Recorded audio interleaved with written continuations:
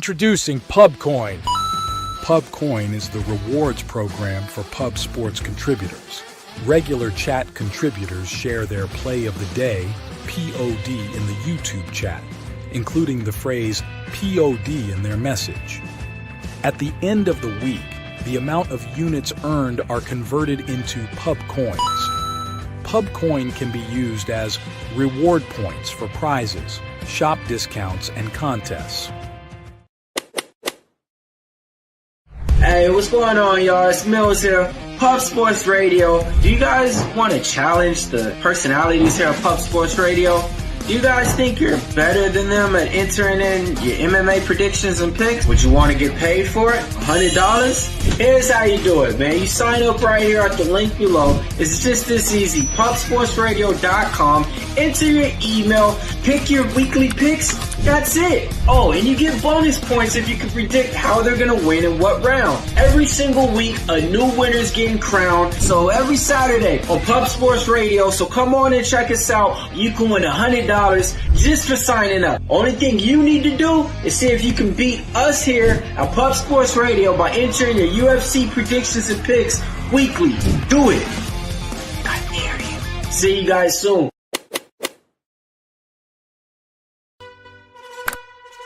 Upgrade your membership to Gold. You will be automatically entered in every horse race, every Wednesday and Friday. It is time to race horses. We are racing camels today. Shout out to the Gold members. We're racing in San Antonio immediately here. And we're off. 2 minutes, 74 canals on this racetrack. It's wide.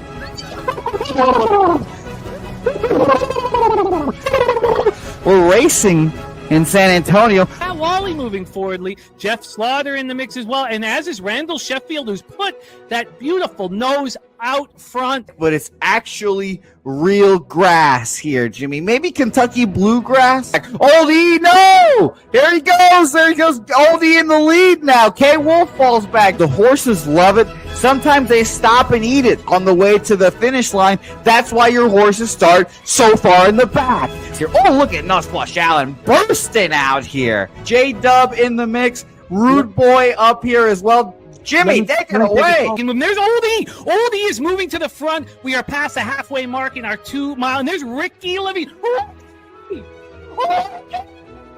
Oh, my goodness. He's in the mix here. Jimmy, take it home. This is our first dog race ever. 19 seconds left in the horse race here. It's Fernando Mendoza trying to find the wire. 14 seconds left. Can Fernando Mendoza take this home? Here comes Kenny Ken. Kenny Ken wants a piece of the pie.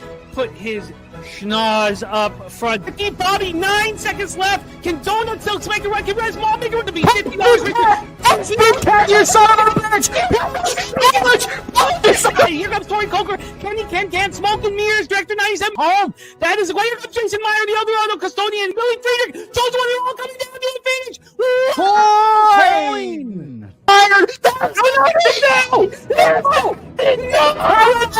Nowhere! Oh no! Fanatical Jim!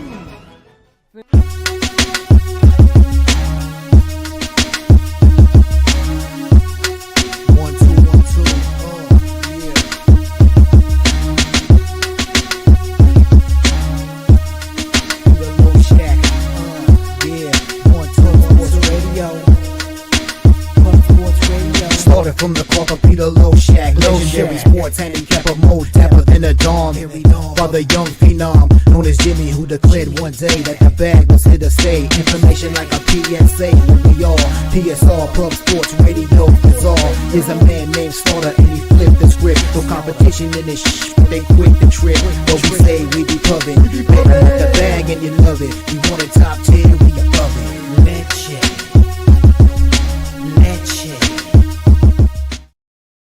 What up, cappers, gamblers, punters, hustlers, low baggers? Happy Thursday, March 13th to all of you.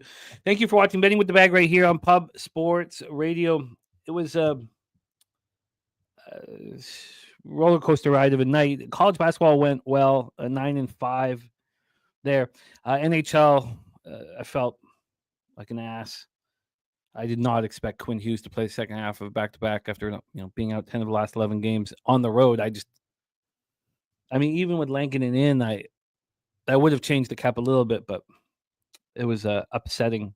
And it was still 3-2 with 10 minutes left in the third for the Flames, so still came close to working out, but that was 0-2. 4-4 in NBA. Lose the under in the Celtics Thunder game by a half point. That Pritchard 3 meaningless, and then the fouls right after that cost me. But I should have been on Spurs double result. And I had them first half -3. They win the first half by 2. So I go 4-4 in NBA. And that sucks because it was well capped. Wine Time had a huge night. Morgan Spooner had a huge night. Morgan Spooner and everybody helped me have a good night in college basketball, thank God. But it's not enough. A winning night is a winning night. 13-11 plus 0.89 units. It's not enough, but it's a winning day, and we wear the Low Shack shirt again, and we go get that cash again. I know we have a game tipping off right now, the Akron game. Akron looks like a juggernaut. I don't want them this big of a favorite at 11 in the morning. Also, everybody betting the under because 11 a.m. start. Look, I get it. I just not going to start my card that way. This is how we're doing things today. So there are 43 games in college basketball. We're going to cap 42 of them. Bobano going to be joining us here shortly. So we're going to have about 45, 50 minutes with Bobano. Then we roll in with Morgan Spooner. Morgan Spooner will be there from 12:05 to 1 p.m. And then Jose and I will finish it off at that point. Then Darryl will join us. So the expected time for Darryl to join us for NBA is 11 a.m. Pacific, 2 p.m. Eastern. Just a short 5-game NBA card. And then we go into NHL, and I have 7 bets here on the card. I've bet everything I was in. Well, there's a couple, maybe there's 1 or 2 things I'm somewhat interested in. I did bet. Now I know what am I? So I'm 1-1, even up 0.0 units in player props in NHL this year. I'm not a player prop better, but I did bet a player prop. And then I was thinking to myself, is this because you're a fan? Is this for fun? And I said, no, I think it's a good bet. But I'm on both Celebrini and Bedard to score 1 point in that Sharks Blackhawks game at plus 130. An SGP player prop at plus 130. But we're not going to get into NHL till 2:30 Eastern, around there. So look, it's going to be a long show. And when we put in the amount of work that we've put into this card and to our action, then you must succeed. And remember, there's 2 steps to success. There's the strong cap, which we did yesterday, and then there's betting it right, which I didn't do in NBA. The difference between a 6-2 day and a 4-4 day is what? $900 for me. It's a huge, huge difference. And the double result was screaming at me. Look, it is what it is. I'm not going to lament anymore. It's time to focus on now. And also, as much as the lack of sleep and the work and the how much energy has to be put into the capping is difficult, this is wonderful. This is incredible. I'm 6 days away from San Antonio. 6 days away from being with all my friends in the warmth, gambling nonstop. And it's March Madness, baby. And our contest will be up at the end of the night tonight, our March Madness contest. So everybody will be able to sign up. It's $50. We need to take $3 for the cost and paying out, which, is always, all these contests cost Jeff a little bit of money. He has the smallest takeout of any contest that there is anywhere. So that's going to be happening here in no time. Shout out to all the cappers in chat. Sir Mackey loves pie in the house. Justin McKelvey, Iowa State -2.5, and Kansas +1.5 copied and pasted. Sir Mackey looking at Bowling Green first half. Bowling Green's playing good basketball, but I think Akron is they're just, for me, they are the class of the MAC, and I would like to bet them at points in this conference tournament. So But I get it. BJ says Arkansas and USC were bangers. Oh, USC was a sweat, man. BJ, USC was a sweat. Talking about the difference between a 6-2 night and a 4-4 night. That end of the night last night for me was I had Jackson State. Now Jackson State was clearly the bet, but it was around 7 or 8 points. It was -6. Remember, they'd lost both games against their opponent in the regular season, but they were 6-point favorites, and it was moving towards them the whole day. They won by 20 or 18 or something, but it was a bit of a. And then USC, so that could have ended up 7-7, and I would have lost it. I've talked the Spooner off of a day where I've gone like 500, or even the day I went 7-5 and I was 7-1 and lost my last 4. It's just horrible. Like you need to get paid when you succeed. You can't have these middling days when you're right. But we got there. Billy Friedrich in the house. Billy, I think that the Pig Milk Play of the Day video, I've got it in my head. I've just got to pitch it to Jose, will be here by Papapalooza. That's what I think, Billy. I think your Pig Milk Play of the Day video will be here.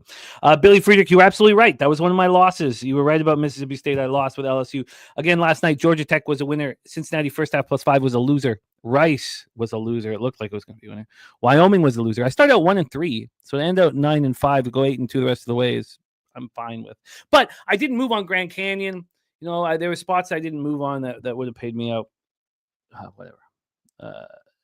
It's quite a task that we take on here. I was on the phone with Higgsy last night. I was like, "What? You don't cap all 43 games for 5 hours?" And what a season he's having. Shout out to Mr. Sean Higgs, class act. He's such a great person to have in the community. They're not enough. Now we've changed this kind of industry as much as we can to be as honest as possible, sell nothing, and try to win as gamblers together. But Higgsy is a class act in a pretty fraudulent industry that we're in. So I was 1-3 at that point. Then Grambling +6 cash, Texas +2.5 cash, Nevada -13 cash, LaSalle. Shout out to Dumphy. Shout out to Morgan Spooner for that look. LSU lost. American cashed. Again, American and Jackson State were 2 cashers where the opponent had beaten them in both times in the regular season. It was Navy against American and beaten them both times. And yet the line was moving towards them, and they were big favorites. And they smashed and grabbed. California +5.5 got there by a hook. It was helpful. Then South Carolina State first half -8.5 was a loss. That was bad. Jackson State -6 and USC -1 cash. So that was the day that was. We've got a lot of work to do right now. I'm just going to do some more copying and pasting here, and then we move forward. Got Billy Friedrich's Pig Milk Play of the Day. The Bonnies, Wisconsin, San Diego State Moneyline Parlay at +350. Respect Play of the Day is Louisville -6 first half. I imagine that our guy Kong will be interested in Louisville today. I know he has them to win the conference. Maybe that's just enough for him here. Oh, that, speaking of which, we cashed with the Blazers +4 last night, but the Mikal Bridges dagger, sitting there with the +1400 Blazers playing, the Mavericks and Suns have lost. That was tough way to end the night. Ross Pitts on Akron first half in full games. Ladybugs in the house. Rez Mob loving George Washington and Duquesne. There is the nuke worker in the house. Nuke worker, you're gonna heat up. You're gonna heat up right now. Sammy Comer says, "What's good back in the 6?" Sammy Comer back in the dot, man. Nice to have you back, Sammy. We gotta get together, man. I mean, I can't. I'm gonna be capping nonstop until 5 p.m. tomorrow, but after 5 p.m. tomorrow. Ross Pitt says Duke covers and rolls. North Carolina covers and rolls. Sweaty Butcher in the house. Troy Torrance, Sir Mackey, Rez Mob, Justin McKelvey, Barry Roselle, Troy Torrance, Iowa State -3, Duke, Georgia Tech under 144.5, Indiana money line, Wisconsin, Northwestern under 141 here for Mr. Torrance. Mr. Torrance. Serious business in the house. Big Scott, you had a great day yesterday. Excellent work. We'll go over all your action. Cal Poly's one of his bets here. He's on Wichita State under 143, and he's on the Bonnies as well. You smashed those line moves, Big Scott, and you just murked that North Carolina game, leading by example. Out of boy, Lamar, that was a great call. Slow jams. I should have been on them. It was too many points, obviously. That 13, obviously. Great to see all you guys. Slatsy in the house. It was close, Slatsy. I wasn't sure if the shirt would make it. Would it be nice? Every time I bet against Canucks, and obviously with Hughes back, it's just not. They're not a freebie, but it's always Garland that gets me. Always Garland. That guy has got a ton of character. He always gets me. Wine Time. Great to see Wine Time off a huge day yesterday.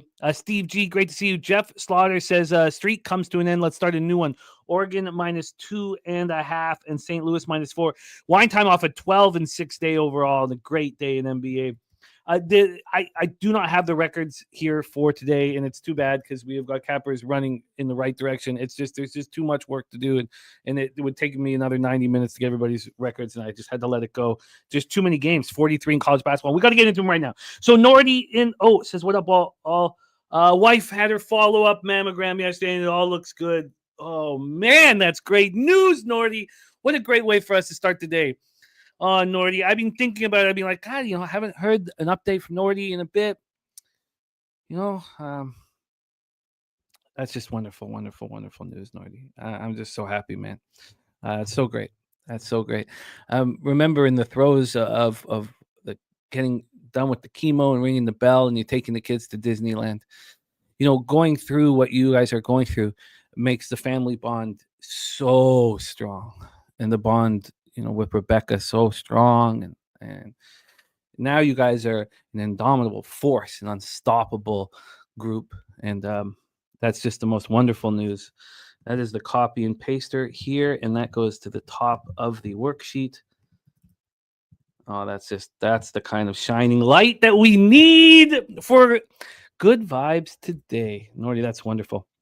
All right, great to see all of you guys. Black Thor King in the house. Troy Torrance on Indiana money line. We got Gorky action here as well. You know what? I'm going to keep copying and pasting while we break down our first game because our next game pops off in 15 minutes. I do have my phone here for live action. Good thing. Gorky, St. Bonnie's too, and Texas A&M for Gorky. And thank you so much for always supporting us, Gorky, my man. Let's get this here. And then let's get the star of Thursday's action. We have just the men to lead us into the cash today. I'm really excited. Real Madrid in the house. Nut Flush Allen.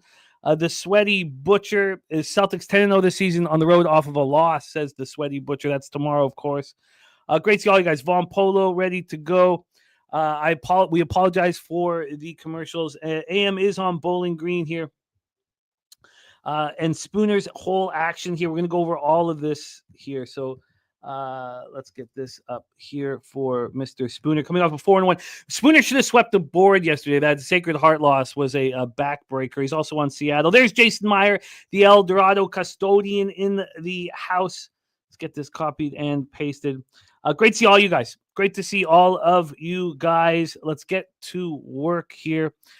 Please welcome the star of the Hitting the Books YouTube channel, NBA OG show, and of course the hit show The Ice Guys, coming to us from Hamilton, Ontario, Canada. Canada's black and yellow. Please welcome our friend, Mr. Ian Cameron. Bobano, how are you? Great. Running low on sleep, but other than that, I'm great because we got wall-to-wall day and night hoops. Nothing better.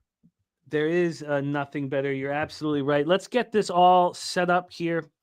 We are off and racing on the day, and we have our first game that we will be popping off here in 14 minutes. So let's get all of the information up here. I have college basketball here. Let's get the line history up here. How did yesterday go for you, my man?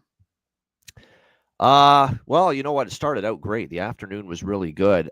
Just sometimes you live by the dogs and you die by the dogs, and there's a lot of dogs that weren't barking for me last night. I really loved UTEP, and man, they just got this one kid for Liberty was just making every shot in the second half and really hurt. So it was a down day. It's been a great season though overall. And like I said, this is a card I like today. So we'll see, and we'll just go obviously game by game through most of the afternoon slate. And there's a few things I really like in this afternoon portion of the card.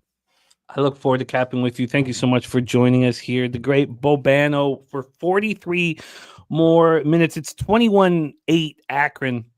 We've been seeing a lot of these teams that are it feels like there's not as many bad spots when it comes to the conference tournament. The teams that are better are playing their very best basketball this season, and they're taking care of business, and we're seeing it here with Akron. I was a little concerned about the 11 a.m. start. That's the only reason why I'm not on them. I'm very high on that basketball team. But let's get to work here. Bobano, we start at 11:30 a.m. Eastern with the A10 championship second round. The Duquesne Dukes 13-18, 8-10 in the A10 at the St. Bonaventure Bonnies 21-10, 9-9 in the A10. We're at Capital One Arena in Washington, D.C. Our first of 42 college basketball games in a row here. Duquesne lost 2 straight to close out the season, and the Bonnies playing very good basketball. One of the Duquesne games over the last 5 coming into the conference tournament was at St. Bonaventure. They lost 70-63.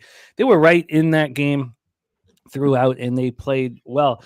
They faced the Bonnies twice. The Dukes beat them at home back on January 18th, 75-57, destroyed them before losing at St. Bonaventure 70-63 on February 22nd. So 1-1 for these two teams. Let's get into the line history here. I'm going to have to shut a couple of these pages down. We have the Bonnies -2. Bonnies are -2 here at -110. They opened up at -1.5. They're now -2. It certainly looked like this was going to be a 2.5 for a little while. This -2, just a minute before the show started, 19 minutes ago, was -116. So we've had 6 cents of buyback on the Dukes here. Billy Friedrich says the Bonnies roll, and wine time on the under 130 here in this one. Let's get the cash flow up for this first game that we'll be capping 70. Oh, and I didn't do the total. There's 73% of tickets and 73% of cash on the over. And that total right now, as you can imagine, in the St. Bonaventure game is a low. It's at one. It's all over the place, actually. There's 129.5, there's 130s, there's 130.5s. I'm looking at a 130 flat, but it's -117 to the under, which means there's been a 7-cent move on the under. And when we get to the point spread, Bobano, we have 59% of tickets and 58% of cash on Duquesne. I'm a little surprised that the Bonnies aren't public. They are not public. Take it away, my friend. The floor is yours. Game 1, Dukes, Bonnies, and DC. Yeah, nothing for me here. Only because Duquesne really played well down the stretch. Really played some of their best basketball. I would probably play the Bonnies if I had to in this game. My thought, though, is lay off this game. I don't always love the Bonnies laying points. They're not always trustworthy in the favorites role. But Mark Schmidt's been around the block. Now, Mark Schmidt and St. Bonaventure have also had some early exits in this A10 tournament, but with better teams maybe than this year's group. So maybe now that they're not as good on paper as they've been in the past, maybe now the pressure's off, they're going to go on a run. I do think they beat Duquesne, but I'm going to wait, see if they win, and maybe if they win today, I might back them tomorrow. So I'm passing this game. It's probably a low-scoring game, but boy, it's a pretty low total to bet under. Yeah, it doesn't appeal to me. I can understand backing St. Bonaventure, and a lot of you are. It's a very tiny number here for a team that went 21-10. The Dukes went 13-18. It's not enough for me. Wine time is on the under here. Spooner is on St. Bonaventure. And maybe it's just that simple. Spooner saying first-year coach for Duquesne. He is on the Bonnies. Joe Todero in the house, one of the stars of our most popular show on the channel, the Locker Room Talk podcast, also on St. Bonnies -2.5. And Oregon -2.5. I'm not starting my card on this one, although I'd be interested in moving live if something comes up. Let's move on to 12 p.m. So that game pops off in 9 minutes. Now we have 39 minutes for our next one, 12 p.m. Eastern, the ACC quarters. Georgia Tech Yellow Jackets 17-15, 10-10 in the ACC. At number 1, Duke Blue Devils 28-3, 19-1 in the ACC. We're at Spectrum Center in Charlotte, North Carolina. Our schedule's on the video description. I had to cut it way down. We had 9,800 spaces were used, and you can only have 5,000. So I spent an hour just trying to fit the schedule into our video description. Big Scott says the Bonnies played really well away from home also. I can understand everybody on them. I'm not going to get there myself. We have Troy Torrance on Duke, Georgia Tech under 144.5 here in this one. Both squads, of course, Duke playing very well, but so is Georgia Tech. Georgia Tech's won 4 of 5. They've won 6 of 8. They're coming off a win yesterday over Virginia at home, 66-60. Be a little bit more relaxed, because they came off that ugly loss at Wake Forest, 69-43, to finish off the regular season. And we had our Cappers all over Tech yesterday, and it got us off to a good start. On the other hand, this Duke team is absolutely rolling, just rolling. This is a team that has now won 8 straight games, coming off a 13-point win at North Carolina, Chapel Hill. They are rolling. And these teams have faced each other. Let's touch on that, and then the line history here. They faced each other just once this season. Georgia Tech faced Duke at home and got destroyed by 26 points on their own floor. Let's get into the line history and the cash flow and hear what Bobano thinks of game 2 here on the card. First off, this total is a 144.5. I'm seeing 143.5 to 143s. This opened at 143. It's now at 144.5, but it's minus 121 to the under. So we can call it a 144 or a 143. And then on the point spread, here we have Georgia Tech plus 23 points. It is juiced towards them. They opened up at 22. It's now 23. It's minus 119 towards them. So we can call it maybe a half-point move. And then with the cash flow here, you have 56% of the tickets and 61% of the cash on the Blue Devils. And on the total here, we have the 50-50 proposition, 48% of the tickets, 51% cash on the over. Take it away, Bobano. Number 1 ranked Blue Devils getting their quarters started in the ACC. They're coming off the UNC win. Are they really just going to be on their game early? I'm not so sure about that.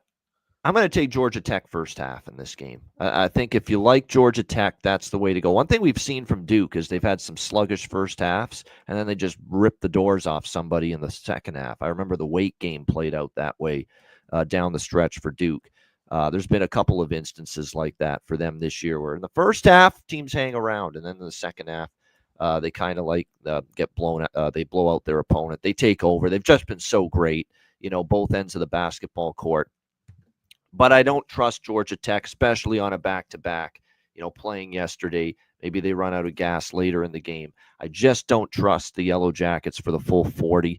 My hope, this is just me firmly thinking that, after wrapping up the regular season with the second win over North Carolina, that just maybe Duke's not at their best early. So at plus 14, minus 110, I'll take Georgia Tech first half. Yeah, I think that's an appealing spot here. I like it. I like it. Spooner says Duke wants to focus on the real goal, the big dance. These games are just chances for injuries. He likes Georgia Tech here. Spooner says this is Georgia Tech's Super Bowl. Nutflush says, I'm telling you, Duke has a major chip on their shoulder and they want to smack everyone in their path. Has been a team total over ATM machine. One time says Georgia Tech has to be tired after attacking the basket like crazy in that second half. Robert Franklin joining you on Georgia Tech first half. He's also on the Bonnie's money line.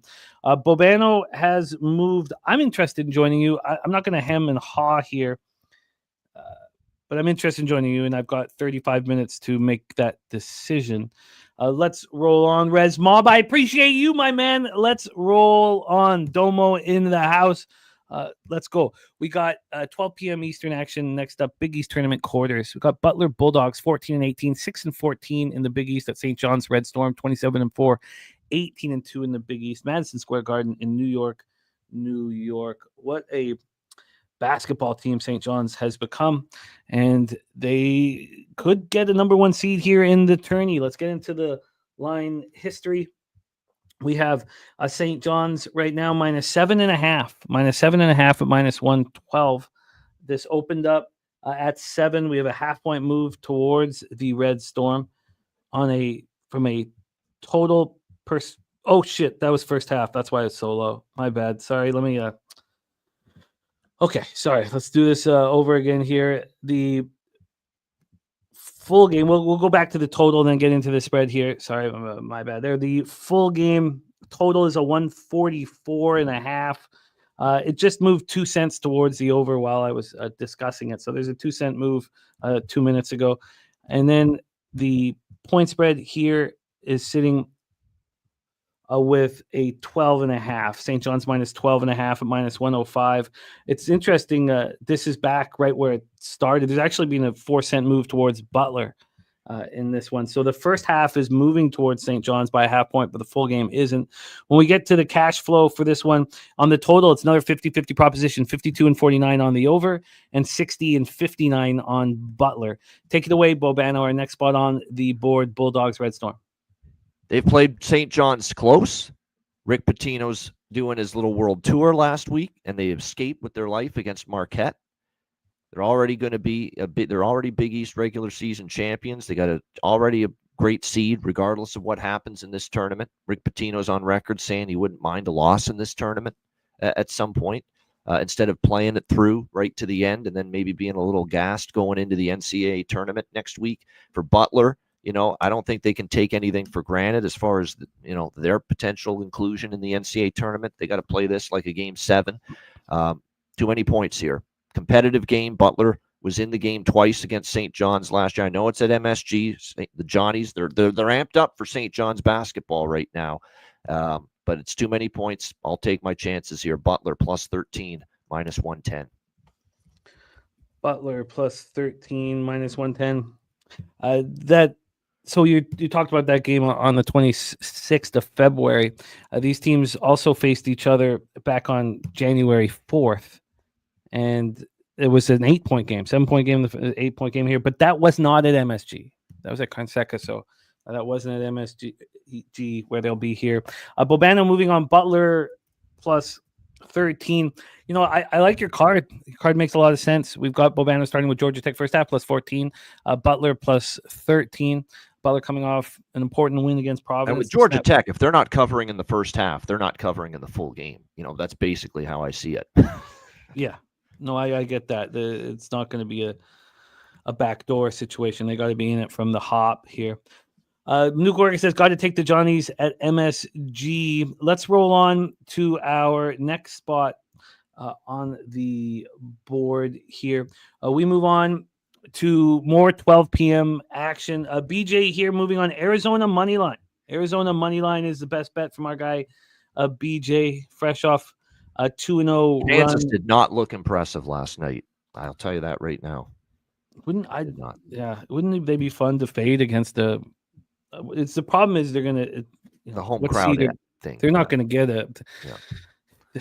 They're not gonna be a low seed. Better than Kansas, though. I mean, you can't even compare it, in my opinion. But yeah, it's a shock. It's always shocking to watch them because when they're winning, you're like, yeah, this makes sense. And when they start struggling, it's confusing. The transfer market was not good to them. Yep.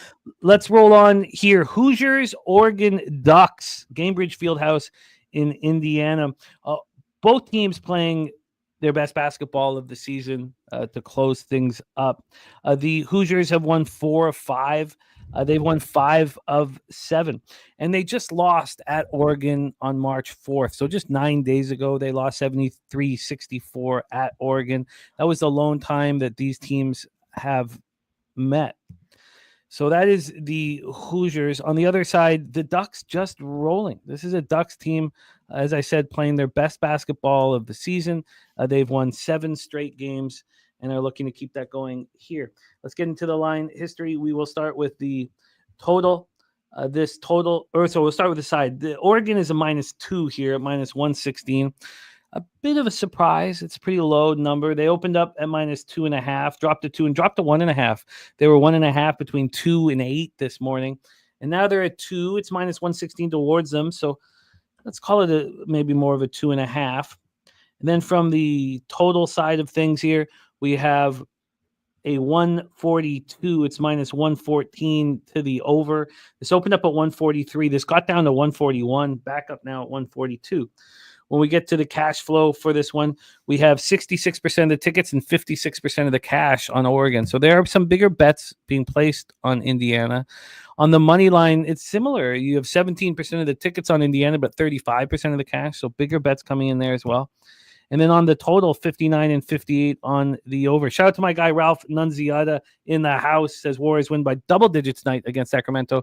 Take it away. Oh, and Troy Torrance says this number is short. Indiana needs this game significantly more than Oregon. Oregon is soft. They're great at running offenses off the three-point line, but struggle in the paint. This is IU. Justin McKelvey on Indiana. Robert Franklin on Indiana. Let's hear what Bobano has to say about this spot. Big Ten tournament, second round. Take it away. I can't do it, and I won't do it. I do not bet against Dana Altman in a conference tournament. Simple as that, period. Don't do it. Won't do it. We see it year after year, what this guy does in the conference tournaments. Go on a run, win multiple games. I agree with, but I'm not on Oregon here either. Before I get everyone thinking I'm on Oregon, I'm not. Indiana's playing well. Since they announced Mike Woodson's not coming back, that's when this run started. It's crazy to see it. It's almost like the players are trying to save his job. And there's no guarantee Indiana's firmly in the tournament. I think they are. Oregon's definitely in. Okay, Oregon's in the tournament. Indiana, I think they're in, but do they want to leave it to chance that they've done enough to this point? It's a huge game for them. It's also short turnaround revenge. Indiana lost to Oregon. It's the one game they lost in the last 6 or 7 games. Sometimes I like to look at the avenging team. So there are things that line up with the Hoosiers, but I ain't putting a dime against Dana Altman at a conference tournament. It's really that simple. So from a side perspective, this is a pass for me. I like the over in this game. I think we're getting value now. We've seen these two teams go under. First meeting went under. But a lot of these totals for Oregon have been in the 150s and high 140s that have stayed under lately. They're still going to play fast. They're a good offensive team. Indiana, I think defensively they still can be had, but I think their own offense, which has been better lately, can take advantage of some of the matchup edges they have on the Ducks at that end. So 141.5, I think is a little low. Over 141.5 minus 115 for me with Indiana, Oregon.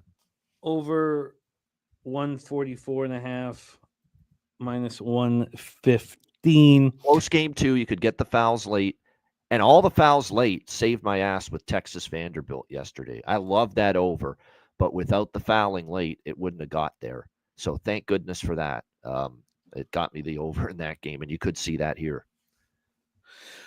Bobana moving on the over 144.5. Troy Torrance agreeing with it. And DC, I ended up not moving on either. I had 14 bets that I left money on the table with some, it is exhausting breaking all these things down. I seem to struggle with the late games, adding them to my card, just with the exhaustion. And I need to be consciously aware of that, and I can't let it continue to happen. Let's roll on to the next spot on the board, Bobano. 12:30 p.m. Eastern with the Big 12 championship quarters. The number 12 ranked Iowa State Cyclones, 24-8, 13-7 in the Big 12, and that brings us with the Iowa State spot to our guy Justin McKelvey's Stacks play of the day numero uno, and that is Iowa State minus 2.5. Shout out to our guy Justin. Stacks, stacks, stacks, stacks, stacks, stacks,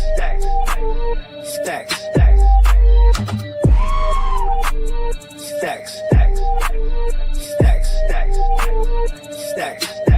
stacks, stacks, stacks.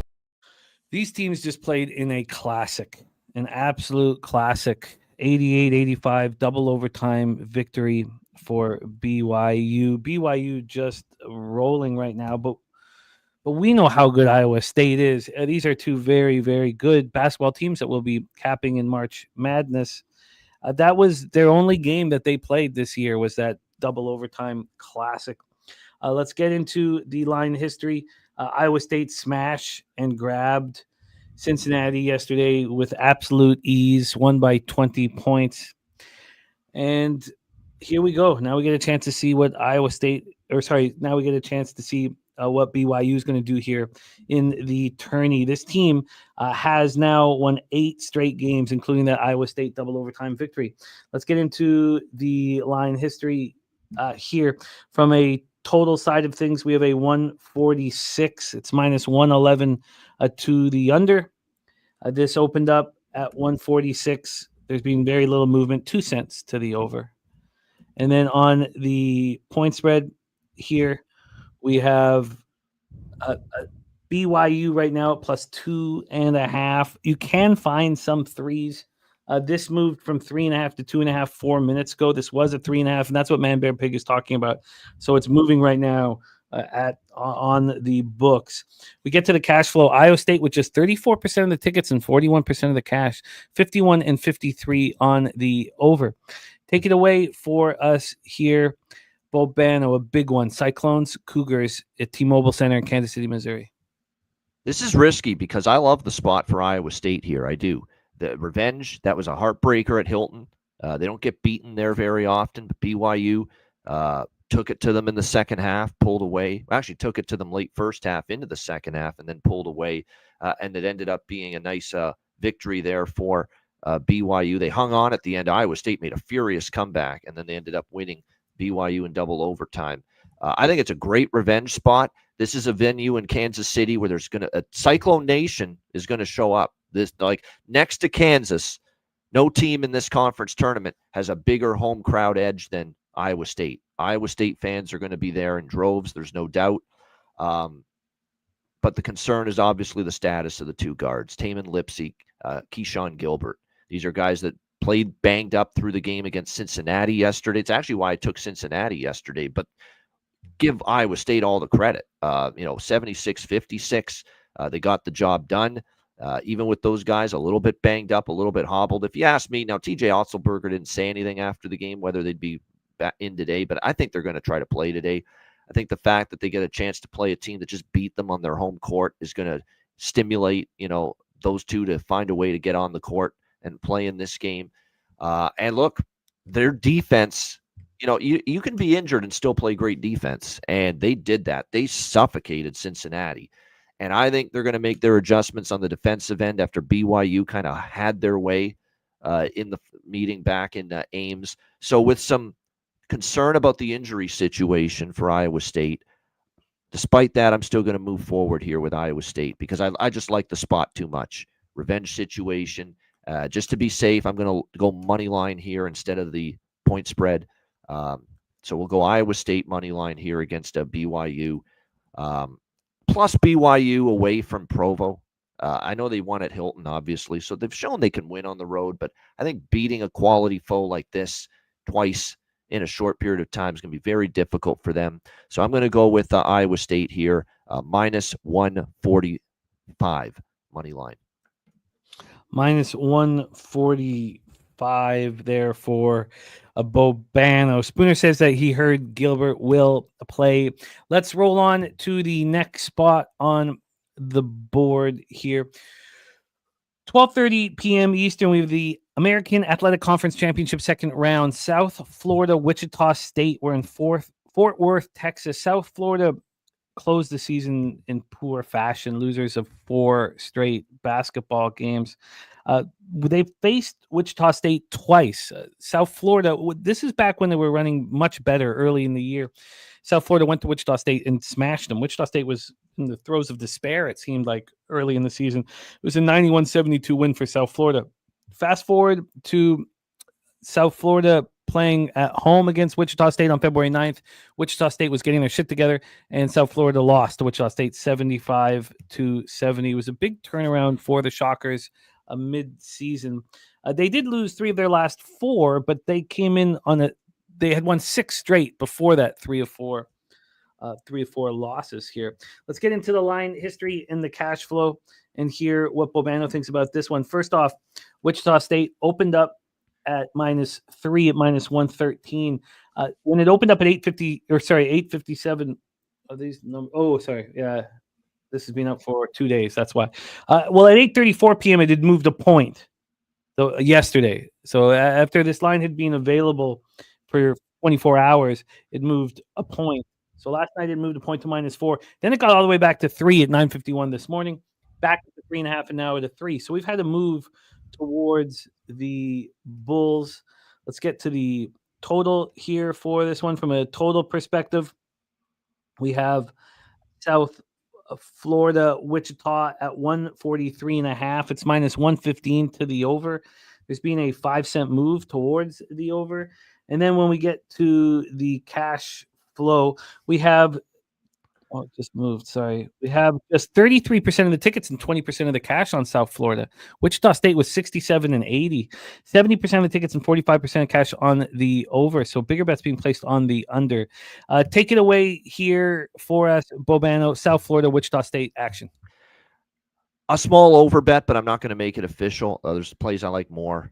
Going a little for my standards, at least lighter volume. I think Wichita too, but the lines moved a lot. These are both bets I like. I bet Wichita on the over. They're just not as strong as some of the other stuff this afternoon. I didn't like what I saw from USF down the stretch. South Florida did not play very well.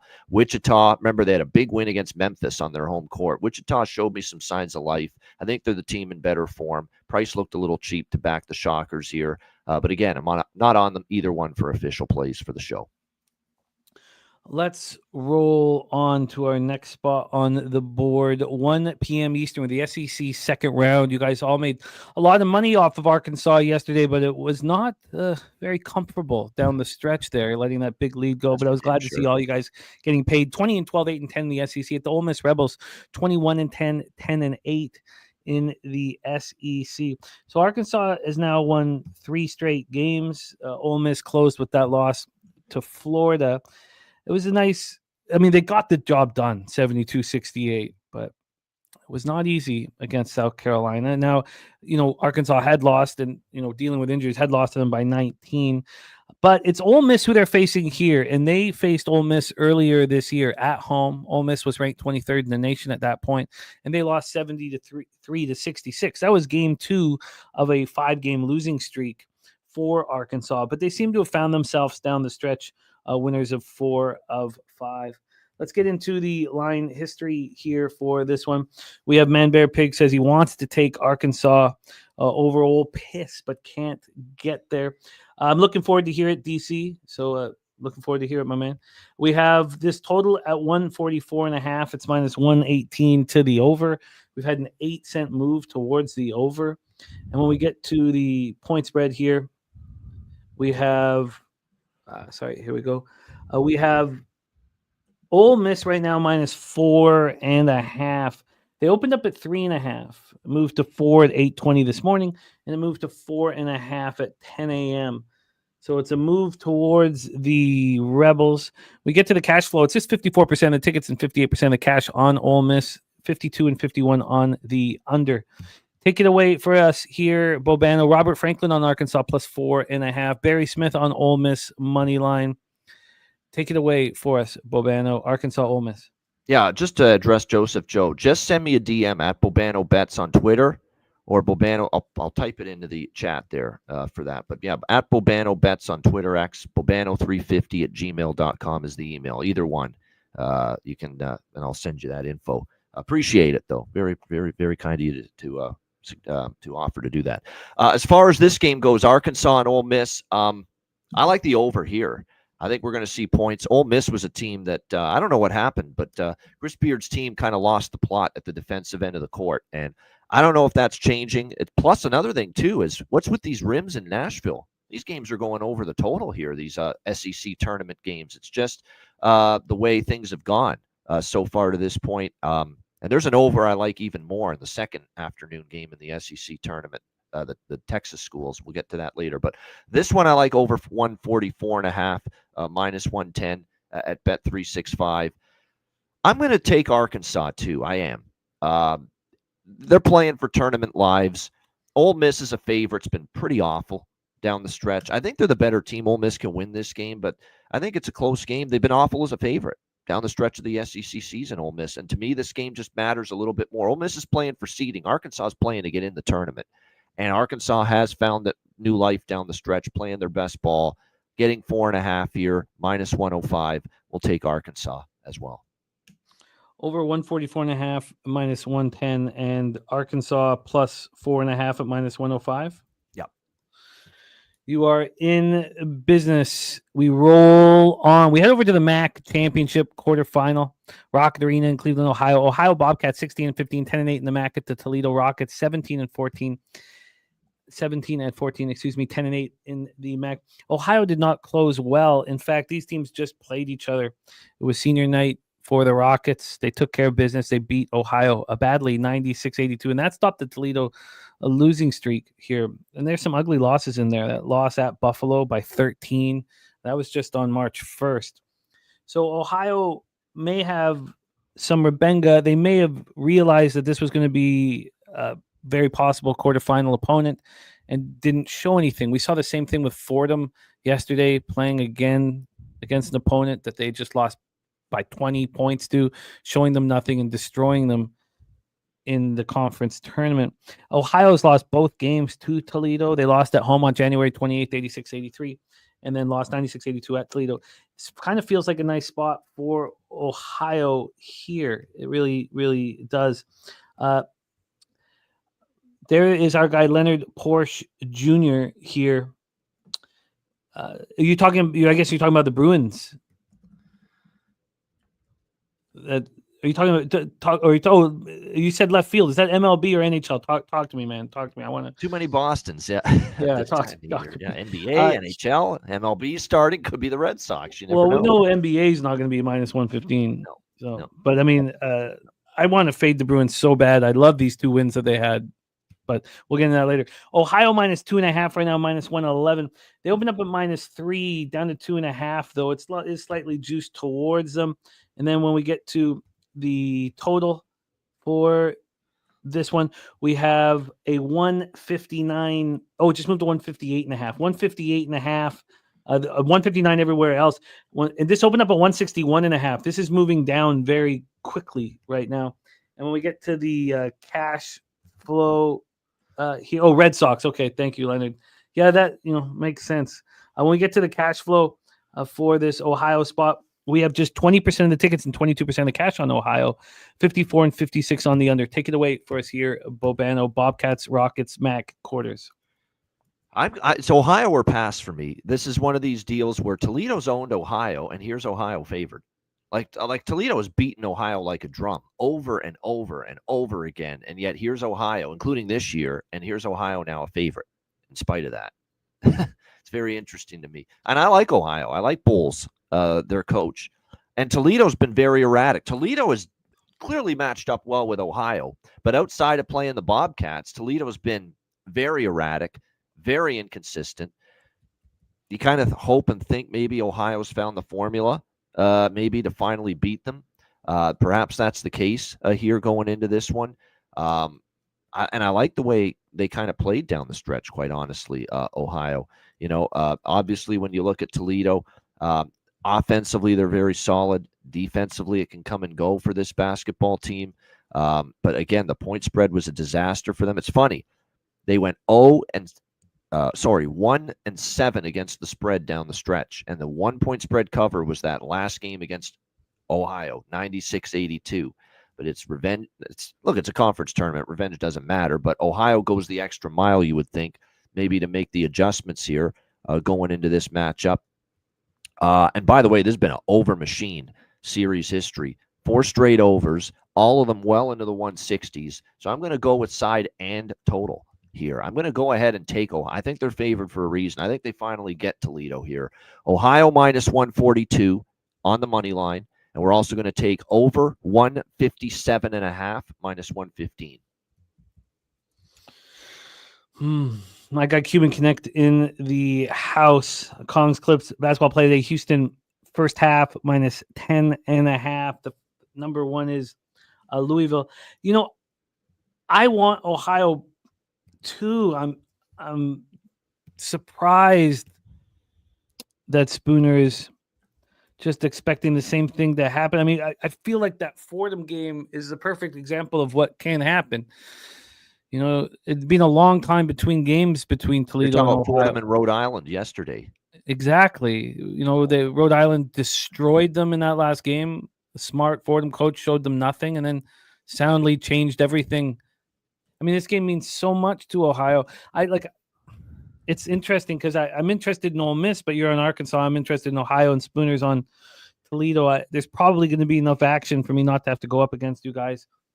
Bobano moving on to Ohio minus Yeah, one. Joseph Joe, my email again, just in case I mentioned it, but I'll say it again. It's Bobano350, Bobano350 @gmail.com. Make sure you email me because Cash App's not available in Canada. It's got to be PayPal, but email Bobano350 @gmail.com. Roll on to our next spot here. We head to the SWAC quarters. Alabama State Hornets 16-15, 12-6 in the SWAC at Texas Southern Tigers 15-16, 12-6 in the SWAC Gateway Center, College Park, Georgia. Alabama State, both teams playing good basketball. Both teams playing good basketball, at the perfect time. Alabama State really rolling. They've won 7 of 8 basketball games. They faced Texas Southern just once this season. They faced Texas Southern at home. They lost 80-69, lost by 11 points. But since then, they've only lost 3 games. They've gone 8-3 since that loss. We know what Texas Southern does in the SWAC conference tournaments. They just seem to step up, know when to step up. They've won 4 of 5 basketball games themselves. They're coming off a win versus a very weak Prairie View A&M squad.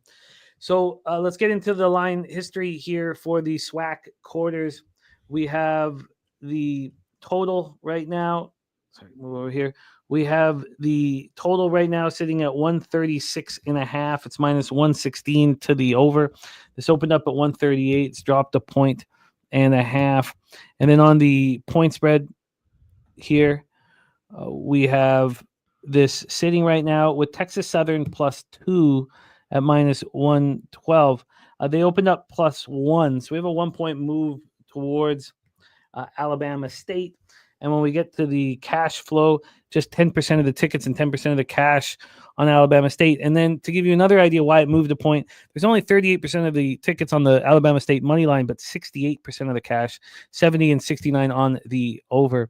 Take it away for us here, Bobano. SWAC tournament quarters, Hornets, Tigers in College Park, Georgia.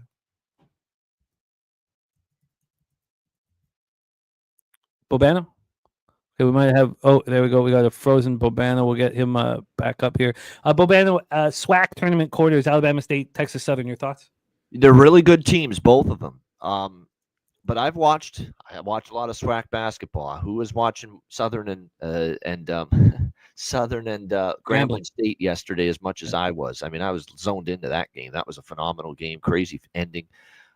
Number 1 seed goes down. This is a wide open tournament now. Texas Southern, it's wide open for them. And Alabama State, it's wide open for them. And I actually think the Hornets have played even better down the stretch than Texas Southern. I like Alabama State here, and I have a future on them, so maybe I don't need to really get involved because I've got Alabama State to win this SWAC tournament, but I really like what I've seen. I guess the only hesitation is they lost by 11 to Texas Southern back in January in the one meeting, but since that time, they have gone 7-1 down the stretch. And their only loss was a 2-point loss to Bethune-Cookman. They played excellent basketball. So has Texas Southern, but their wins have come more against the bottom feeders. Pine Bluff, Mississippi Valley State, Prairie View. I mean, to me, Alabama State's beaten some of the better competition. Alabama State beat Southern, the number 1 seed, late in the regular season as well as a dog. I think Alabama State's just a little bit the better team right now. And in a pick 'em price range, just asking them to win the game, I'll take them here. Alabama State minus 110.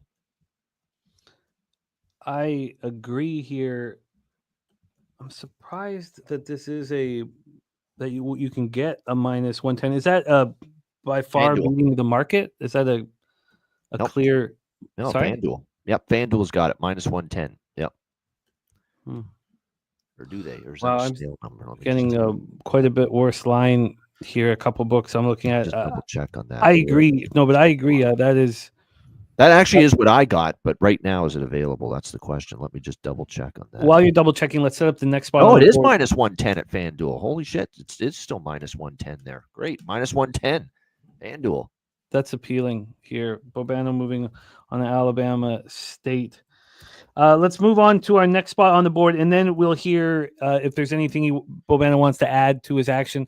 We're going to close up shop with Bobano. We got Spooner coming on next. We got the A10 championship second round. Davidson Wildcats 17-15, 6-12 in the A10. At the Billikens 18-13, 11-7 in the A10. We're Capital One Arena.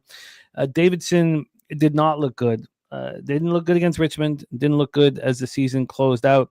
Now, they had a home game against the Billikens on the 25th of February, and it was a very tight 57-56 loss for Davidson. I mean, Davidson came into this tournament losers of 6 of 7, and I don't think that game against Richmond inspired any confidence for anyone.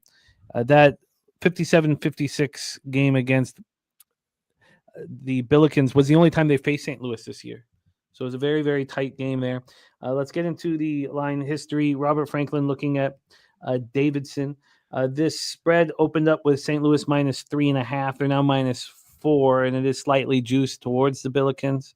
And when we get to the total for this one, we have a 141 -109 to the under. This did open in the afternoon at 142. It opened here last night at 142 as well. So we have a 1-point move towards the under. And when we get into the cash flow, you have 34% of tickets and 34% of cash on Davidson, 58 and 48 on the over. Take it away for us here, Bobano, Wildcats, Billikens, and Washington, D.C. Yeah, I think St. Louis is slightly the better team, and I say that with some trepidation because they've kind of looked inconsistent, but Davidson's been on a terrible point spread slide. Now, Davidson is better to take them as a dog. They're awful as a favorite. They've at least covered a few times as a dog, but Davidson down the stretch, 0-5 ATS, 1-7 ATS their last 8 games. I'm not really that interested in taking Davidson. They were kind of fortunate to get past Richmond, and Richmond wasn't very good this season. That's why I took Richmond yesterday. I didn't trust Davidson laying 6.5. I don't trust them here. St. Louis, though, the last time they beat Davidson was by 1. I could see this being a very close game, but I think St. Louis does win. I ended up passing. I have some interest in the Billikens. Bobano, a great job getting through us through up until the 2:30 games. Is there anything that you want to add to your official action? Jose's going to jump on with me here, and we're going to have Spooner joining us about 5 minutes. Bobano, is there anything you want to add to your official action? Yeah, I do. There's a couple. In fact, there's a few because we want to give our record the best chance for success and profits as possible. So we're going to add a bunch before I head off here into the sunset. We're going to start with Charlotte +11 against FAU. I still don't think FAU is a team I trust as double-digit chalk. Charlotte with a win against Rice, +11 -104. We'll take the Charlotte 49ers in that one. What else here in the early slate? Oh yeah, it's probably one of my favorite looks of the day. Texas A&M. I like the Longhorns here. Buzz Williams hasn't been a great favorite at times this season. +6.5, -110 with Texas. I like that. That's going to be an official play. I love even more the over in this game. 138.5, -110 with Texas A&M over. Texas 10-1 to the over in their last 11 games. Now, needed a little fortune and good luck yesterday with late fouling to get over the total with Texas and Vanderbilt yesterday. But they have been a better scoring team. Tremont Mark has really played well for them lately, scoring the basketball. Their defense is still very suspect. Like I said, over 138.5 there. And even more than that, look at A&M's SEC tournament games last year for Buzz Williams. 3 SEC tournament games, they flew over the total. They weren't even close to going under the total with room to spare. Huge over games last year. Buzz Williams and the Aggies in the SEC tournament, all 3 of them wasn't even close. This shattered the over in all 3 games. So I think 138.5 is very light. If this game's close, which I think it could be, you're going to get the late fouling again to help you out. So do really like that 138.5 over there with Texas and Texas A&M. And then a couple games at night that I'll throw on there just before I head off here. I really like in the Mountain West late night. Actually, you know what? I'm going to add 2 in the Mountain West. I'm going to add +16 with San Jose State. San Jose State was a thorn in New Mexico's side in the regular season. Look at the 2 meetings. Very, very close. in those two meetings, actually. San Jose State played hard. I know they kind of spit the bit down the stretch and almost blew it against Wyoming yesterday, but they were very impressive. It's a huge-ass number for Richard Pitino's team, especially when San Jose State gave them grief in the two meetings. So I'll take plus 16 with San Jose State against New Mexico. And then the other Mountain West look I like is UNLV plus the points against Utah State. It was a sluggish first, three quarters of that game against Air Force yesterday. But once the shots falling, once the defense tightened up, they pulled away UNLV. Utah State to me is a really good team, but they've kind of overachieved a little bit. I think they're a good team. They're well coached, but I think they've maxed out what they've been able to accomplish so far this season. And UNLV plus 8.5 is appealing to me. So UNLV plus 8.5 minus 112. I think we'll stop there. I think we'll stop there. If I'm not, no, one more. Let's go to the MEAC. One more that I want to add because I think this is worthy. NC Central as a slight underdog against Delaware State. They're plus 1.5 minus 110. This guy, Lavelle Moten, is one hell of a coach. He's been here forever. Almost every year in this tournament in the MEAC, they're winning multiple games. A lot of times they've been in the conference tournament championship game. This guy just gets it done. And he's played some of the better teams in the conference tough during the regular season. This is always when you get his teams making a little bit of a run here in the MEAC. And I actually think the wrong team's favored here. I think NC Central should be favored over Delaware State. So NC Central plus 1.5 minus 110. And there you have it. Can I just go over these quickly here? Sure. I got the San Jose State spot. NC Central, and what was that? The juice on that one?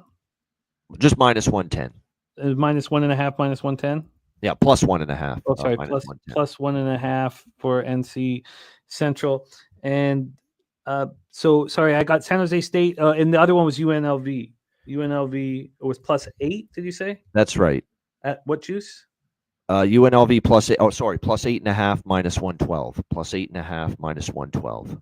Yeah. Okay, so that's more Bobano. Yeah, and Joseph Joe's onto he's probably clearly he watches a lot of my maybe watches the Connor Mack show as well that we do and we should be checking that out, by the way. Hitting the Books will be on later today again with CMAC. But yeah, let's add that to over 148.5 minus 115 in USC Purdue. I think there's a lot of points in that game. USC. Now look, I needed overtime yesterday against Rutgers. I will admit that we got a little fortunate there, but still, USC is an over team. Purdue is still a little shaky at times defensively. I think Purdue can score at will against USC as well. So over 148.5 for USC Purdue in Thursday night action in the Big Ten tournament.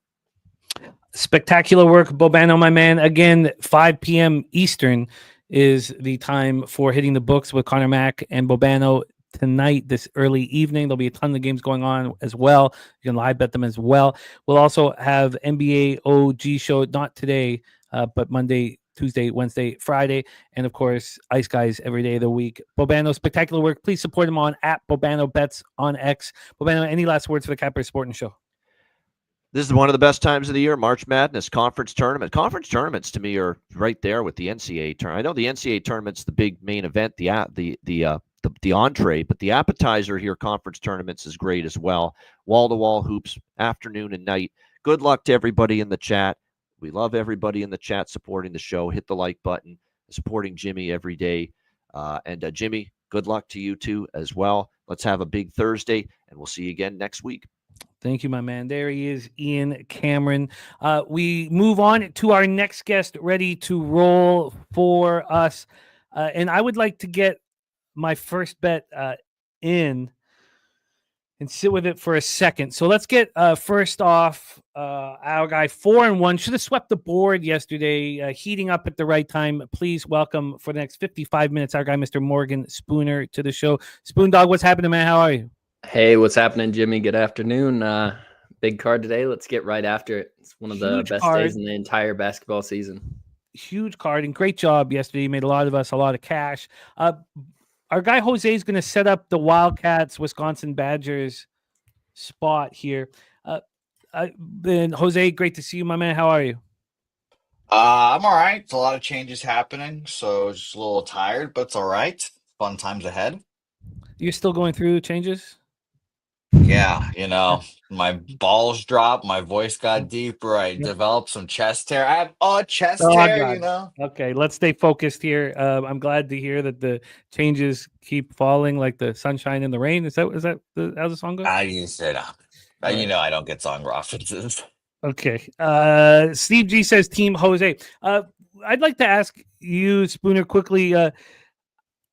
Is the Billikens a too easy of a spot at this for this 2 p.m. A10 championship? I'm going to listen, and then Jose set him up for Northwestern Wisconsin. I should be back in the middle of that breakdown, and I'll be back for Marquette Xavier. So, Jose, I'd love to first off answer what you think of that Davidson St. Louis spot, because I'd like to fade Davidson, but I don't want to get too involved in what I just saw. But it's what I've been seeing from them. So, and then Jose will set you up for Northwestern Wisconsin. I'll be right back, fellas. I think that's Beautiful. Priced appropriately there with the Davidson line. That's a team that shows up sometimes, and when they do show up, it's really frustrating to bet against them. But the rest of the time, it feels like you can fade them pretty easily. I think if that line was at like minus 125 or something on the money line, then it would be kind of fishy for St. Louis. But I think it's priced appropriately. If you'd like to back St. Louis, I don't think you shouldn't go there. It's too many points for me to feel comfortable on it. I didn't move. Yeah, and just so everyone knows, -4 is where we're at now there. It opened up at -2, 66% of the bets and money on St. Louis there. Let's get it moving here. And by the way, our guy Troy Torrance saying this is an under, assuming talking about Wisconsin Northwestern here. Let's talk about it. Robert Franklin also here, Northwestern +8.5, and Man Bear Pig. I am juicing because Man Bear Pig at Palapalooza, I want to be challenge people to foot races. I want to be just dusting people. I'm coming for you, Nuke Worker, coming for you in that race there. But let's talk Northwestern Wisconsin here. Pretty split tickets and bets wise on the spread. 52% of the bets, 47% of the money on Northwestern here. So very, very split when it comes to that aspect. And as for the total here, 66% of the bets and 67% of the money on the over here. We opened up Northwestern Wisconsin at an 8. It's gone up to 8.5. So not too much movement there, if we're being honest. And for the total here, 141.5 has gone down to 140. Very interesting. You can still get 141, even a 141.5. I think you can still get, but it has gone down with 66% of the bets, 67% of the money on the over. So I do agree with you, my guy Troy Torrance. I like that under here. And quickly before I pass it to our guy Morgan Spooner here, shout out to Ronnie Crawford. Then NCAA spreadsheet plays of the day coming in here on his work day. Likes Ohio. So shout out to you, Ronnie, my man.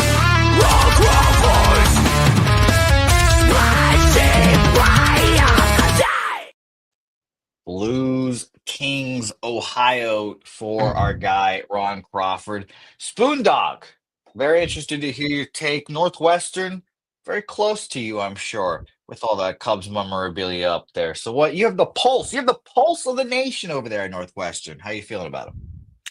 So I actually live in Ohio. I'm a big Cubs fan, but I'm not a Northwestern. I'm not a Northwestern fan. That being said, I think this is a Northwestern spot. I think they're a well-coached team. Even if they don't have all their pieces here at the end of the season, I like them to be able to keep this close. I think 8.5 is kind of disrespectful in a game like this. Wisconsin's a good team, but they're a team that lost a lot of their firepower last season. And throughout the course of the season, some guys have stepped up, but I don't like them to lay double digits here. And if you can't lay double digits, 9 seems kind of scary. I could be only on Northwestern here. Only on Northwestern. I'd probably agree with you, but I do like the under here. Spoons, did you have any thoughts on that under? Our guy Troy Torrance on it. What do you think? So if you like Northwestern, I think the under is the side. The scary part of this is if the game gets away and Wisconsin wants to just score and run the score up, it could get over that total pretty easily. I expect these coaches to value every possession. The shot clock will get used up just about every time down the floor. I think the under is a solid play here. It's not one I'm going to be on, but I don't hate it at all. All right, well, under action for our guy Troy Torrance. I'll look at that under as well, Troy. I'll come back to it as well as we keep rolling on here. Marquette Xavier here, an Ohio school for Morgan Spooner. I think Xavier's in Ohio at the very least. Shout out to Cincinnati as well. But let's talk about my guy Shaka Smart and Marquette here, 2.5-point favorites. And they currently sit as not a very popular bet today, Morgan. 68% of the bet, 67% of the money on Xavier here. So that's fascinating in that aspect here as well. Let's see if this line has moved commiserate to all that action here as I'm looking for Xavier, and I found them. We opened up at a 3. It's down to 2.5. Still 3s at some places, but still juice towards that side. 80% of the bets and 81% of the money on the under in this game. 19,000 tickets already in on this game. So popular game to bet here. Maybe Marquette's vulnerable today. Maybe they are indeed, but let's check out that total because, again, all of that money on that under, if we got up or down here, let's find out. 143.5 has gone up to 145.5 here. Just spitting in the face all that under money. Troy, I'd like to hear your thoughts on that total because it seems like an over, but what do you think about this game overall, Spoons? Yeah, so these two teams split the regular season matchup. I lean Marquette here, and I actually bet Marquette -2, -2.5. This is a team I really like. Over the past few years, these guys have really grown together. Cam Jones, David Joplin, Stevie Mitchell. Tyler Kolek went to the NBA last year, but he was part of this group. And these guys aren't a bunch of transfers. They know each other really well. I think this Big East Conference tournament is something that means a lot to these guys. I think they want to go out there and win the Big East. Cam Jones is one of the best players in NCAA basketball. He can take over a game by himself. His shot-making ability is definitely next level. Sometimes when he's on the floor, it reminds me just a player that's not going to be in college much longer. I like Marquette here. Xavier is a good team. I think they showed him everything they can show him in the first 2 matchups, though, and Shaka Smart's really kind of focused in on this. He's won a Big East championship already in his short term here. I think he wants to get the conference tournament. This is a really good spot for him to do it. I don't think St. John's is locked in. I don't think they really want it. It's a down year for UConn. Why not Marquette? And 2.5 points, a small number to lay. Beautiful. And by the way, Troy Torrance saying you want the favorite in this market profile, no matter how you slice it. Over his profile at 56% here as well. So DC. So Troy agreeing with you there. Morgan Spooner, a little Marquette love. Jimmy, how are you feeling over there with your bets? I'm good. I am very, very interested in adding Marquette. But I moved on 3 bets, all available right now at 365. I'm on Ole Miss -4. Didn't want to go up against Bobano, and I had to make sure I had the conviction to do so. I'm on Alabama State. I got -1.5 and -110. I know you got the -110 money line of FanDuel. I couldn't get that. It had moved offshore to 2. And then I'm on the Billikens -4 as well at -110. So those are my 3 spots to start the card for me. I do wish I had pulled the trigger on Tech. Georgia Tech up 10-6 is a big first half dog. That was set up on a silver platter for me. St. John's up 7-3, Indiana up 10-9, and I'm ready to roll on. I didn't want St. Bonaventure. I know a lot of you guys were on there, so I'm not going to look to get in on them live. I imagine that those of you who were on the Bonnies will find that a nice opportunity. Cooper Flag just hit a layup, so it's 10-8. So I'm ready to rock here, and I'm interested in adding Marquette to the program. So Spooner and I are going to roll through here as quick as we can. Jose, and then you're going to jump back on and continue with your setups, my man. So excellent work, Jose, and we will see you here very Did shortly. you have any thoughts on the Northwestern under? As our guy Troy Torrance, I've been asking everyone about it. I've been getting a little annoying about it, but it's curiosity. That's Troy's team. So if in the correlation, I think Spooner's right between Northwestern and Wisconsin. I just don't.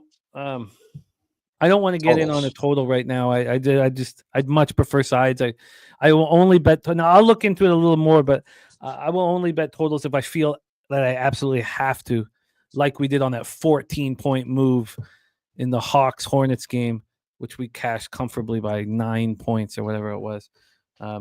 And J Dub saying a 3-0 to the over on neutrals is whiskey here. Let's roll on. Next up, we have it already set up a bit for us, Spooner, because we've heard in this second round of the AAC Conference Championship, Bobano moving on the Charlotte 49ers, 11-21, 3-15 in conference at Florida Atlantic Owls, 17-14, 10-8 in conference. Let's talk about this spot here quickly. The idea with Bobano was that Charlotte doesn't cover these numbers. 5-point lead right now for G-Tech. Charlotte coming off the 64-61 win versus Rice. They dug in. They were down by margin, and they dug in, and they played well. That snapped a 4-game losing streak. They lost by 12 at Florida Atlantic, and then earlier in the year, January 8th, they lost at home by 11 to Florida Atlantic. I don't really find an edge here that I think is appealing.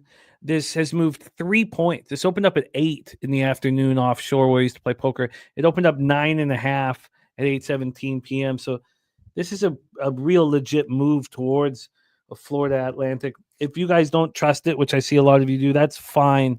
But there's no chance that I'm going to say, oh, this is a big mistake the market's making, pushing this line towards Florida Atlantic with only 33% of the tickets and 32% of the cash on them. Take it away, Spooner, because I might flip and actually move on FAU first half. I think it's a very bullish move the market's making. Take it away for us, Spooner. Charlotte, Florida Atlantic. Yeah, if you look at those first two matchups, it makes me think this number's too big. I'd favor Charlotte here. Their coach, I mentioned it yesterday, plays a weird style, kind of foreign basketball. I think it's too many points. That first game, the biggest lead was 13 points in the entire game. I don't think FAU has the ability to open this up where you're sitting comfortably. Can they last minute cover this? Probably. I don't want anything to do with this game. I'm off it. Let's roll on. Then I'm gonna stay off of it too. There's my guy Deacon Mike in the house. There's a big boy bet on BYU team total over 71.5 for our guy Deacon Mike deking out. By the way, Yeah. I was so happy to see Deacon Mike was not dead. I for sure thought Deacon Mike, we might have lost him there after him not showing up. I'm glad that Deacon Mike is still alive. Shout out to you, Deacon Mike. Oh, well, that's I'm sure that gives great peace to Deacon Mike in his fight against death, knowing that Jose is cheering for him from Texas. Let's roll on. North Carolina Tar Heels 21-12, 13-7 in the ACC against the Demon Deacons. Speaking of Deacon Mike of Wake Forest, 21-10, 13-7 in conference. We are in North Carolina at the Spectrum Center. We're in Charlotte, North Carolina, the Spectrum Center. The Tar Heels coming off the very easy 20-point victory over Notre Dame yesterday. Very comfortable, bouncing back from that 82-69 loss at home versus Duke on seniors night. Wake Forest coming off just an absolute smash and grab over Georgia Tech. They really flexed their muscles and showed what they're capable of defensively. This Tar Heel team, very questionable and needs to have a good showing here if they want any chance to get into the dance here. So we have seen these teams face each other.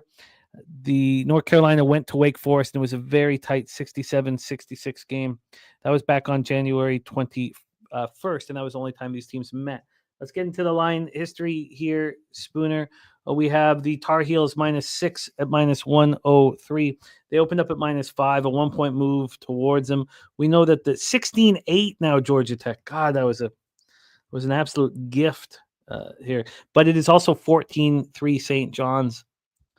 Very, very interesting start to the conference tourney action here. From a total perspective, we have a 148. It's -113 to the under. There's been 3 cents of movement on the under. And when we get to the cash flow here, Spooner, we have 45% of tickets and 56% of cash on North Carolina, 62 and 63 on the under. Take it away, my man. Your thoughts on Tar Heels, Deacons in Charlotte. Yeah, I like Wake Forest here. This is a program that generally plays the bigger brothers a little tougher, North Carolina and Duke. And I don't think this is a year they have anything for Duke, but North Carolina, they shown they can already beat. I think this is a spot where a lot of people are going to be on North Carolina. They're going to tell themselves they have the crowd advantage. I got kind of close with Wake Forest. That being said, it's not a team I want to trust right here. North Carolina has showed the ability to step up in some of these games coming down the stretch, and I don't want to get in front of it today. The only thing I'd be on is Wake Forest, though. I feel that. Resmob says Tar Heels need to win the ACC tournament, or at the very least beat Duke to make a case. They struggle offensively and have scoring droughts. Let's roll on. I can understand staying off of that spot. Let's roll on the Colorado Buffaloes, capturing the imagination of gamblers who are making money off of their backs. By the way, Wine Time is on Wake Forest money line here. Let's copy and paste that. Interesting. I'd be, one thing with Cal, we talked about it yesterday. I was like, I want Cal to come close at 5.5, because it was at 6.5 during the show. When I saw it close at 5.5, I was like, oh, Cal's going to be in this basketball game. That'd be something similar with Wake Forest. I'd like to see it come back here. Again, that game pops off in 2 hours and 7 minutes, so we'll have to see. And Cuban Connect saying FAU will cover that 10.5 here and give us. Yeah, I know Cal covered J-Dub. I was on him and I got paid. Here we go. Colorado Buffaloes 14-19, 3-17 in the Big 12 at number 2 ranked Houston Cougars 27-4, 19-1 in the Big 12 T-Mobile Center in Kansas City, Missouri. Colorado's won 3 straight games. I mean, it's wild how they've come together here down the stretch and can easily be overlooked by opponents. Robert Franklin looking at Colorado plus 18.5. I was very curious to see what was going to happen with this market. They played Houston at home and played them tough. Lost by 10 points. Played them tough in their lone meeting this year. Let's get to the line history here. We have Houston. Well, we have a total at 126. It's -112 to the under. Seemed to work for Colorado when they slowed down yesterday. This has come down from 127.5, and it's now 15-3 for St. John's. Good God. Then we have very little movement here. This is still Houston -17.5. We've had no movement. I was so interested to see if gamblers were going to be moving on Colorado because they'd made cash off of them recently, and that doesn't seem to be happening. Cash flow wise, though, the public is on Colorado. I guess that should be no surprise. 69% of tickets, 64% of cash. We have 79 and 80 on the over. That game's on, Spencer. Oh, very interesting. Taking them live on the money line. That game is on. More of the chat like Indiana here, but Bobano, of course, believing in the coaching of Oregon in conference tournaments. Take it away here for us, Spooner. Next spot on the board, Buffalo's Cougars. I can see why the public's on Colorado here. Houston's got one of the longest winning streaks in the country. If you take the Texas Tech locks out, they've not lost since December or since November. Incredible streak they've been on. On the other hand, Colorado's clearly just won some big upsets, so everybody wants to back the dog that's catching some steam, but I don't know. I think Houston's just going to smack him here. I don't expect Colorado to be in this game. 18.5 points is a lot. Why would they give 18.5 points to a team like Colorado when they've seen their ability to really turn it on in the playoffs? And I think it's because the books know that Houston's going to just smack them. that defense is not like what Colorado's been playing these last couple of games. Houston's defense is unrivaled, and I don't think this is going to be a pretty game to watch if you're back in Colorado. I don't want to be on a huge public dog. I wanted to see what happened with the line. I mean, it's no surprise that it hasn't moved if 70% of the tickets and cash are on them. Let's roll on. We've already heard Bobano moving on San Jose State plus 16, Mountain West Championship quarterfinal. Spartans 15-18, 7-13 in conference. Lobos at the Thomas and Mack Center in Las Vegas, Nevada. Lobos 25-6, 17-3 in conference. New Mexico closed well. They closed it well. There was that loss at Boise State, then that loss at San Diego State. But they closed nicely. They, destroyed Air Force. No surprise there. They went to Nevada and beat them 71-67, and then closed up shop by beating UNLV by 14. It was an important win for San Jose State, dealing with injuries this year, a very up and down season for them. They faced the Lobos just once. They played them at home, and they beat them 71-70. So New Mexico certainly is not going to take them lightly. AM also on San Jose State here, plus 15 and a half. Yeah. They played them twice. New Mexico beat them in the pit. It was an early conference game in December 4th. Oh, my bad. I missed that. Thank you for that. And then we have them as 16-point favorites. There's 15.5 at some books. This has come up from 13.5, so a 2.5 point move towards the Lobos, a huge move towards them. When we get to the total for this one, we have a 150.5. It's minus 115 to the over, a 5-cent move to the over. That's all that we've seen. And then when we get to the cash, just 42% of the tickets and 43% of the cash on New Mexico, 55 and 56 on the under. Take it away for us here, my man. Spartans, Lobos in Vegas. It's a pretty big number here, especially if you look at those first two games. San Jose State handed them a 1-point loss, and then San Jose State lost by 6 points. Now we're looking at a 16-point on a neutral. That would tell me that some things have changed, that the books know some things. I expect New Mexico to really buckle down here. They've struggled on the road this season. They have a great home court environment, but with the NCAA tournament, big dance coming up, they need to be able to prove it on a neutral, and this is where you start doing it in your own conference.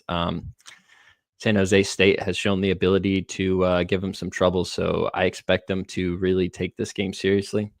It's too many points for me to want to lay, but this San Jose State team is banged up. They don't necessarily have all the same players they did in that first two matchups. So Will McClendon will be out for the rest of this season for San Jose State. He's one of their best players. I thought there was somebody else, but looking at it, it looks like everybody else is healthy. I could only be on New Mexico here. I'm off. Did you get close to thinking I guess against San Jose State without McClendon, you want full game. You want to slowly kind of choke them out because they're capable of quick offense.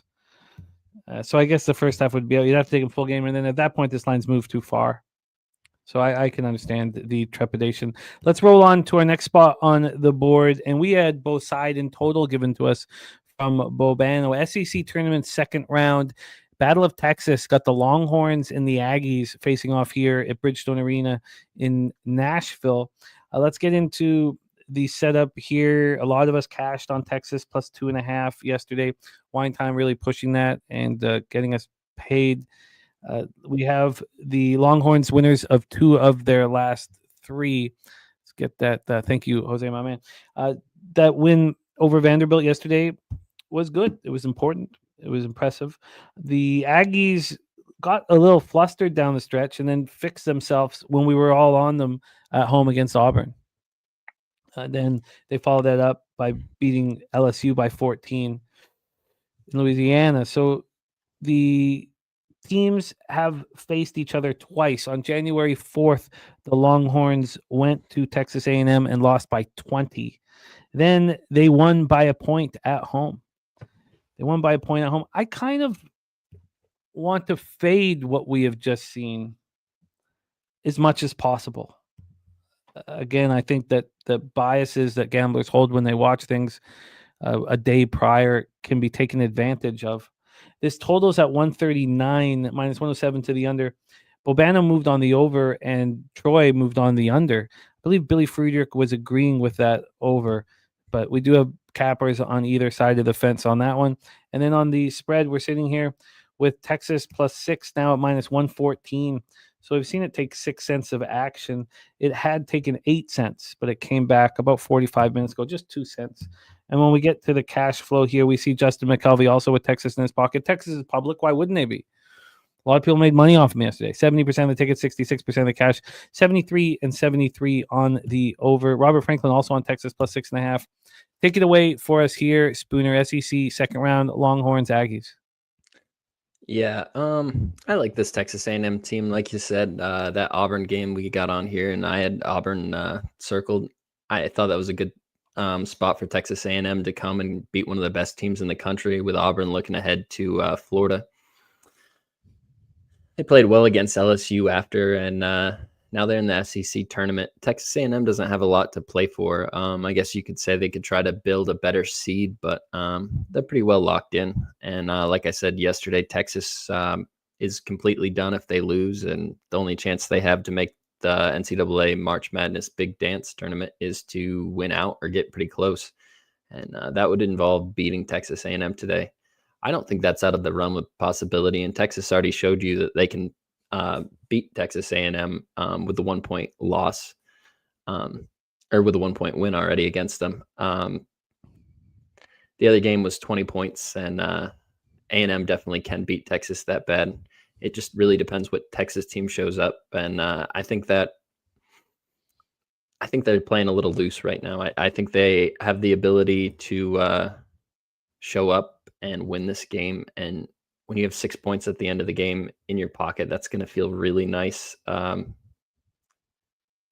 a huge Rodney Terry fan, but Kaluma missed one of these first matchups with A&M, and they were still able to win. You add him into the lineup, a Trey Johnson that clearly playing a lot better than he was a couple games ago. I think this is a good Texas spot. I wouldn't be telling anybody not to sprinkle the money line, but I think the 6.5 is a safer bet, and that's why I bet it. You are on. Sorry, I got to let me go back up to your action here, Spooner. Yes, Texas +6.5 minus 108 on your card. So I sprinkled the Georgia Tech money line with just the bottom vig that was in my account. I wish I had put some real money on that because that looks fun. Yeah, you know who moved on it here live or very early in the game was our Man Bear Pig, who moved on it. I mentioned it in chat that I was looking at moving on it. I didn't put much of a wager on it or anything, but I really think Duke needs to lose one of these games. They just want to focus on getting to the tournament. If they don't lose this one, I think they lose the next one. I can understand the psychology from both sides of the action here, and I'm not going to join everybody on the Longhorns, but I will cheer you guys on. Let's move on to our next spot on the board. Spooner, you messaged me about this situation here for the Miami of Ohio Redhawks dealing with an injury here in the MAC championship quarters. We're at Rocket Arena in Cleveland, Ohio. Eastern Michigan Eagles facing them here. We saw Miami of Ohio play good basketball all season long and finished it off easy win over Ball State. Eastern Michigan really came on at the end of the year. They lose at Kent State 76-70 to close up the season, but they had won 5 of 6 games coming in to that one. They faced Miami of Ohio twice and played them tough. They lost at Miami of Ohio 89-80, and then they won 76-66 at home over Miami of Ohio on February 18th. Let's get into the line history here for this one. Spreadsheet play today is Texas from our Ron Crawford as well. Spreadsheet play today is Texas. A lot of love for Texas here. As I said, Bobano on them as well. Here we have a 4. This line has been moving towards Eastern Michigan. It was a 5.5 last night when we were speaking. I asked if you wanted to be on it, and it is, and we had Wager Detective talk about it in the chat. It's not a comfortable thing fading injuries. Teams can really step up at least that first game or second game was really the first game is for me without their star player. This total here is 149.5. It has not moved. And when we get to the cash flow, Mr. Belvedere moving on Duke Live -9.5. When we get to the cash flow, we have 43% of the tickets and 48% of the cash on Miami of Ohio, and 63% of the tickets and 61% cash on the under. Take it away for us here, Spooner. Eastern Michigan Eagles, Miami of Ohio Redhawks. Yeah, like you said, I was talking about Peter Suter. I noticed he had 3 minutes played in the last game out, and I went back and watched the game. It looked like probably an oblique injury. He went to pass the ball just a few minutes into the game and grabbed his upper rib cage area, kind of motions to the bench, and he just goes straight to the locker room and never comes back. He's ranked as the third best player in the MAC conference. He's Miami of Ohio's leading scorer and their best player. Definitely a big thing. And like you said, teams really like to step up when they lose their best player. And I don't know that he'll not be in the game, but he did not come back in that last game. And the way oblique injuries work is anytime you move your arms up, down, you pivot your torso, you're going to feel that in your oblique. It's something that's really easy to aggravate. If that's what it is, it's going to be something that's going to be bothering him throughout the course of the game if he does play. And I think Eastern Michigan is a tough team. There's a lot made of the gambling investigation into this team earlier in the season, but they played really tough coming down the stretch. If you go back to February 4th versus Kent State, they got blown out, and after that, they played in every single game very tough. I tried to take the Pete Suter news out of my head, and can I still get there with Eastern Michigan? Because I didn't want to move up just on the injury information, because that could be nothing. And I got there. I moved on Eastern Michigan with the 5.5. Still, I paid -112 juice on it, but I think this is a good spot for him. I think Miami of Ohio is not peaking at the right time of the season. I don't think this is a team that's going to make the big dance. The MAC is a tough conference to get through. I think a lot of people are going to be on Miami of Ohio today. I think that's going to be something that gets put in a lot of parlays, tickets, money lines. It's not something that's going to be on my card. I like Eastern Michigan here. It's a lot of green on Miami's card and a lot of red on Eastern Michigan's card. But the way these teams are playing right now, I think this is a sharp play. I like it. It's not always smart to fade the injury information, but there's no injury information out there on it. Nobody's talking about it. The only way you would notice that is if you actually look at the minutes played on these players, and I don't think a lot of people actually do that. It makes sense. The whole thing makes sense. Getting the 5.5 too must feel good as it's dropped to 4. A lot of these books. Eastern Michigan's been good to me down the stretch as well, but I'm not going to move on to 4 when I could have pressed the button last night at 5.5.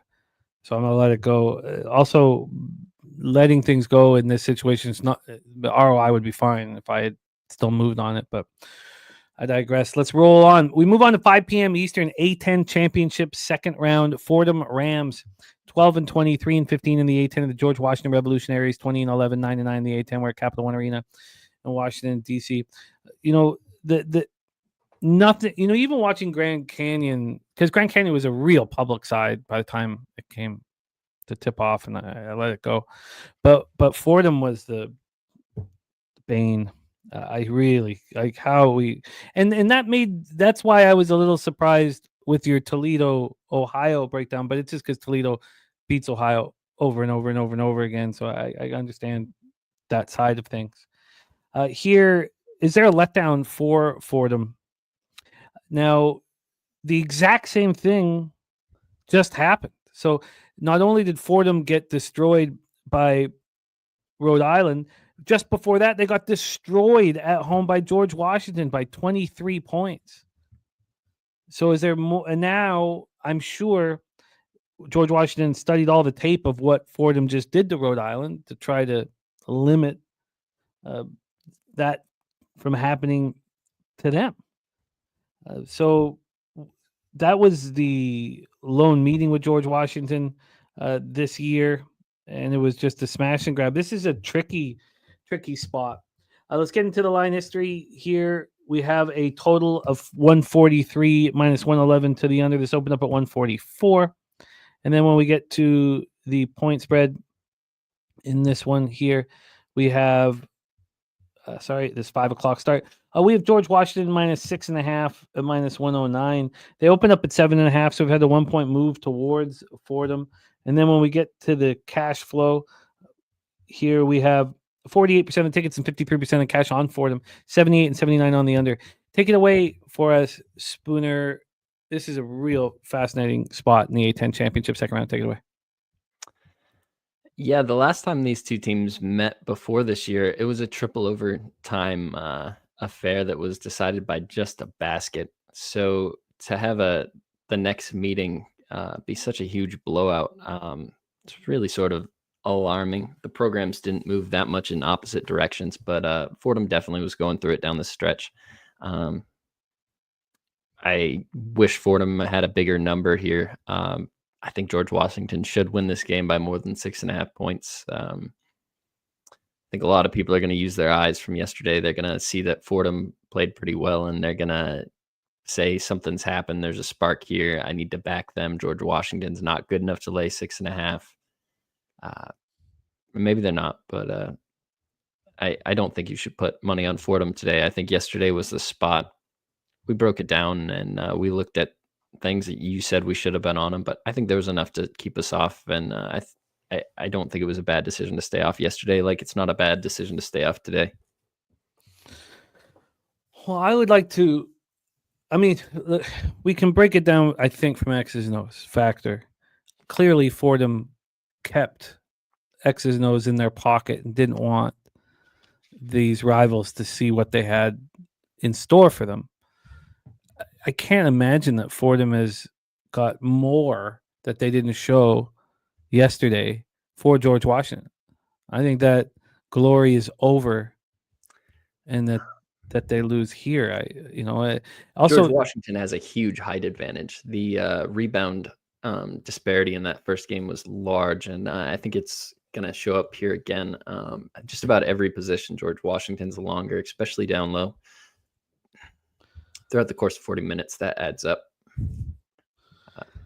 Now, it's not a 50-50. You know what? I'm certainly not going to move on it now. I would like to see if this was 65% of the tickets, 65% of the cash on Fordham, I'd be on George Washington right now. It's not. It's 50-50. So I'm going to wait here a little longer. Why don't we roll into the Mountain West quarters? Boise State Broncos 22-9, 14-6 in the Mountain West. At the San Diego State Aztecs 21-8, 14-6. Also in the Mountain West, where Thomas and Mack Center in Las Vegas, Nevada. Huge game for these teams. Boise State was rolling. That was a pretty bad loss. Now, it was a bad loss against a real strong team. They lost to Colorado State, who finished the game behind the Lobos in the conference. But it was a wake-up call. I told you guys,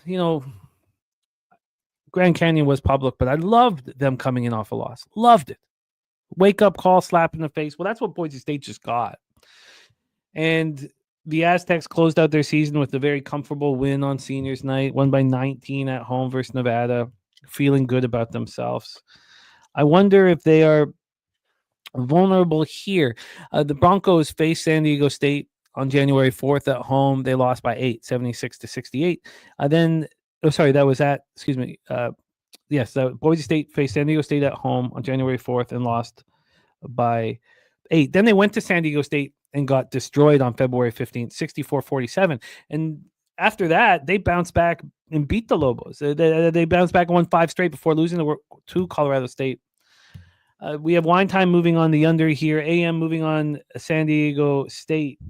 So let's take a look at the line history here for Boise State, San Diego State. We have San Diego State +2. I think that's also telling.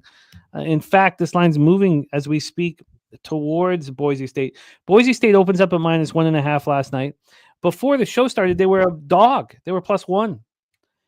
Oh no, God, sorry, that was last night. That was last night. So they'd moved. By the time the show was on, they had moved to 2.5 here offshore. My bad. Sorry, I'm tripping on the AM PM there. But we've had a 1-point move towards Boise State. I think it's a real telling move.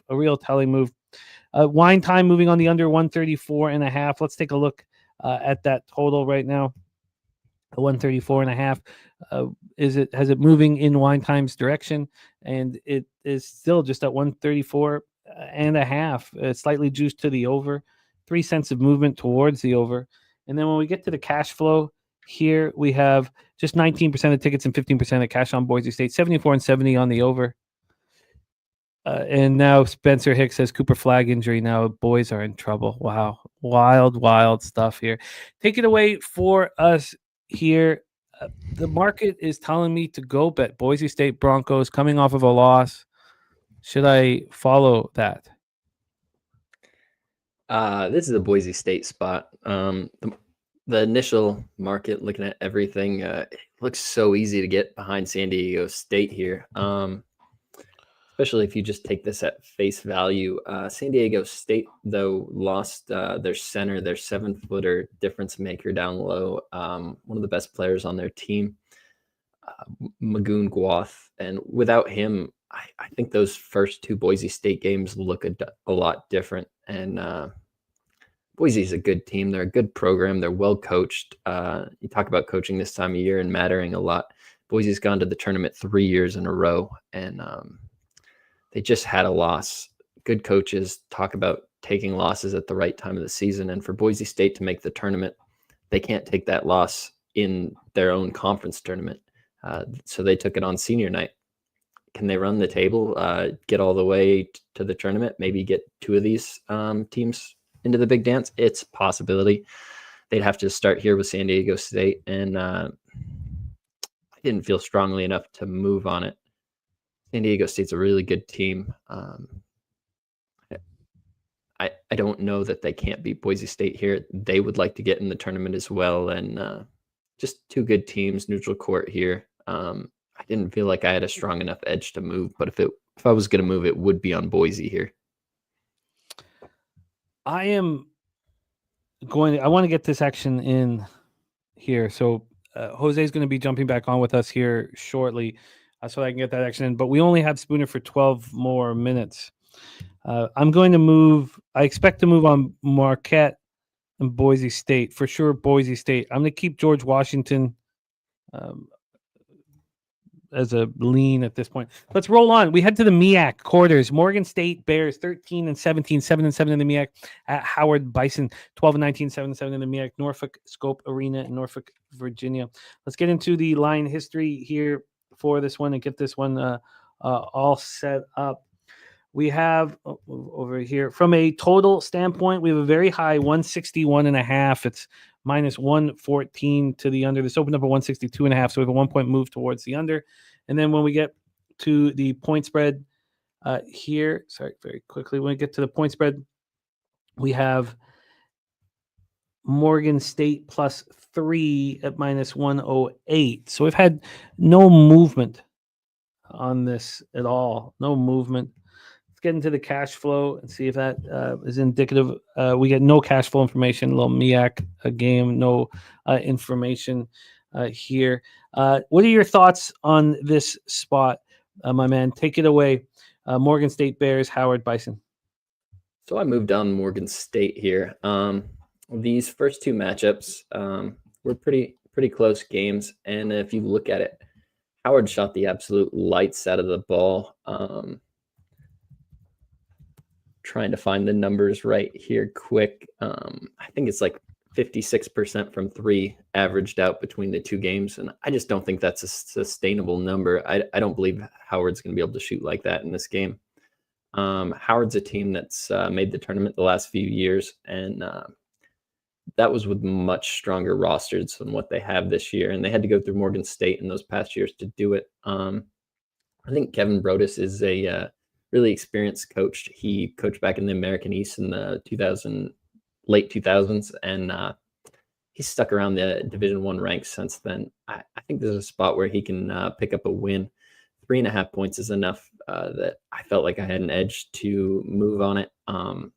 I really think they just win this game outright. I think Howard played above their heads in their first 2 matchups. And when you get to face a team that's on a down year, that's been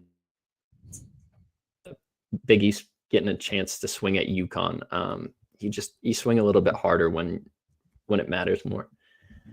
I like Morgan State here. They're on my card. I expect to join you on this spot. Lost to Howard twice this year in the regular season. Howard looked bad down the stretch. We all have the bias of Howard stepping up in the conference tournament. I think that's the main reason why they're favorites here is because we've all seen them do it. I would like to join you on that one. Mr. Tomatoes in the house. Great to see you. We're going to roll into Manhattan, Iona of the Metro Atlantic Championship quarters. And Jose is going to lead this one because I want to get my action in, so I'm not worried. So I'm going to get my action in on. I will tell you if I move on Marquette. I'm going to make that decision here, but I'm also going to move on both Morgan State and Boise State. I'm going to get that action in. Shout out to our guy Aaron Malavo in the house, and Jose. You may roll into Iowa, Illinois. I plan to be back for that one, but I will be right back, fellas. All right, lovely. Well, we roll on Morgan, of course, backing Morgan State. Did you think anything differently? Did you think he wasn't going to back Morgan State? Because I knew it. Let's go to Manhattan, Iona here. Shout out to Manhattan, Iona here. Let's get into it. Let's start off where the bet percentages are. And for this game, we do have them here. We have 78% of the bets and 80% of the money on Iona. Oh boy, Morgan. And these are some of my favorite spots, I will admit. All of that money on Iona. This opened up at Manhattan -1.5, and now we are seeing Iona now favored here at -1.5. Again, all that money, 78% of the bets, 80% of the money on them. Line flips, very interesting there. 80% of the bets and money on the under in this game here as well. We've gone from 144.5 to 143 here. So ticking down a bit, but Iona now favored in this matchup. Morgan, what do you think? I leaned to Manhattan here. Not enough to move on it, but I think Iona is one of those teams that has a coach that everybody likes to back here now in March in Tobin Anderson. He's the FDU coach that upset Purdue a few years back, and I think the sexy picks this time of year don't necessarily win every year. Iona coming into the season probably had one of the best rosters in the MAC, but they didn't show that they are one of the best teams. Maybe here at the end of the season they finally show up, but in my opinion, you got John Gallagher on the other side who's been coaching much longer than Tobin Anderson, and this Manhattan team has played really well. He missed a few games with sickness throughout the year, and I feel like that caused some issues in their conference record. I think it would look a lot stronger if he hadn't had that happen. He's getting older. I think this is one of his last years coaching, and I think as players and as an organization, you kind of get together behind that. You want to make it special, and I don't think Iona is a good enough team to step in the way of that. Manhattan's a team that can really shoot the ball well when things are going well, and that's what you gotta count on today. Them to make shots if you want to back them. But Iona probably has better athletes. I could only go Manhattan here. Only a Manhattan look for our guy Morgan Spooner. I find that to be very interesting. Of course, obviously in football, those flips there at the end were kind of deceiving. So I'm very interested to see how the flip goes here. I'm seeing Go ahead, Morgan. I'm seeing more even splits too on like bet percentages than what you're necessarily hinting at. I don't know if my numbers are as accurate, but I don't see it. All the money on Iona. What are your numbers are you getting?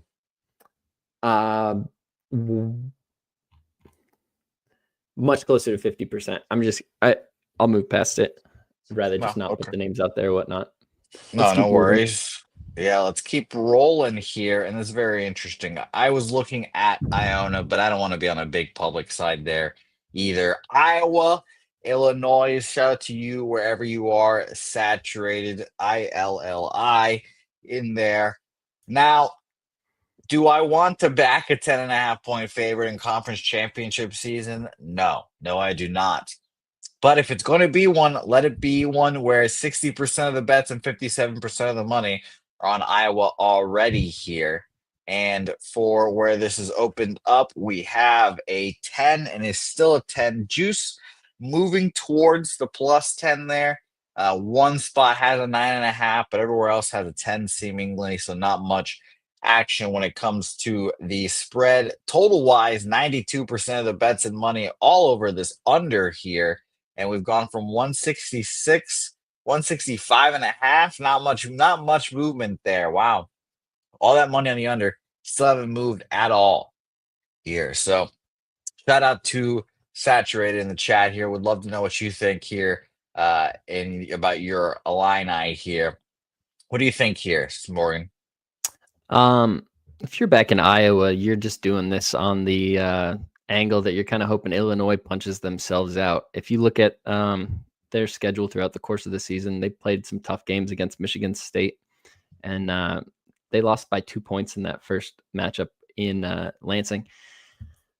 If they just if they just take better shots throughout the course of that game, they win by 5-6 points, but they don't. And it's a common theme throughout the course of the season with this Illinois team. They take bad shots. And one thing Iowa doesn't do is guard that well. So this is one of those things where Illinois is probably going to have the ability to take some bad shots a lot. And Iowa going to let some of these players that shouldn't be shoot. Maybe they find a way to pull off some more magic and get Fran one more win. I could only be on Iowa here. I don't like this Illinois team. That being said, all they have to do is take better shots. It's got to be frustrating as a coach this time of the season to watch some of these things on the court. And I got to think that Brad Underwood's screaming at these guys that, hey, we can get better shots than this. This is Iowa. Let's get a couple more wins, feel better about ourselves going into the tournament. That being said, I think they're definitely in the big dance, and they don't need any more wins. So little slip-ups happen right now. Coaches don't mind taking losses. I think this is an Illinois team that needs to win more, though, first. There you go. Jamie? Looking at that 20-point loss for Iowa at Illinois, you have to think that they're going to fire every single thing, at Illinois. I mean, that is a 20-point loss. That was in the midst of that 5 losses in 6 games for Iowa. Kind of thing that gets a coach fired or asked to step down. Yeah, I don't want to be involved in this one. I can understand an angle on both sides. The side that I'd be closer to moving on would be Illinois, and I don't. It doesn't appeal to me enough. I'm comfortable moving on. We only have Spooner for a couple more minutes, Jose, so stick with us here.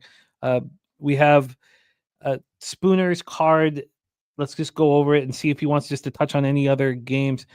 Spooner has moved on St. Bonnie -2, Toledo +3, Marquette -2.5. I just moved on Marquette as well. And I got the 2.5 -110. I'd seen it move to 3 at some offshores. He's on Texas +6.5, Eastern Michigan +5.5. He's on Morgan State +3.5. I just moved on Morgan State +3. He's on Nevada +5.5 and UTSA +3.5 as well. He's on Seattle -5.5. He's on UTSA, and we heard from Mr. Belvedere saying that he was going to fade the shit out of Jose's UTSA squad tonight. Is there anything you want to touch on? And thank you also for making time for us, Morgan, and coming off a huge day yesterday. Should have got board sweepage, deserved board sweepage, but I imagine you got another big day in store for you. Is there any other spots you want to touch on before you bounce? Yeah, let's talk about that UTSA team that's going to eat shit. I think it's a really good spot. They lost 2 games to East Carolina this year.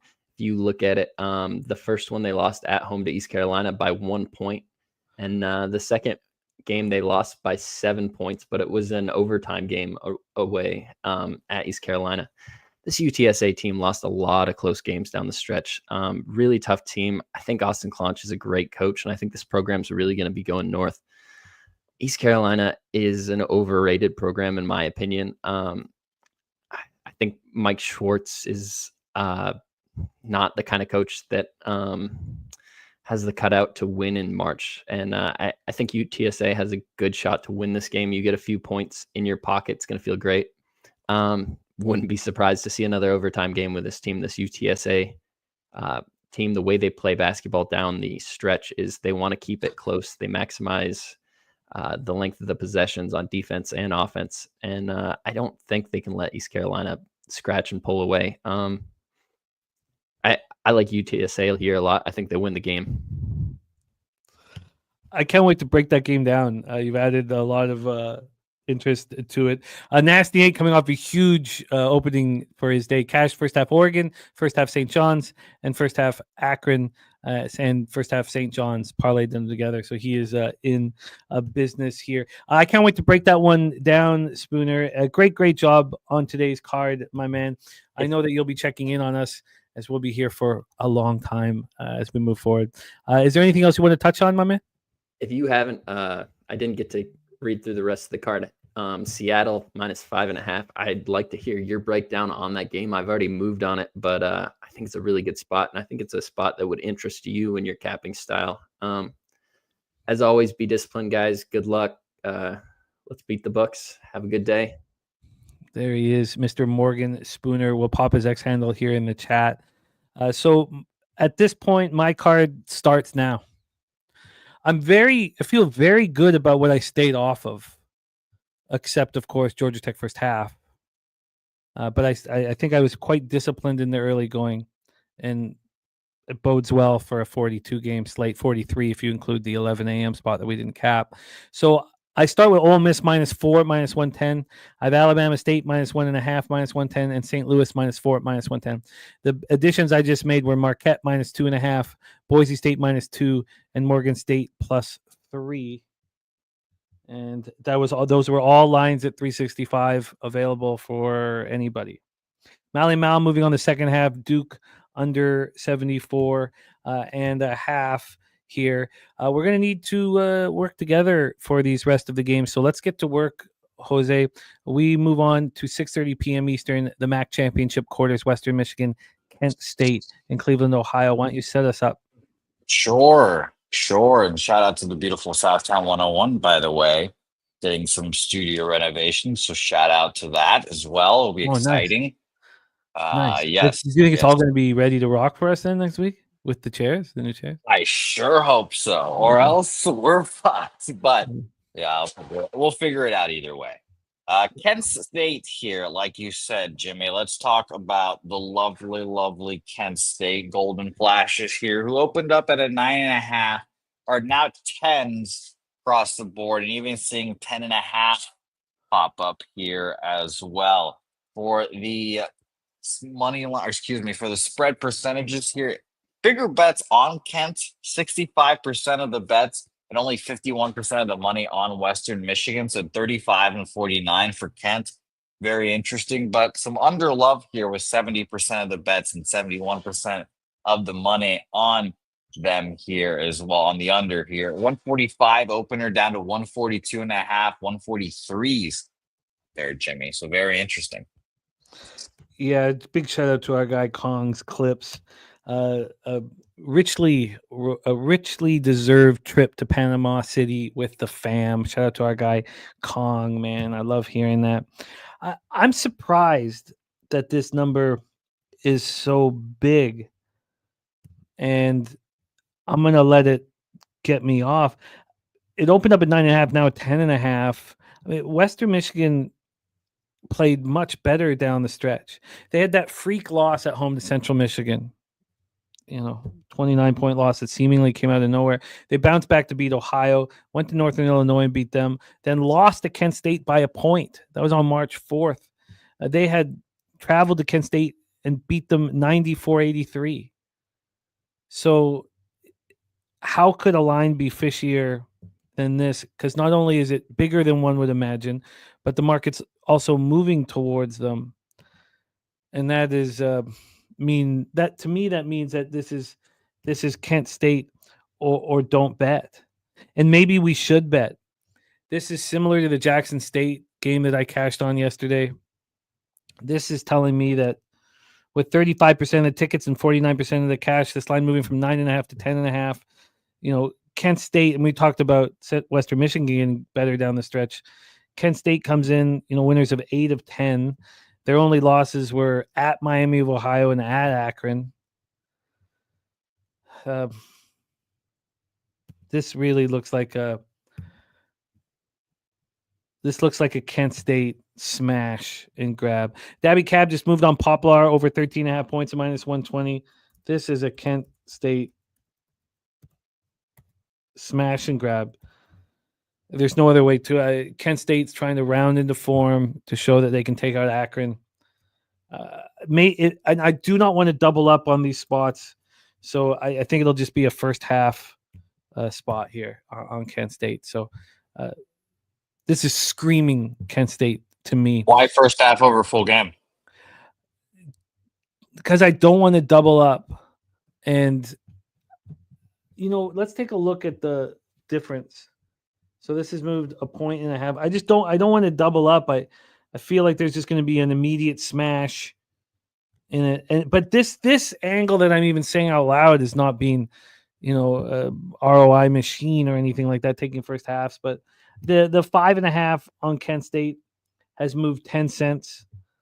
And the other, some offshores have moved it to 6. I think this is going to be a 6 here in a second. I do. Spooner says shot making ability isn't there for me to trust Kent to cover 10. Okay, I'm gonna try to have no double up spots on the card. I had none yesterday. I'm gonna try to do that again today. I think that this is way too many points, and the market's moving towards them. That tells me that they're live. So I'm very interested in Kent State here, and won't double up. And I want to study it a little more after what Spooner said. Let's roll on to New Mexico State, Kennesaw State. New Mexico State, Kennesaw State, indeed. Shout out to Nasty Nate. Whenever I think of New Mexico State, I think of him and his family.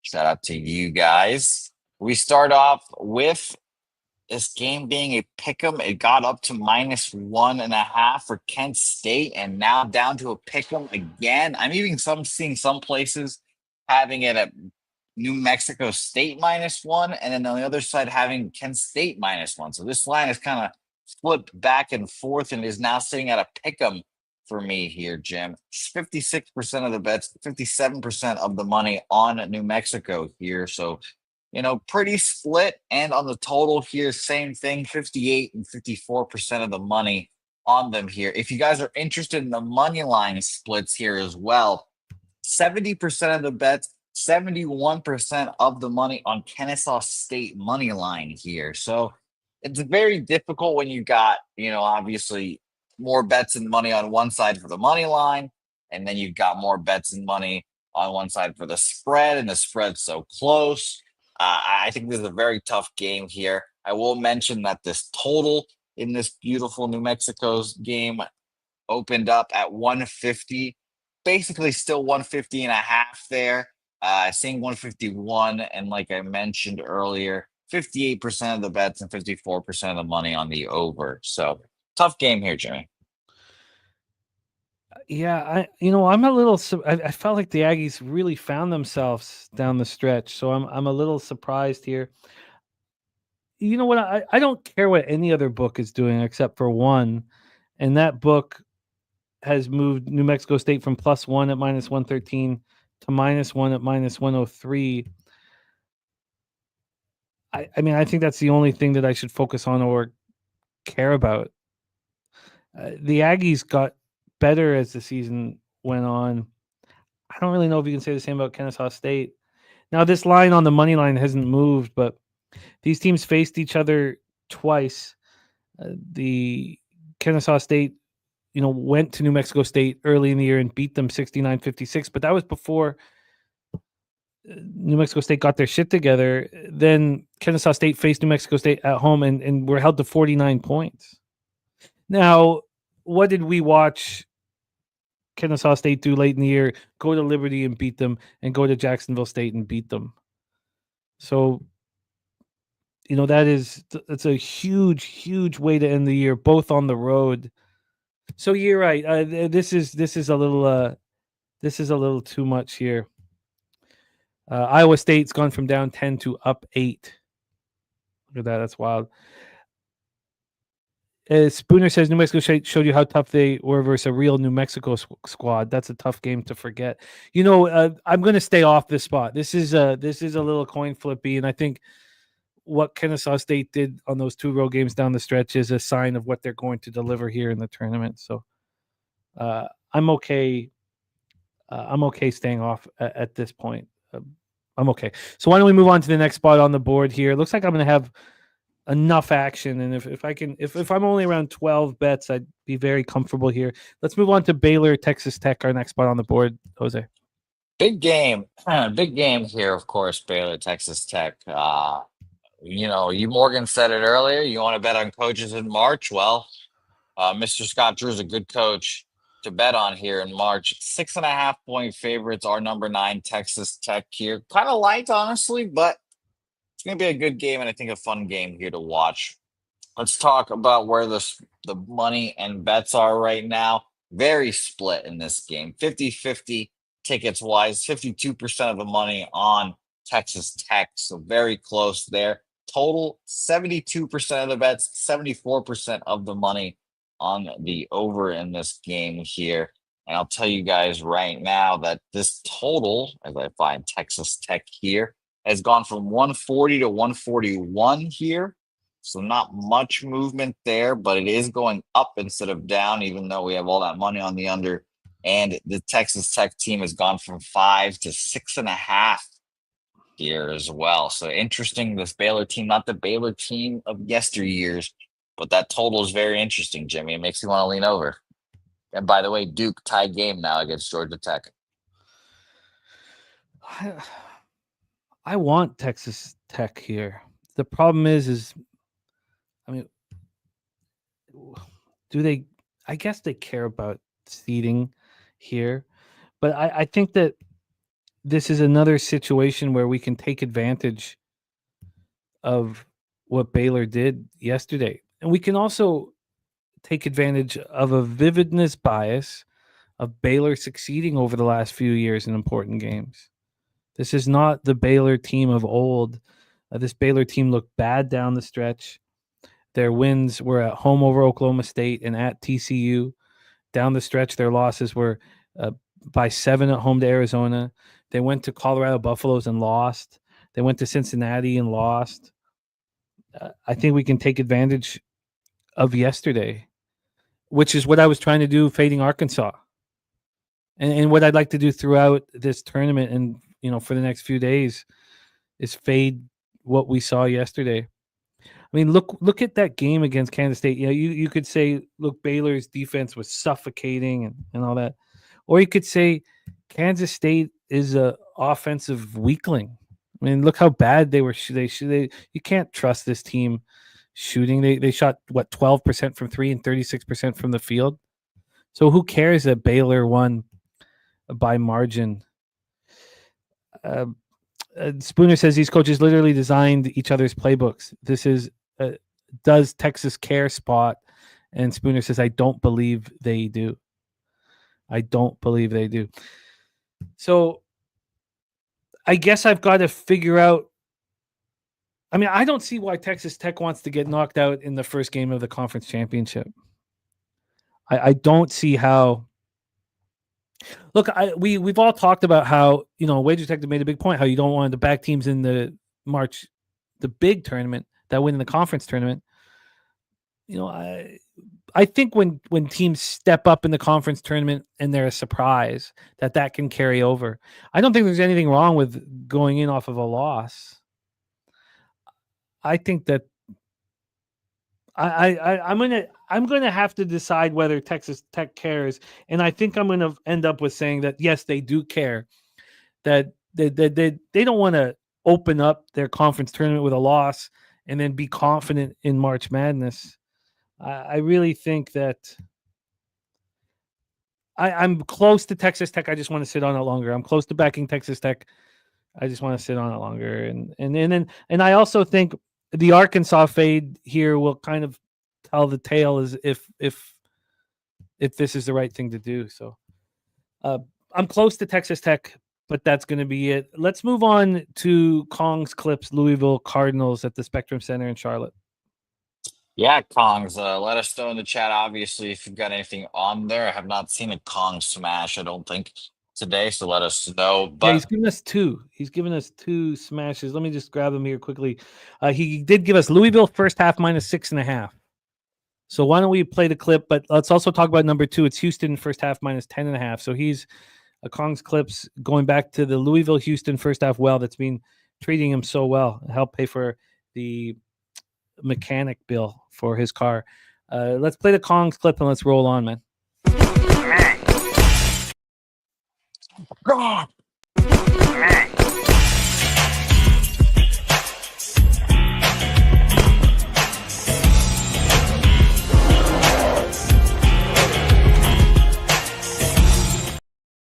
Hope everyone enjoyed that.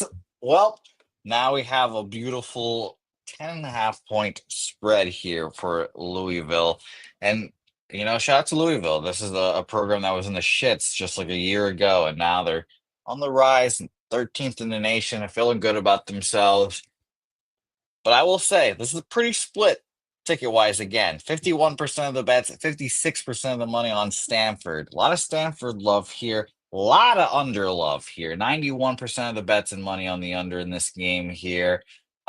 We have, let's see here where this line opened up at. 10.5, still 10.5. It was juiced towards Louisville. Now the juice has moved towards Stanford, about 10 cents.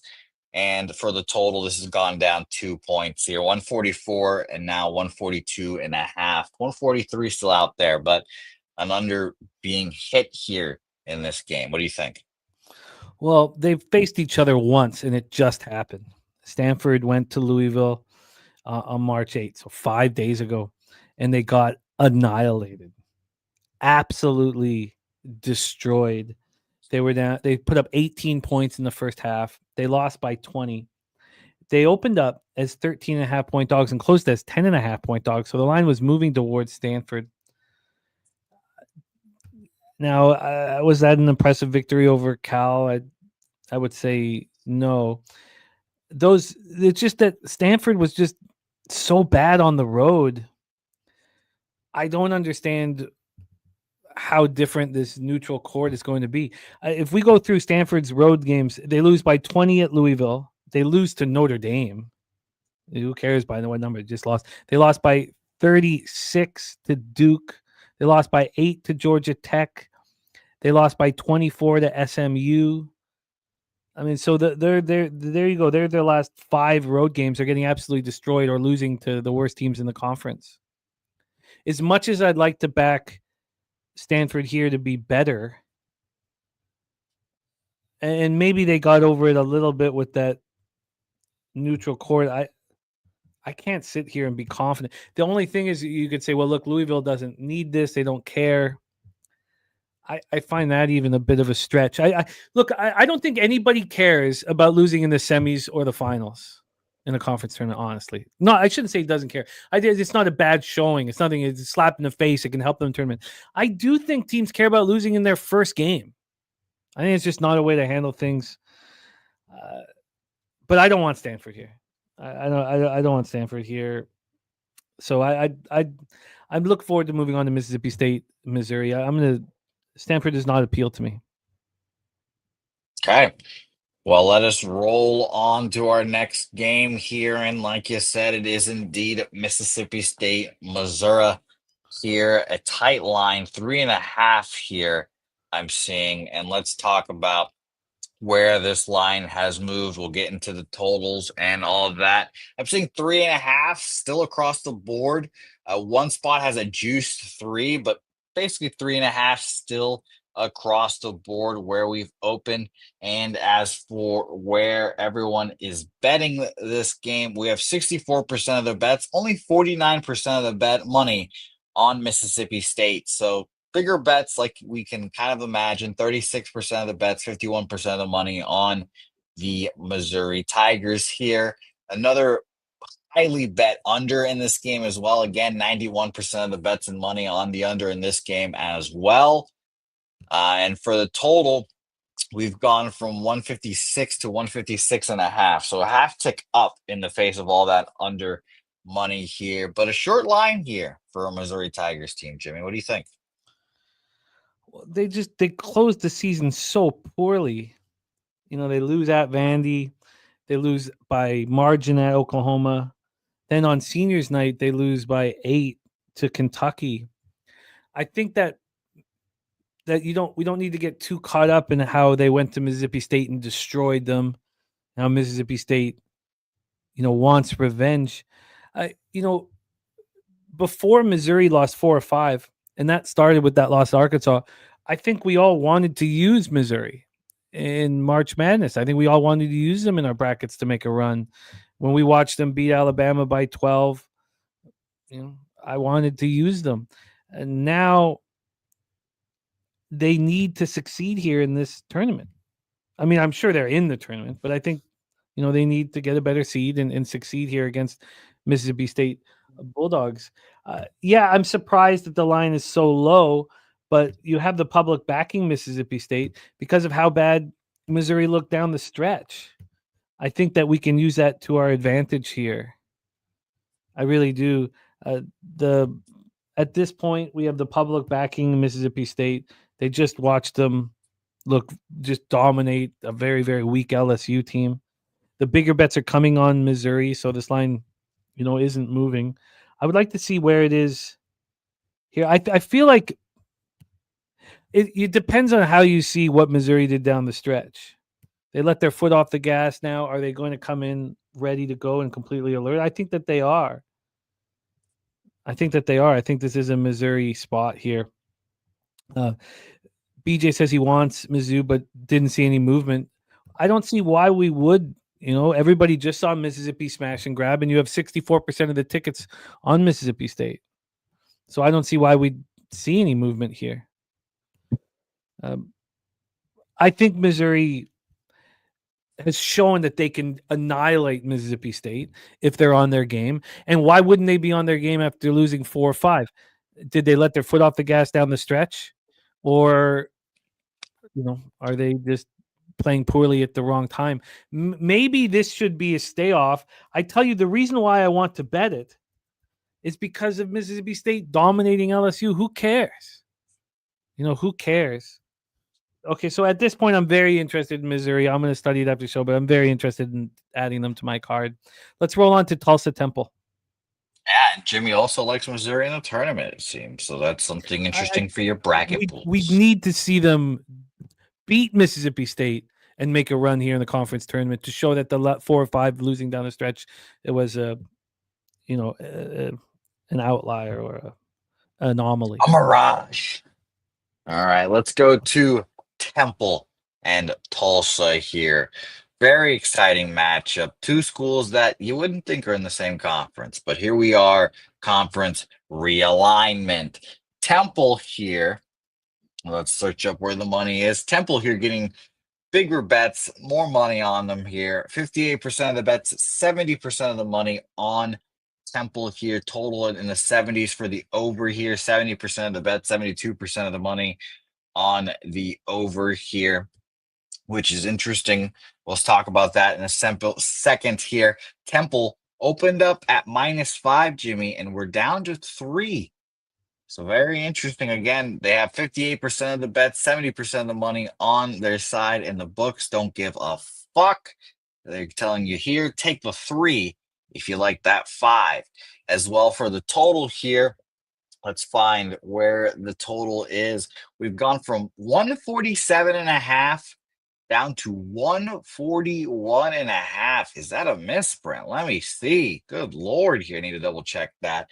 I'm actually seeing 144s, Jimmy, if you can want to look as well. I'm seeing 144s, and it's down from 144 to 142.5. So that must have been wrong. So yes, 144 down to 142.5 in this game, Temple and Tulsa here. And again, I'll repeat one more time, 70% of the bets, 72% of the money on the over in this game here. So fascinating stuff. Makes me admittedly look Tulsa's way. Jimmy, what do you think? Again, it depends what book that you're looking at. Because if the book you're talking about, it's clear the line's moving towards Tulsa. The book that I'm looking at opened up this at that bottom end at 8:57 p.m. last night, and has moved it a point towards Temple. Even though this did get down to 2 at 4:40 a.m., it's now back at 4. This was a legit 4 until a move about an hour and a half ago, an 8-cent move towards Tulsa. Tulsa just lost at home to Temple. Spooner thinks Mashburn will be here in this game, so that's a big addition. They went to Temple and beat them 80-74. I think that there is I think this is kind of coin flippy in nature. The Owls are being backed by Steve G. Aubrey Travis also moving on Temple. This one I don't find appealing. I think this is real coin flippy, and I think it also depends if you think this line's moving towards Tulsa or it's moving towards Temple. From the line that came out at 9 p.m., it's moving towards Temple. How much cash did you say was on Temple in this one? I'll tell you right now. 58% of the tickets and 70% of the cash. Yeah, this is I'm staying off this one. I do not want to be involved. Let's move on to DePaul Creighton. Oh, the Thunder and DePaul Blue Demons, Jimmy. And shout out to them who beat Georgetown, I guess, last night. Very interesting game there. But now they face a Creighton team who was ranked 12.5-point favorites now. I think it might be that time for DePaul to come a ring in here. But let's talk total spread, and let's start with the total here. I'm saying a 145 opener here for this total. Yeah, 145. It got down to 142.5, back up to 143, but it's dropped obviously a few points there. And the spread has gone up from 11.5 to 12, and even seeing a 13 on the board here as well. Where are people betting this game? Let's find out. DePaul here, pretty split. ATS, 54% of the bets, 65% of the money on Creighton here. The total, 88% of the bets and money, all on the under there, Jimmy. What do you think about this one? DePaul got destroyed by Creighton earlier in the year. If those of you who like Colorado, I mean, DePaul's had the very similar type of situation. They had lost 6 games in a row in 9 of 10 before winning at Providence, beating Georgetown at home, and beating Georgetown again. Nice job, Gorky. Bonnie's heard me and manned up. Nice job. And it was a perfect live opportunity that I probably should have moved on, but this is what it is here. I think it's just clear that DePaul's playing their best basketball right now. These teams just played. It was at Creighton. You saw that DePaul had improved as the season went on. Creighton shot 51.8 from the field and 33.3 from 3. DePaul covered the first half, and DePaul was leading this game, 13 minutes in. DePaul feels good about themselves. They're playing with the house's money. They're not an embarrassment anymore. Does that mean that they'll continue to play above their heads? They were 15.5-point dogs 2 weeks ago when these teams played. Creighton coming off, manhandling Butler, beating up on Seton Hall. They did lose badly at Xavier. Let's get into the line history exactly here. This guy has gone to 13, though. It's gone to 13, so this line is, clearly moving towards Creighton. I don't want to get in the way of that. I don't want to get in the way of the 1.5 move, and I don't want this huge favorite. Spooner says Chris Holtman deserves no credit for beating Georgetown team without their best player and a coach who just buried his mom. Creighton's smash spot. This is the only big spread I got close to. And Aubrey Travis leaning towards Creighton as well. And Saturated says, who's coming for the belt? Yes, the bracket challenge will be up tonight. We'll have everything up in Adam, so we'll be talking about it. It'll be $50 entry, just like last year. $3 will go to cover the expenses of credit cards and things of that nature.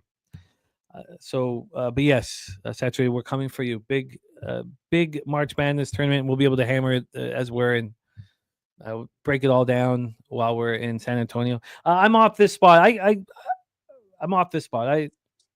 I think DePaul can stay in this game just like they did at Creighton, playing with the house's money. I don't want to be involved though. So let's roll on. Let's roll on to LaSalle. Dumphy LaSalle Explorers. One more game for him to coach. LaSalle was a great call here for Spooner, and I rolled with him yesterday. Let's set up LaSalle St. Joseph's. Can LaSalle continue this run? Can they? Well, everyone's betting them to. 72% of the bets, 65% of the money on LaSalle here. 3,000 bets in. So not much, but still substantial bets on LaSalle there. They've gone from the 11.5 opener to the 12.5 up to a 13 here. So very interesting. Maybe this is the old fade what you just saw theorem, as Jimmy, you would say here. Total 88% of the bets, 85% of the money on the under. We've gone properly down here as well. Want to double check and see what this opened up at. 146. This one opened up at. Now we're seeing 143, 142.5 even available right now. I can smell a first half St. Joe's spot, Jimmy. I can smell it. Well, LaSalle got this, modest 2-game winning streak. Started with the big win on seniors night against St. Joseph's in Dumphy's last game, 81-74. They had traveled to St. Joseph's on February 12th and lost 75-63. I mean, is the magic over here? Is the magic over for Dumphy? I mean, it certainly feels like St. Joseph's is just going to smash here. This line's gone from 11 to 12.5. We have, cappers making money off of LaSalle like we are. We have the public on LaSalle, and this line's getting bigger towards St. Joseph's. I think LaSalle's run is over. It's really easy to romanticize what's going on for the Explorers. I don't see how St. Joseph's doesn't annihilate them. I really, especially after losing to LaSalle, being in bed, I think this is shaping up for just an absolute smash and grab. I'd be curious to read what Spooner says about this. Says one coach has won more Philadelphia matchups than any other, and that's Dunphy. And AOD says, I will die on the LaSalle sword. I do not want to double down. That's funny. I think let's just talk about exactly what we saw here from that game against UMass yesterday, because LaSalle, immediately was in control of the game. They were, they shot 41.2% from 3. I wonder if we can count on that here. I just think that St. Joseph's wants to shut this down, and Steve G on St. Joseph first half. I want to sit on this a little more, but I don't see how it's not a St. Joseph's first half spot after, taking the beating that LaSalle served them on LaSalle's senior night. But do you want to go up against the Magic of Dunphy? I don't know if you do. I don't know if I do. And that's going to be enough for me just to sit with it after this show. But for me, I think that, I think that you don't want to mess with the Magic. I mean, it's just that time of year where there is magical spots. There's our guy Jacksonville Zoe in the house. Miss Jacksonville Zoe. We haven't seen him in a long time. Nice to see him. Shout out to Jacksonville Joe. Spooner says my Georgia Tech money line ticket cash sheet rolling it into LaSalle money line. Jacksonville Zoe in the house, man. Jacksonville Zoe. Fly off to San Antonio next week and rock with us. Yeah, he's a veteran of San Antonio. I've seen him here, believe. Yeah. MEAC tournament quarters here with North Carolina Central and Delaware State. Let's move on to that spot here, Jose. I'm gonna really decide whether I'm gonna believe in this Dunphy Magic, because this is a time of year where Magic does exist. And I hate saying that out loud because I don't believe in it. Let's roll into North Carolina Central. And before we do, let's get this set up by Bobano. Bobano has moved on NC Central at +1.5. So let's let that lead us in, Jose. Yeah, I'm looking at not LaSalle. I'm looking at St. Joseph's very hard. first half. -7 though, laying 7 in the first half. Like, ugh, what a joke that is. And then you could perhaps take a team total over 37.5.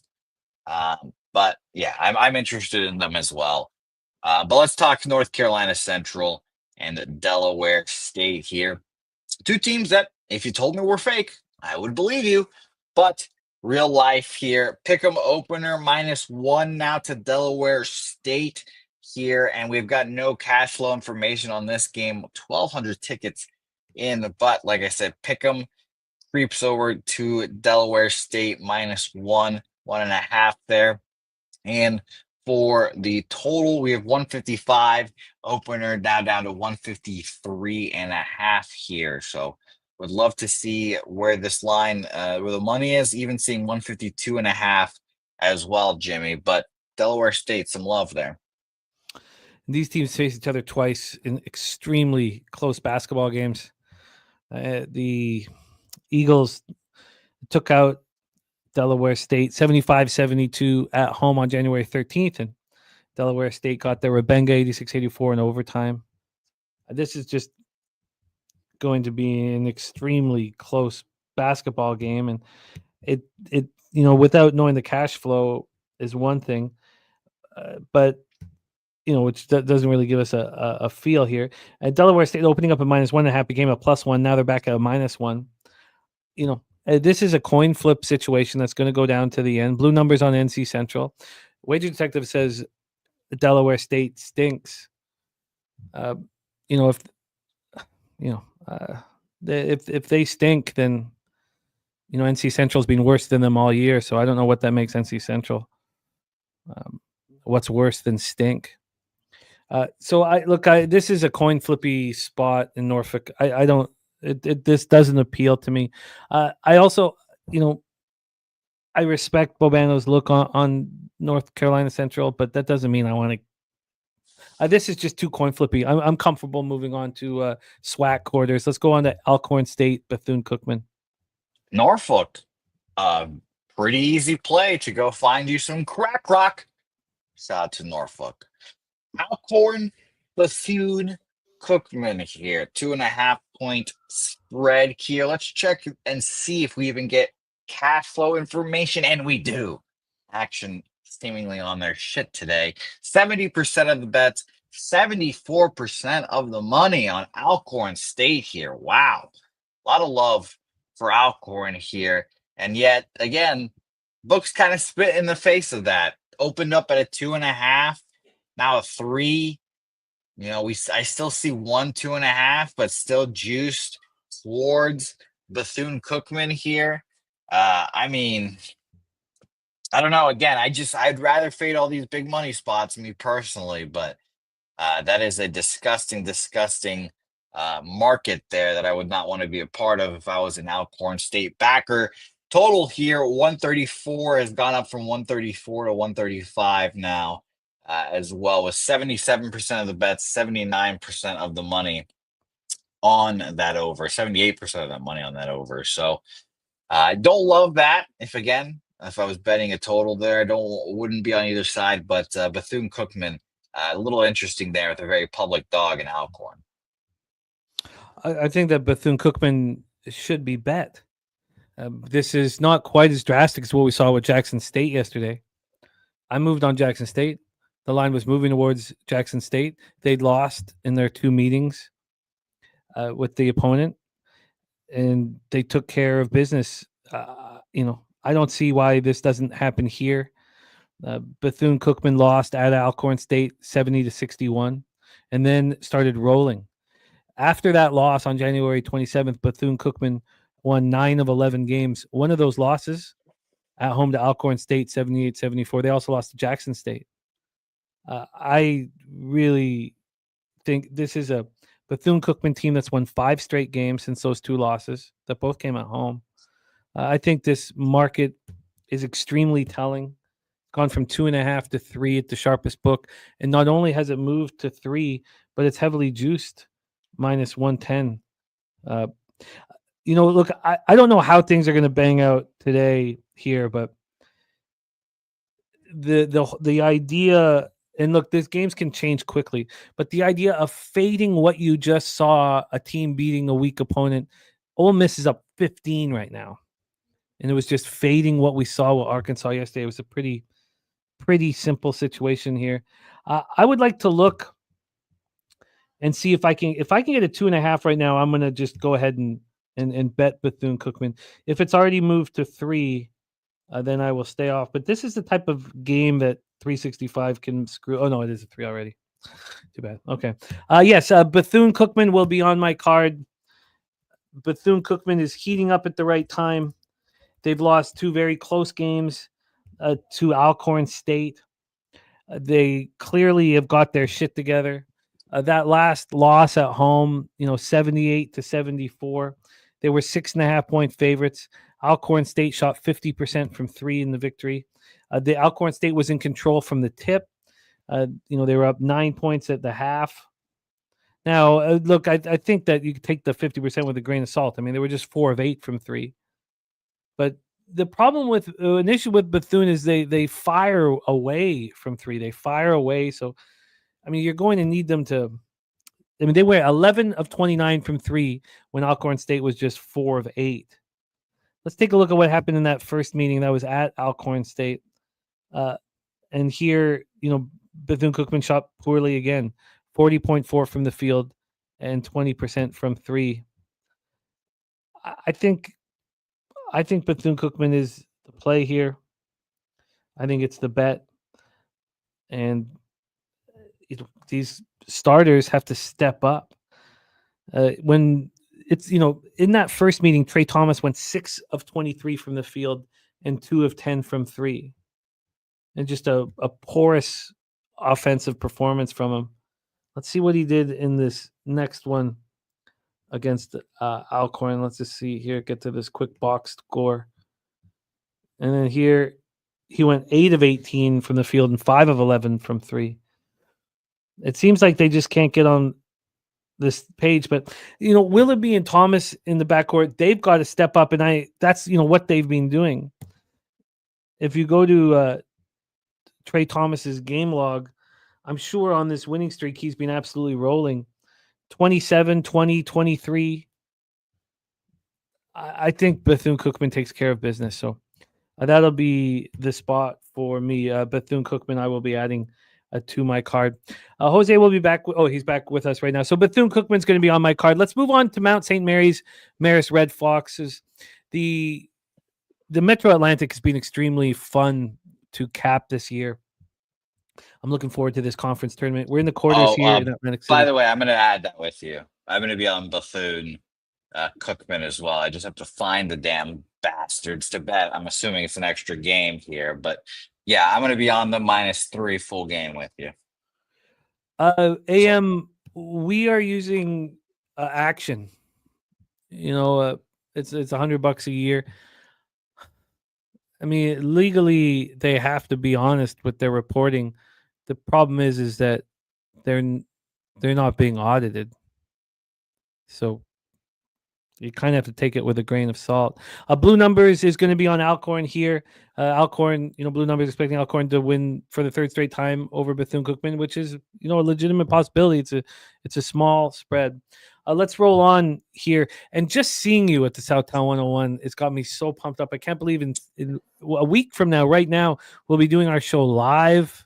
There'll be 50 people in that room right now. Oh, God, am I pumped up. Yes, and I'm going to say this now, Jimmy. I think this is going to be my drunkest Pubapalooza. Oh, I love hearing that. That's going to be the worry for me. I think it's going to be my drunkest Pubapalooza, but let us all find that out together here. And by the way, that is very funny. Shout out to you. My guy Spoons, Jimmy. I fell asleep with Marist on my card -120. I couldn't believe the market movement. And in this one, everyone fade a first coach angle. I want to back the Mount and Donnie Lynn. Shout out to you, Morgan Spooner. I just accepted and sent my Bethune-Cookman -3 bet. And yes, Nuke, that is a factual statement. It'll only take me 2 to 3 beers. By the way, Jimmy, just ashamed to admit this. I had one beer the other day. Fucking took me out. Took me the fuck out. I was loopy, had a headache after, was just dead after. I was just disgusting.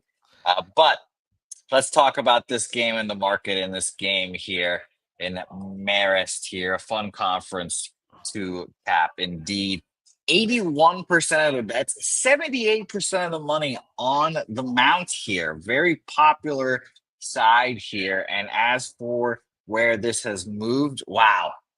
This opened up. And I need to double check before I say this real quick, but I'm seeing a +1.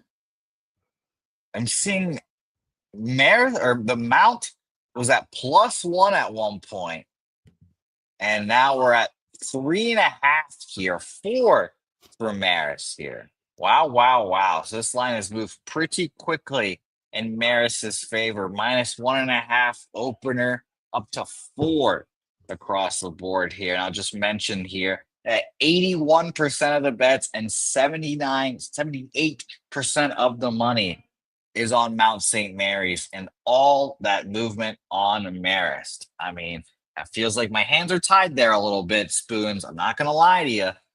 As for the total, we opened up 127, 125.5 is where we're at now, and we're at 68 and 69% of the bets and money on the over in this game. It's insane. That is nuts. It sounds like a Marist spot to me. It's insane. Marist won at home in the first meeting between these two teams on December 6th, 53-50. They played each other again just Saturday. And yet again, I guess this is different. This time Mount St. Mary's won by 10. Look, this is just nuts to me. DC Capper trusting the market movement. I get it, but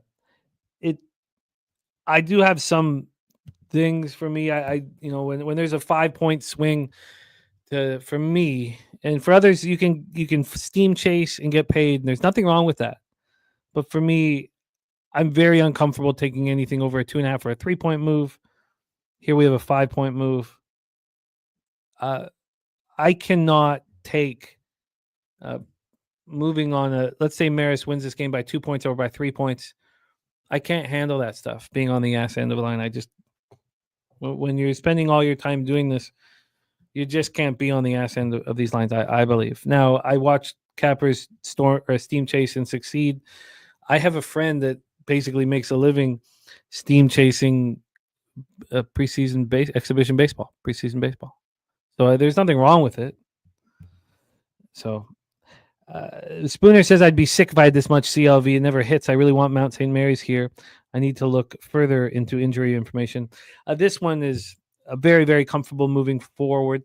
Let's talk about the USC Trojans here that were very good to us yesterday. Very, very good to us. Very helpful.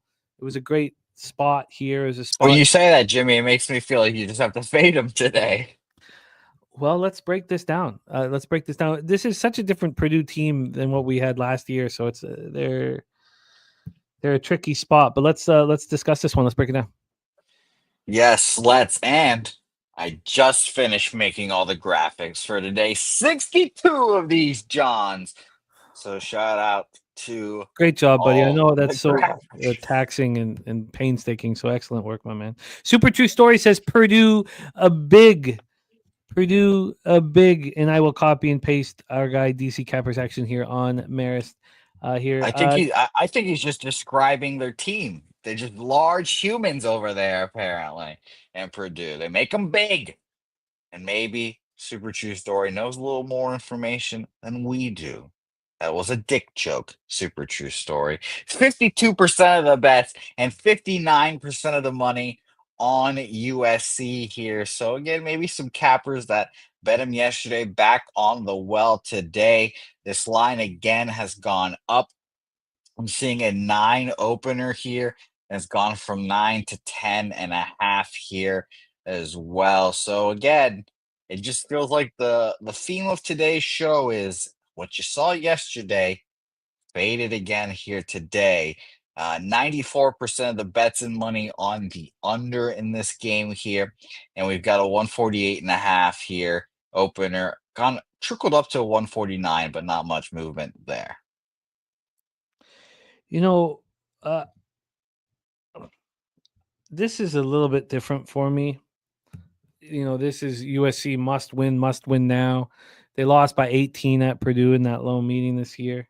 I think that was the lone meeting. I don't remember.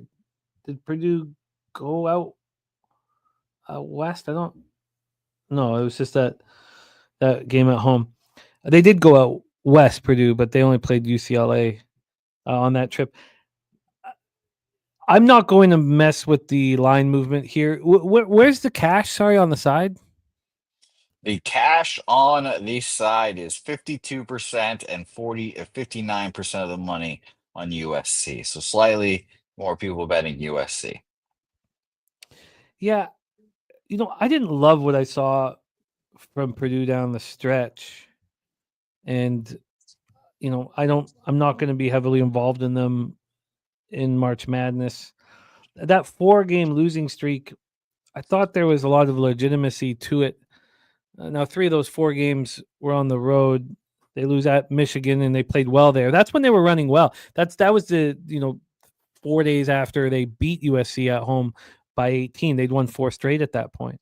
But they lose to Michigan by 2. They lose at home to Whiskey by 10. They lose at Michigan State by 9, and then they lose at Indiana by 15. So they get a couple victories and then lose at Illinois on senior night. You know, we were on Illinois. That was our Friday show. Shout out to our guy, Gorky. Gorky, thank you so much for all the support you do on our channel, man. Love our guy, Gorky. This is, I kind of like USC here to, playing with the house's money. They got nothing to lose, playing against a team that smashed them. In saying all that, this is going to be a huge Purdue crowd, that they travel well, and it just doesn't. I'm not going to go up against line move. I'm not going to say that the line move's wrong. This is one of the spots. I do think the teams that are playing with house's money, which is why I want to study the LaSalle spot a little more, are dangerous. They got nothing to lose. So, but I'm off the spot. Let's roll on to the UTSA spot. We've already heard from Mr. Belvedere saying he's going to fade the UTSA Roadrunners. And, of course, right away, Spooner said, well, I'm on the UTSA Roadrunners here. So let's set up this one in Fort Worth, Texas. Yeah, Lynn, how about you suck our dicks, Lynn? Because the UTSA Roadrunners are rolling through. Now, maybe your dick. I'd prefer Mr. Belvedere. That if I had the image of Mr. Belvedere sucking my dick ingrained for the rest of my life, I wouldn't be able to sleep. Anytime I was in a good mood, it would end right away because I would just think of Mr. Belvedere blowing me. Would it make you feel better? Would it make you feel better if I was more referring to ours, meaning me and Morgan Spooner, as he is a UTSA backer? Now I'm actually UTSA here.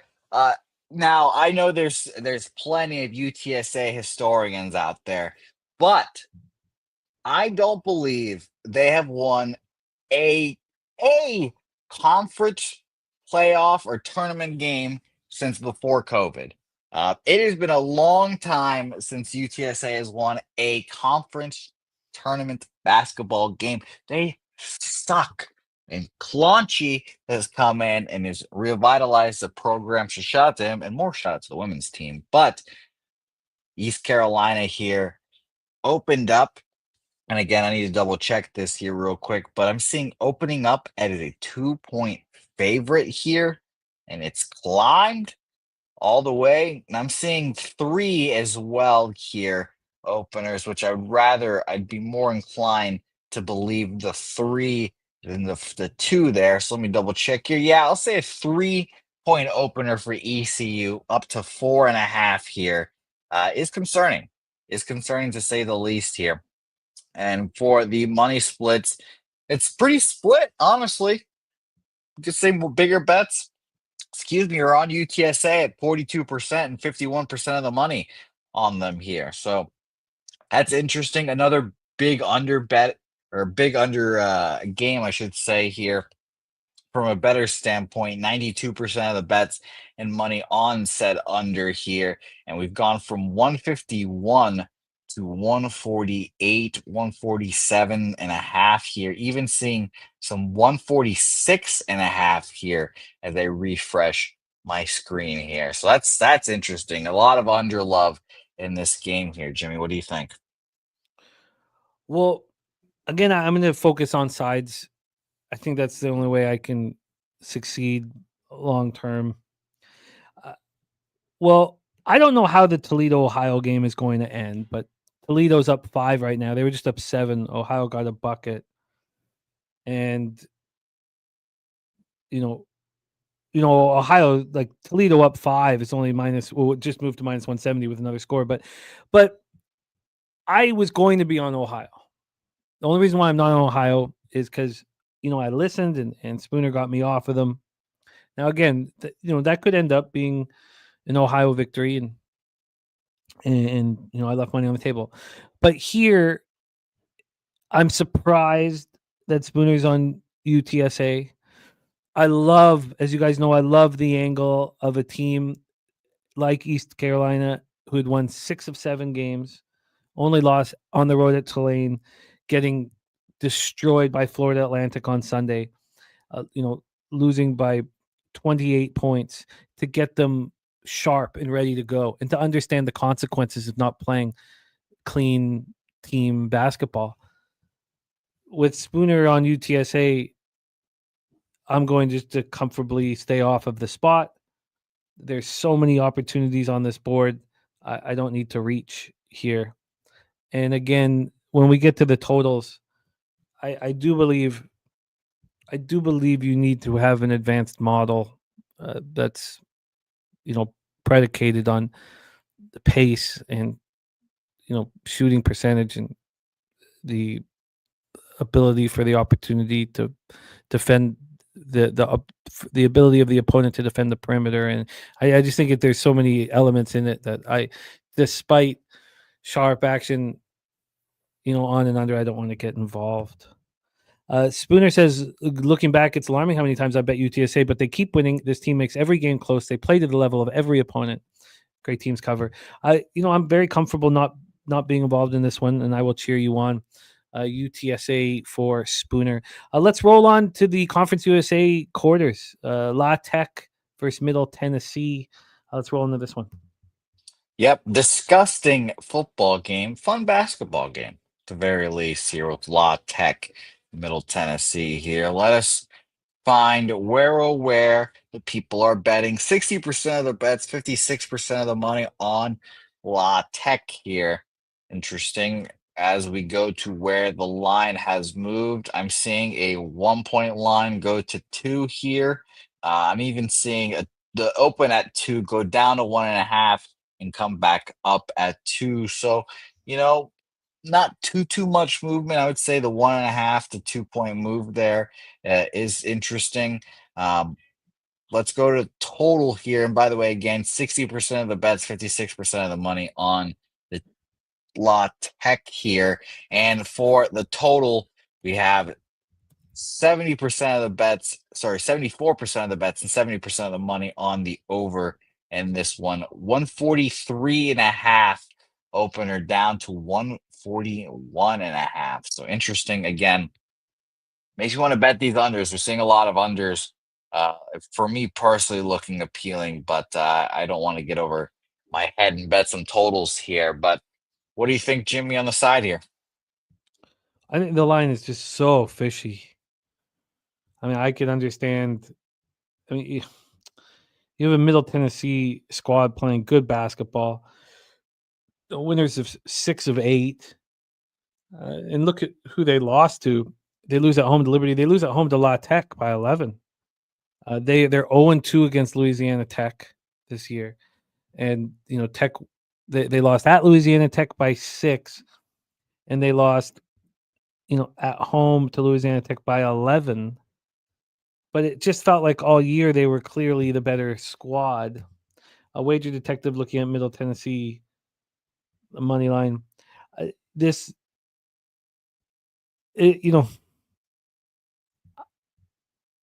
I guess what we should do at this point is look at, who did Louisiana Tech have trouble with, and compare that to Middle Tennessee, because it certainly feels like La Tech has Middle Tennessee's number. Middle Tennessee was rolling; they only lose to La Tech and Liberty down the stretch, whereas La Tech lost at home to Kennesaw State by 22. They lost to weak teams like Western Kentucky. They lost at home to New Mexico State by 12. It's I've got to look at exactly what went wrong in those two games. Let's look at the one at Middle Tennessee at home. I mean, Middle Tennessee 6.5-point favorites, and they were losing all game long. And they don't have an excuse. 45.3 from the field, 41.2 from three. Rob Free has got La Tech +2 as his play of the day. I get it. I think it's difficult to beat a team 3 straight, but something's up here. They just have this team's number, and La Tech easily step up in these big tournaments. I'm going to be off of this spot. I'll cheer on Rob Free, and very dangerous to go up against Rob Free as well. So I'm comfortable moving on. If you want to add anything, do, because our next spot, we do have another Spooner spot. He is on Seattle U Redhawks, so it's going to be a fun breakdown. Yep. Shout out to you, Spoons. Hope you're doing well out there, and hope your Cubs do well as well. I've been thinking about them recently as well. But let's talk about Seattle U, because ACU, aka Abilene Christian, has 86% of the bets and 81% of the money on them here. So very interesting. Another very public dog here. 5 opener goes to 5.5. Even seeing some 6s on the board here as well. Let's see here. I want to check one more book. I see more of like a 6 opener going down to 5.5, going down to 5, and coming back up, to 5.5. So an interesting movement with this line. All that money on Abilene Christian. Still kind of do like Seattle there. 71%, 73% of the money on the over here. And we've seen this line. Where's the total here? We've seen this line go from 133 to 132, 132.5 here. So slight movements down here, but Seattle looking semi-appealing, Jimmy. Yeah, I can understand that here. They faced Abilene Christian early in the year, January 11th, beat them by 2. Then they went to Abilene Christian on Thursday, February 13th, and lost by 16.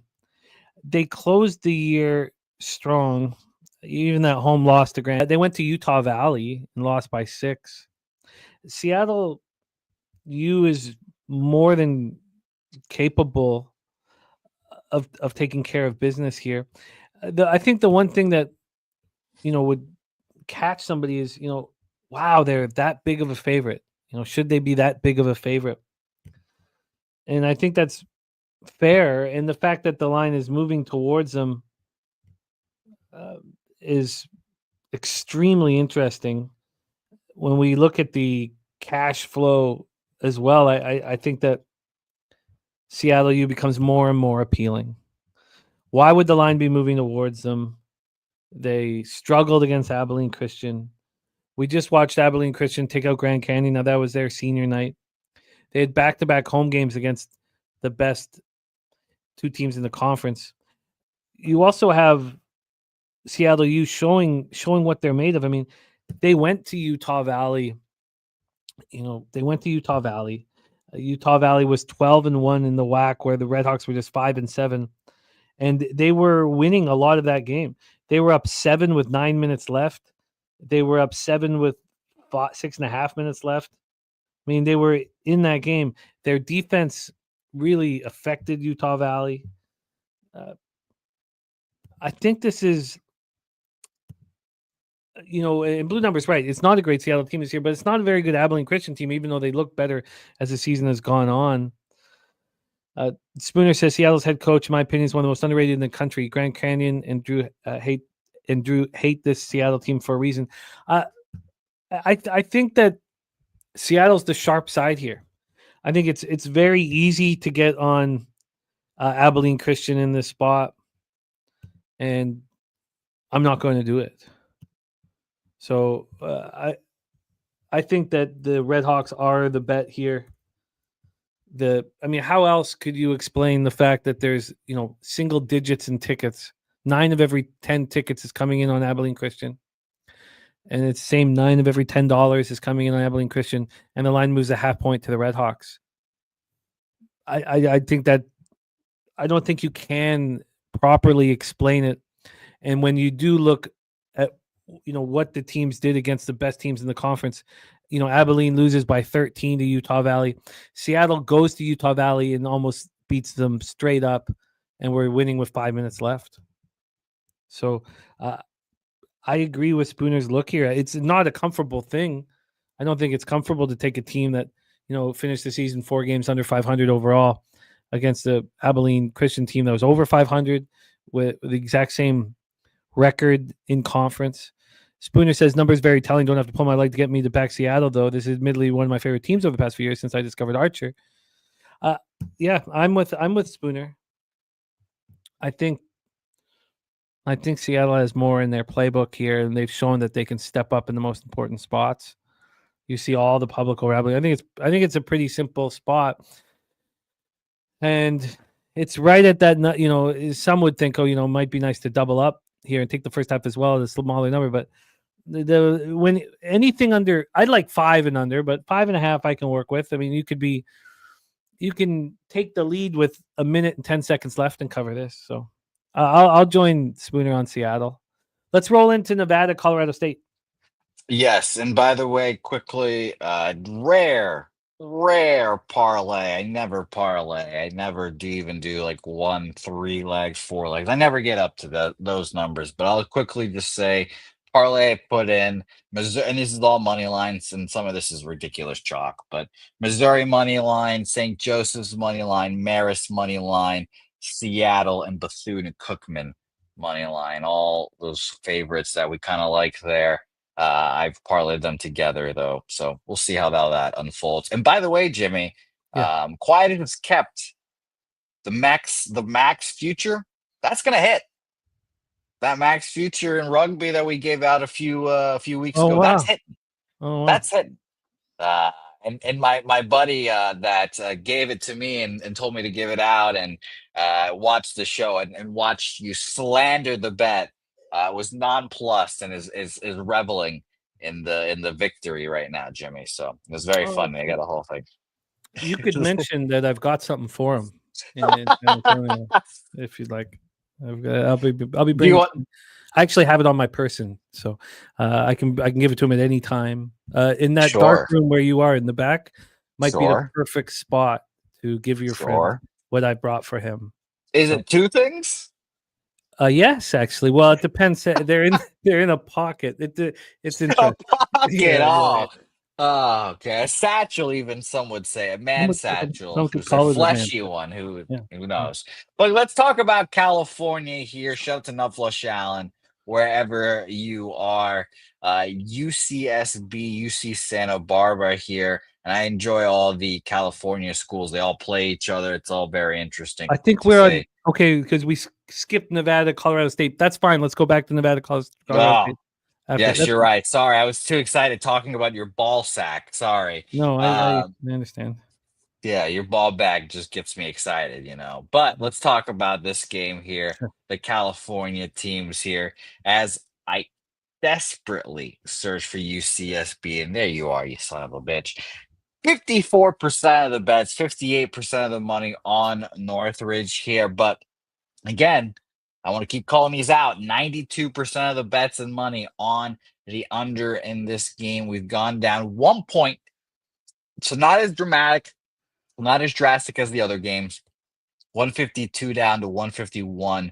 Even seeing some 151.5 here. And I will say that where we used to play our poker dropped it down to 150 at one point here as well.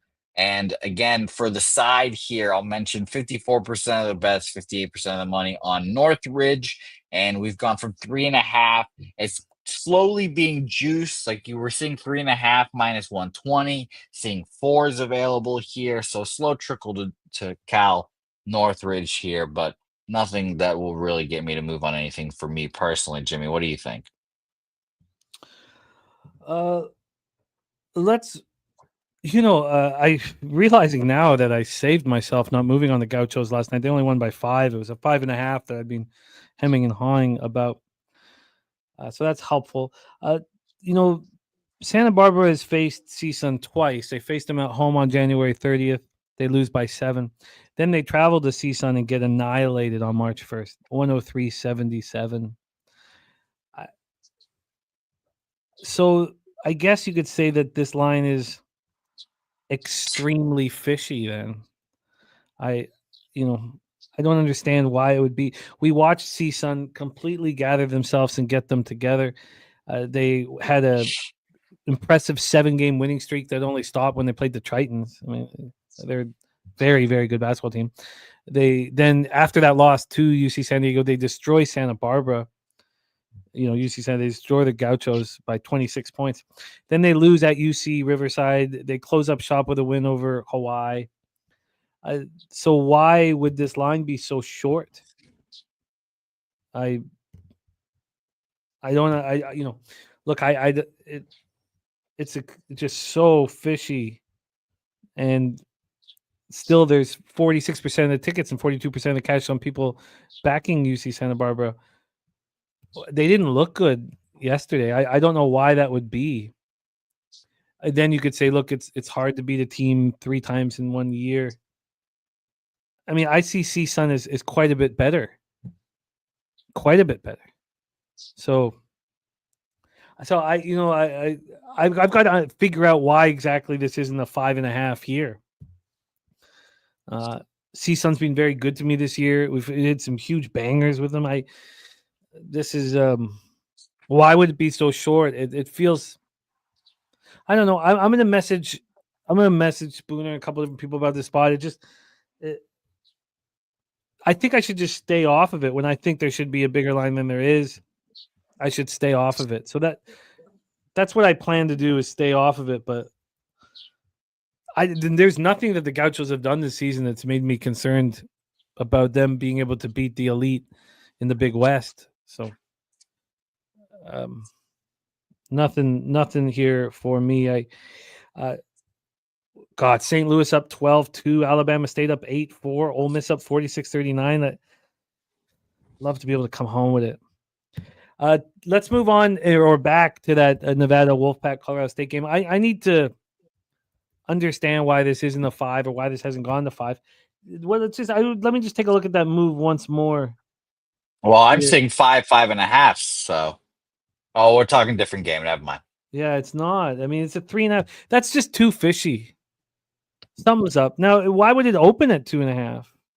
This team just won by 30. Like a, yeah. I do not expect CSUN to make my card. Let's roll on to Nevada, Colorado State. Yes, your tremendous sack has gotten me rattled. So we're rolling back to Nevada and Colorado State here. I'll tell you right now, old Nevada here is at scroll. I just have to do Control F to find it. 51% of the bets, only 40% of the money on them here. So not much action on them, but this line has trickled and it's flooded, I guess, as Troy would say, to Colorado State. Now 5.5 from a 4, with 49% of the bets, 60% of the money, and 78% of the bets and money on the over in this game. And we've gone down from 139 to 138. Jimmy, what do you think? Colorado State has been beating very tough opponents and beating them badly in the 7-game winning streak.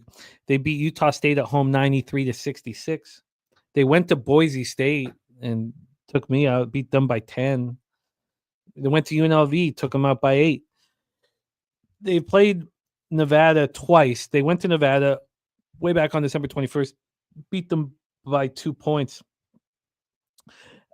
Since that game, since December 28th, this Colorado State team's lost 3 games, just 3. And, I understand why this line's moving towards them. And then you hear Spooner on Nevada. which is, adds another level of trickiness to the spot.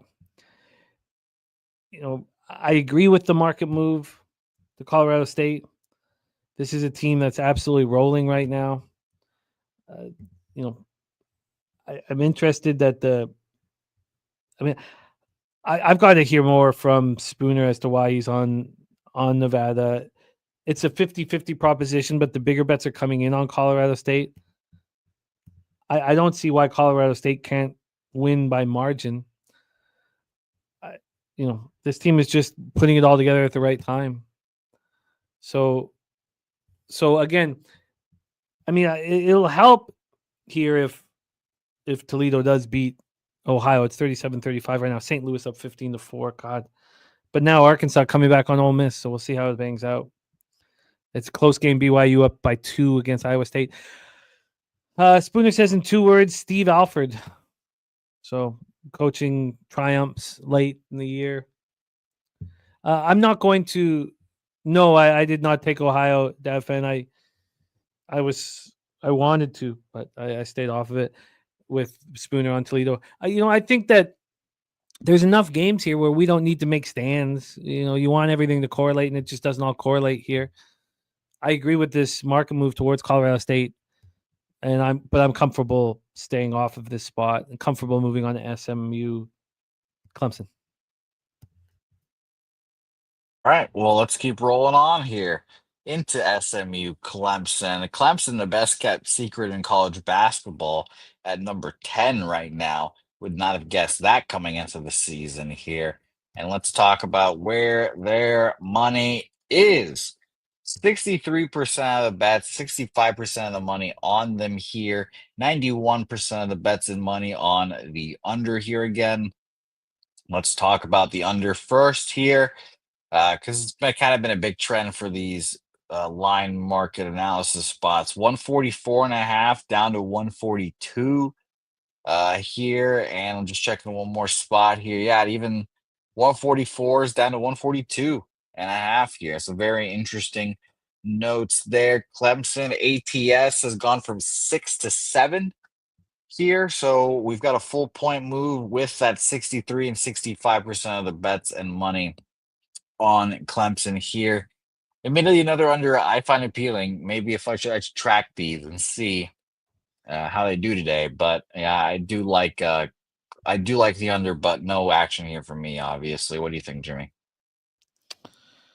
Oh God, I just want these to come through and be a catcher. I think that SMU can be in this basketball game. Clemson is a great basketball team, and this is no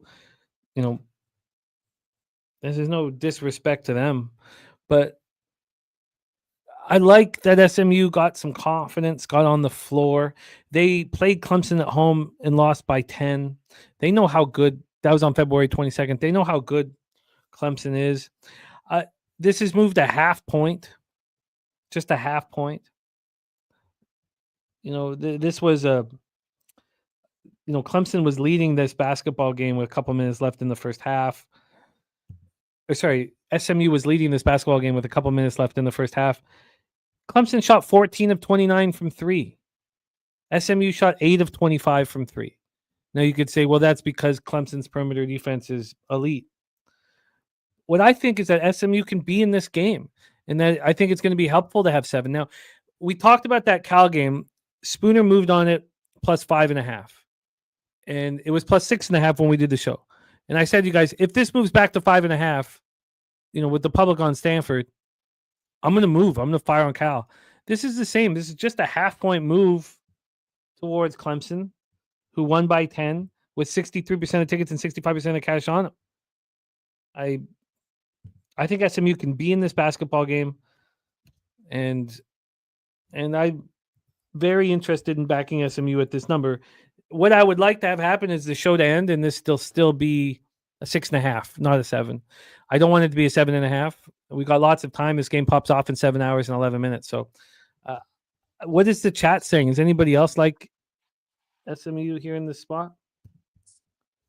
Doesn't seem like it.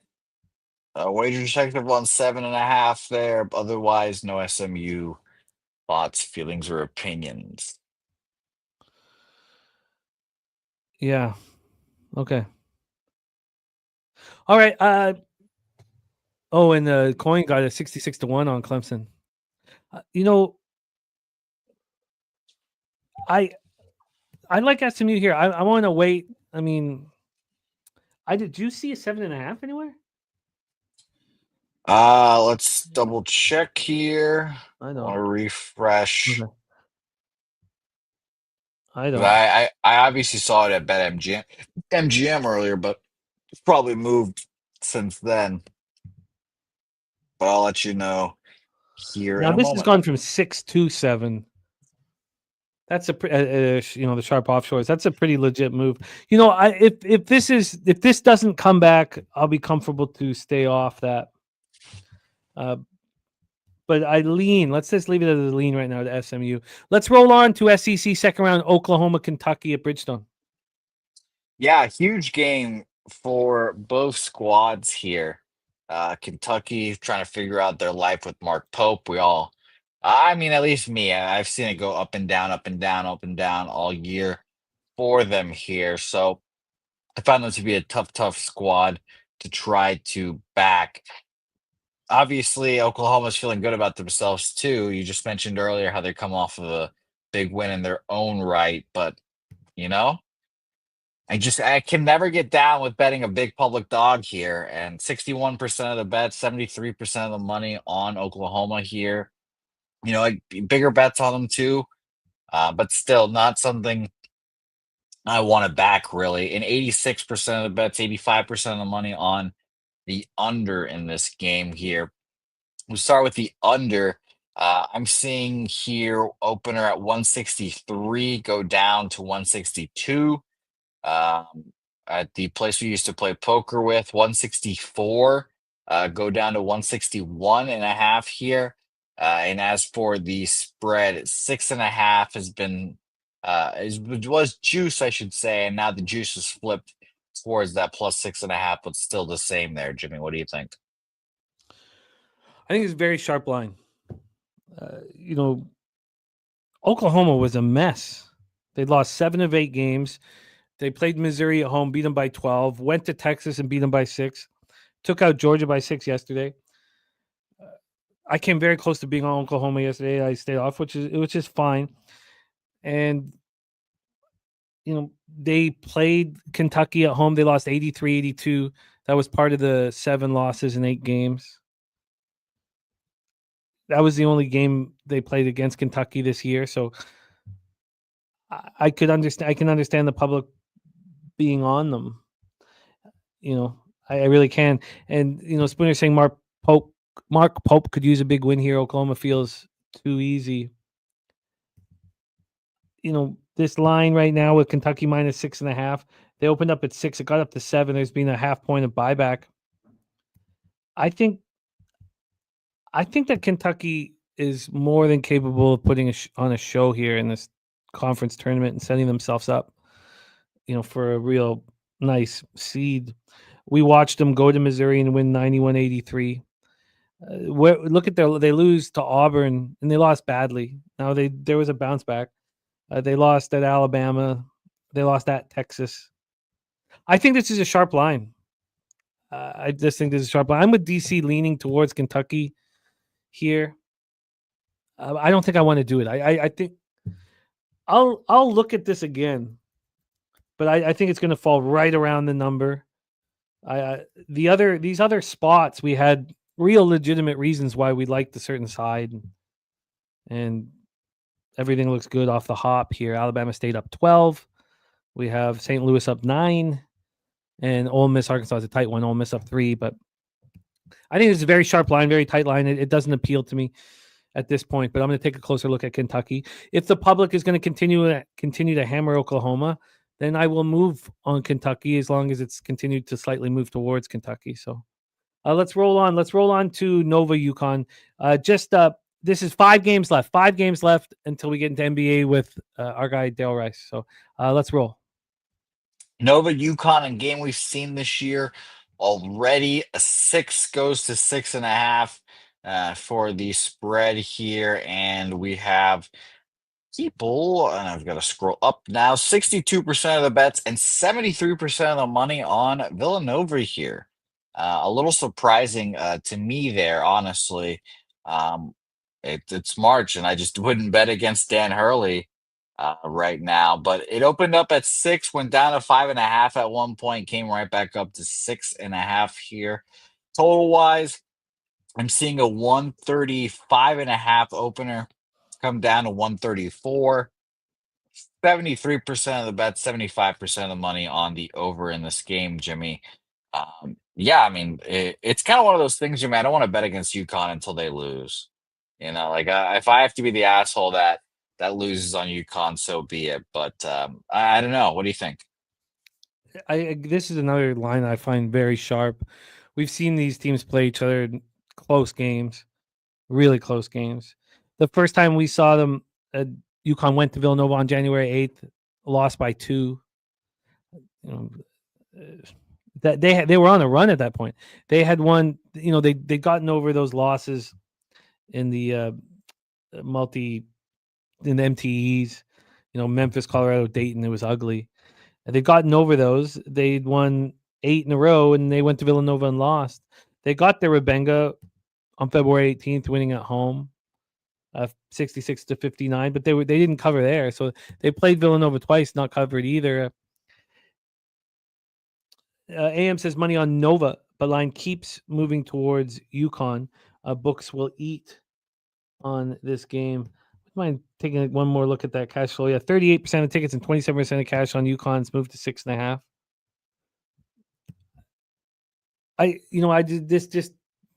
I don't feel like I have an edge on this line. I can completely understand what AM is saying.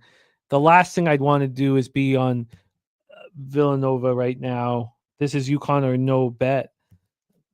Villanova here is a public dog. Everybody just, watch them manhandle Seton Hall in the first half and then take their foot off the gas. We all watched them go to Georgetown and lose 75-73. We saw who Georgetown really is in that loss to DePaul. I mean, look at they've won 4 games, 4 of their last 5. 2 of them were against Seton Hall. Now they beat Marquette at home 81. This is a sharp line. I don't feel like I have an advantage here. Now I am saying Nova gets blown out here. I haven't seen enough of UConn to trust them to win by margin, but they're the only way I'm looking right now. So I'm comfortable moving past. Let's move on to Jayhawks, Arizona Wildcats, because this has been an interesting spot. We have BJ Max betting Arizona money line, and we had Justin McKelvey tell him that he thinks that's a mistake, and he's on the Jayhawks. So let's move over to the Big 12 championship quarters. Sure. I got you. No problem. Now, Jimmy, I'll tell you this. Sure. No, you're good. This is an Arizona Kansas game that is, marquee to say the very least. But heavily bet is also the other word you can say. And we have no cash flow information on this game yet. 10,000 tickets in. Nothing yet on the side total or money line there. And by the way, that was our lovely chef at Zaptown 101 who's cooking up something nice for us here at Public Palooza. So shout out to Chef. Can't wait to have his burgers here soon. But open up at 1.5 here. I'm seeing 2.5s across the board here for Arizona now. Kansas been in free fall, and again that 1.5 opener is really at the place we played poker with. I'm seeing 2.5 basically across the board. Otherwise than that here, so 2.5 opener has not moved much. Total in this game again, don't have any cash flow information, but we've gone from a 153 to 151 at the place we used to play poker with, and at other places has not moved. 151 opener, 152.5 down to 151 as well. But Jimmy, what do you think about this one? I'm amazed that Justin and BJ have so much confidence on their side, because I'm more with Zoe. How can anyone really tell which Kansas team shows up? Spooner says on Sunday we're all going to feel like idiots for not seeing how obvious it was that Kansas would pull it together and win the Big 12 again. We just saw these teams play. They played once this year. They played on last Saturday, and Kansas beat Arizona 83-76 at home. I imagine Arizona, has something for them, but I don't really trust either of these teams. They shot almost identically. It was the issue was a little bit towards the rebounding in the second half, but again, this just feels like a sharp line, and I can't sit here and look when the Jayhawks lose by 30 or 40 points, and then lose again to the Utes, so they're out, West getting crushed. They come back and smash and grab a team that's a sort of thing I expect. Is it possible that Kansas comes in here a little bit relaxed because they got through the UCF and won overtime, and they're not going to be publicly ashamed, and they can go back to campus? We were on them at Houston. It was all because of Justin. Justin knows this team really well, and I doubled up on that spot. But they lose at Utah, they lose at BYU by 34 points. They come back and destroy Oklahoma State. I think that was all in the cards. This isn't a spot where I can sit here with confidence and bet. I could say, look, I think Arizona gets Rebenga here, and I think that the market is indicating that. Yeah, I could say that, but can Dickinson run the boards late in the game? Yeah. I don't find it appealing. We got 3 games left at 11:30, and we can roll through them here quickly. Take a couple minutes on each game and then roll into it. We don't need to do full breakdowns, but just set them up for further looks because we're still 9 hours away from them and getting right into NBA. So why don't we do that? Look, I love that you guys have the confidence that you have on either side of Kansas, Arizona. I don't, and wouldn't be able to find it. So let's roll on to Tarleton, Cal Baptist. Yep, no spread information on this one. 74% of the bet, 73% of the money on the over. Not much movement on said over, or said total, I should say. It's even, if you can say, it's even gone down some here, and the spread gone from 6.5 to 6 to 5.5, even at some places. What do you think? Well, let's just go into their heads up. So we have no cash flow information, you said? Not on the spread. Yeah, we have total here, and no one cares about the money line. So, shout out to Bailey Allen, who graduated from Cal Baptist and now is in med school. Tarleton coming off, a loss to the best team in the conference at home, Utah Valley, and showed hard. It was seniors night. It was on Saturday. That came on the heels of losing at Cal Baptist by 20. By 20. They had beaten Cal Baptist at home 67-57. Why exactly did they fail to menace here before seniors night? Were they looking ahead towards seniors night? Cal Baptist shot 45.8 from the field and 46.4 from 3. This score, by the way, and I remember this game well. This was 24-7 for Cal Baptist. 24-7 off the hop. Tarleton just got absolutely destroyed, absolutely annihilated against a team that they'd beaten previously at home. So you have Cal Baptist here as 6-point favorites. You've had a half-point move towards Tarleton State. I think Tarleton State plays well here. We saw them take on Utah Valley and almost get the W there. Now, the problem with Tarleton is every time they've been on the road, they've been destroyed. They lose by 20 at Cal Baptist. They lose by 10 to UT Arlington. They lose by 25 at Utah Valley. They lose by 37 at Seattle U. They lose by 11 at Abilene Christian. They lose by 24 at Grand Canyon. They lose by 4 at Utah Tech. We've done this. We did this before the Cal Baptist game. Or it was the UTR. We did this last week. We went through this and we said, look, this is a team in Tarleton State that hasn't went on the road all year. So why would anybody think that they're going to do something on a neutral court? The only reason why I can't move on Cal Baptist is because Cal Baptist just destroyed them. And this line's moved a half point towards Tarleton State. I don't know how anybody can trust Tarleton State outside of their own, barn. So now coin leaning towards Tarleton State, and Wager Detective looking at the over 126.5. Spooner says I got really close to Tarleton State. This roster is so young and has grown so much throughout the season. The on-court leadership is obvious to my eyes, and I don't want to put too much faith in that. Wager Detective on Cal Baptist here. This one doesn't appeal to me. This doesn't correlate enough. Let's move on to UNLV, Utah State. We've already heard from Bobano on UNLV. Just 2 games left before we get to the NBA. Let's roll into this one, Jose. Yep, pretty split ticket-wise here on the spread. 51% of the bets, 49% of the money on UNLV.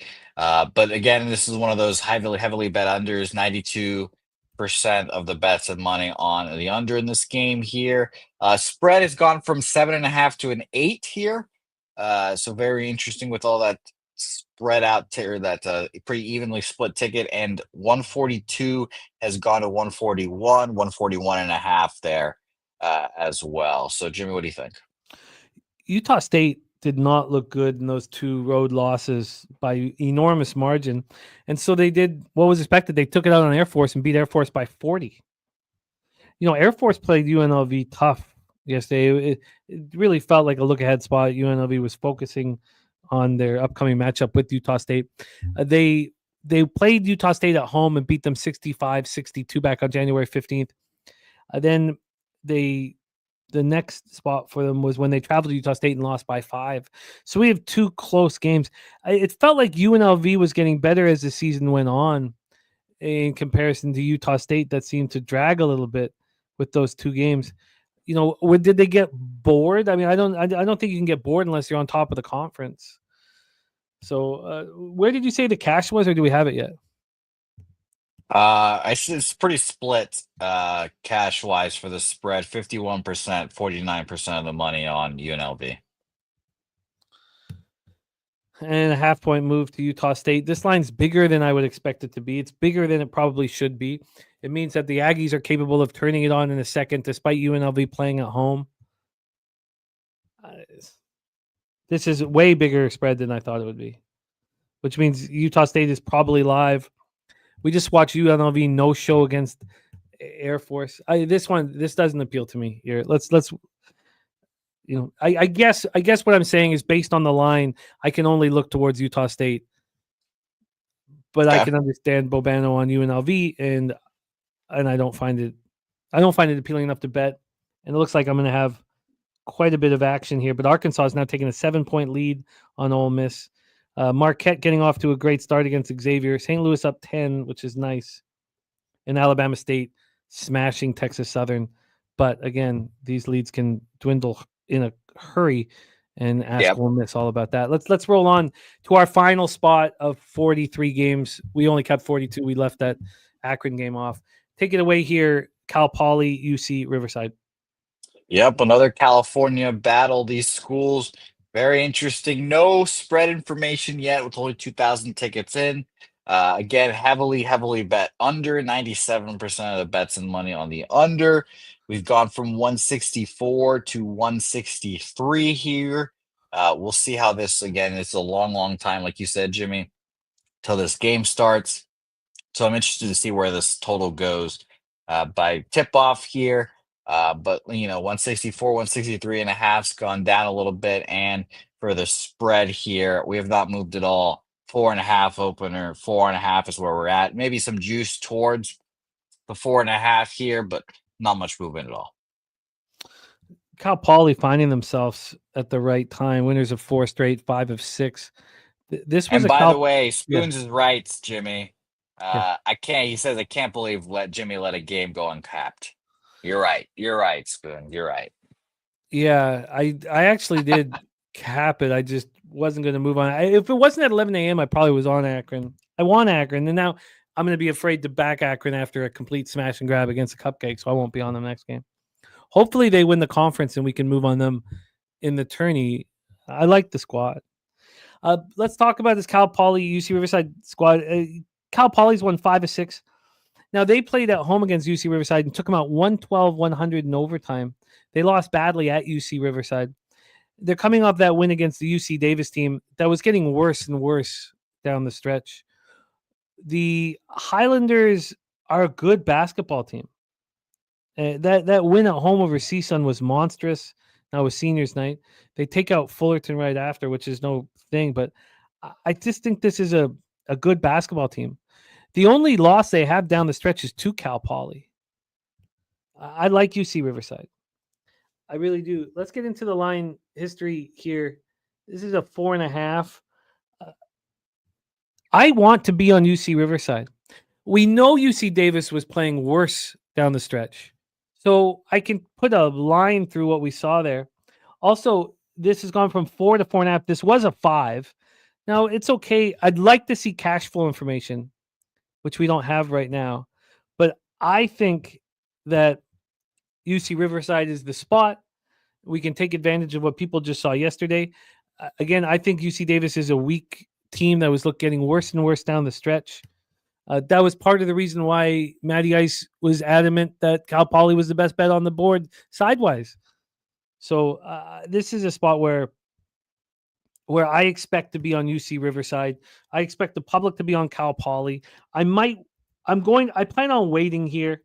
The problem with waiting is when you're done, a 5-hour show and then you get your action in and then you start prepping for tomorrow, that the 11:30 games become a little less appealing, especially if you're off to a winning start.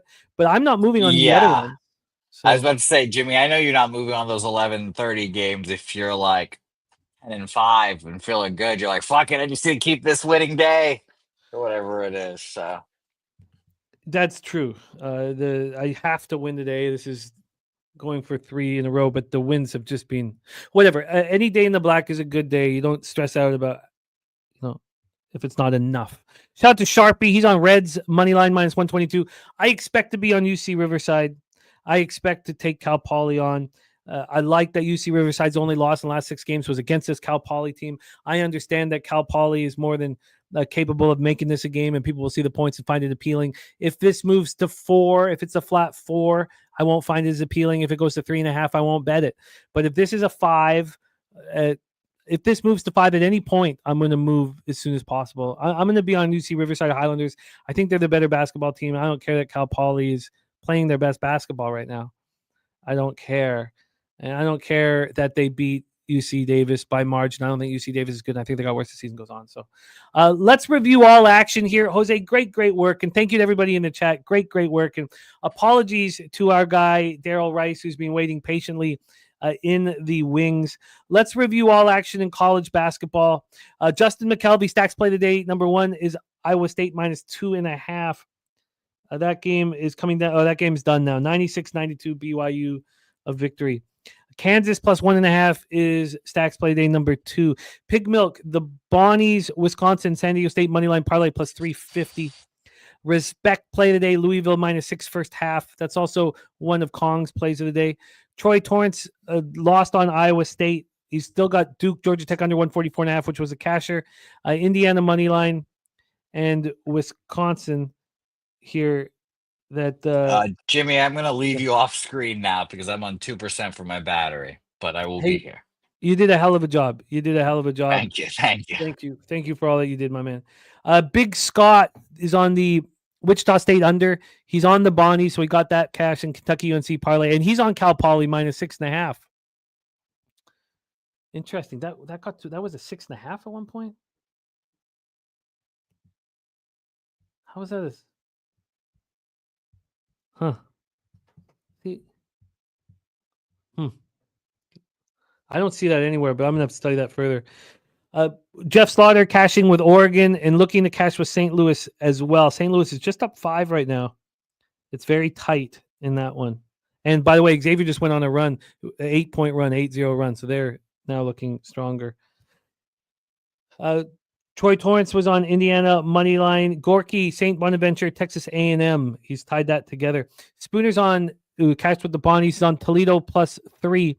Right now, Toledo is up 4 with 15 minutes left. That's going to go down to the wire. He's on Marquette -2.5. Texas +6.5. Eastern Michigan +5.5. Morgan State +3.5. Nevada +5.5. UTSA +3.5. By the way, I bet Morgan State +3, and I saw that it went to 3.5 in my book, which is disconcerting. Coin is on Indiana +2. He's on the under 141.5 in the Oregon game. Xavier +2.5. Butler +12.5. San Diego State under 134.5. Colorado State -5. Then Bobano gave us Georgia Tech first half. That was an easy casher. He was also on Butler +13. Did they get back in that, or was that just a same? No, that was a 21-point victory. Okay. Then we have best bet from BJ's Arizona money line. Bobano was on the over 144.5 in Indiana, Oregon. He was on Iowa State -145. He is on Arkansas +4.5, and now he's in absolute business. It was a mistake going up against him. I thought I was in a great spot. He's also on the over 144.5, and that live total is 152.5. So it could be a important double up there. Kong's Clips, I said Louisville first half and Houston first half. Bobano is on Ohio money line at -142. They're down 4 right now. I was going to join him before we had Spooner on the other side. He's on the over 157.5 on that one. That live total is 147.5. Bobano moved on Alabama State. So did I.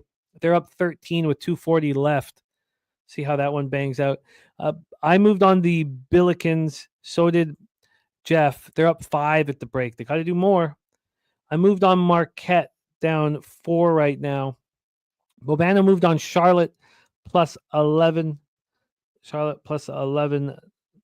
They are just starting right now. Then Bobano's on San Jose State +16. He's on Texas +6.5 and the over 138.5. Spooner's on Eastern Michigan +5.5. That had gone down to 4. I have a lot of interest in George Washington. I expect to get there. I already bet Boise State and Morgan State. I have interest in Kent State first half. I'm not sure if I get there. Additions to Bobano's card: USC Purdue over 148.5, UNLV +8.5, and NC Central +1.5. I'm very interested in Texas Tech and Missouri and St. Joseph's as well. But then I don't know if I want to mess with Dumfries Magic. Bethune-Cookman. Did I bet that already? Sorry, let me just check if that was part of my action. No, it wasn't. Why wasn't it? I guess it already moved to 3, and I didn't feel I'm going to be on Bethune-Cookman. Then Seattle interests me very much. I got to figure out what to do with CSUN and SMU and Kentucky for that matter. Those are all going to need some extra looks.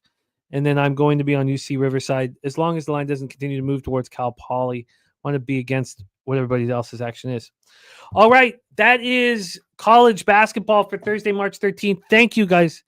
That was Cal Baptist. Thank you, Big Scott. That's very helpful.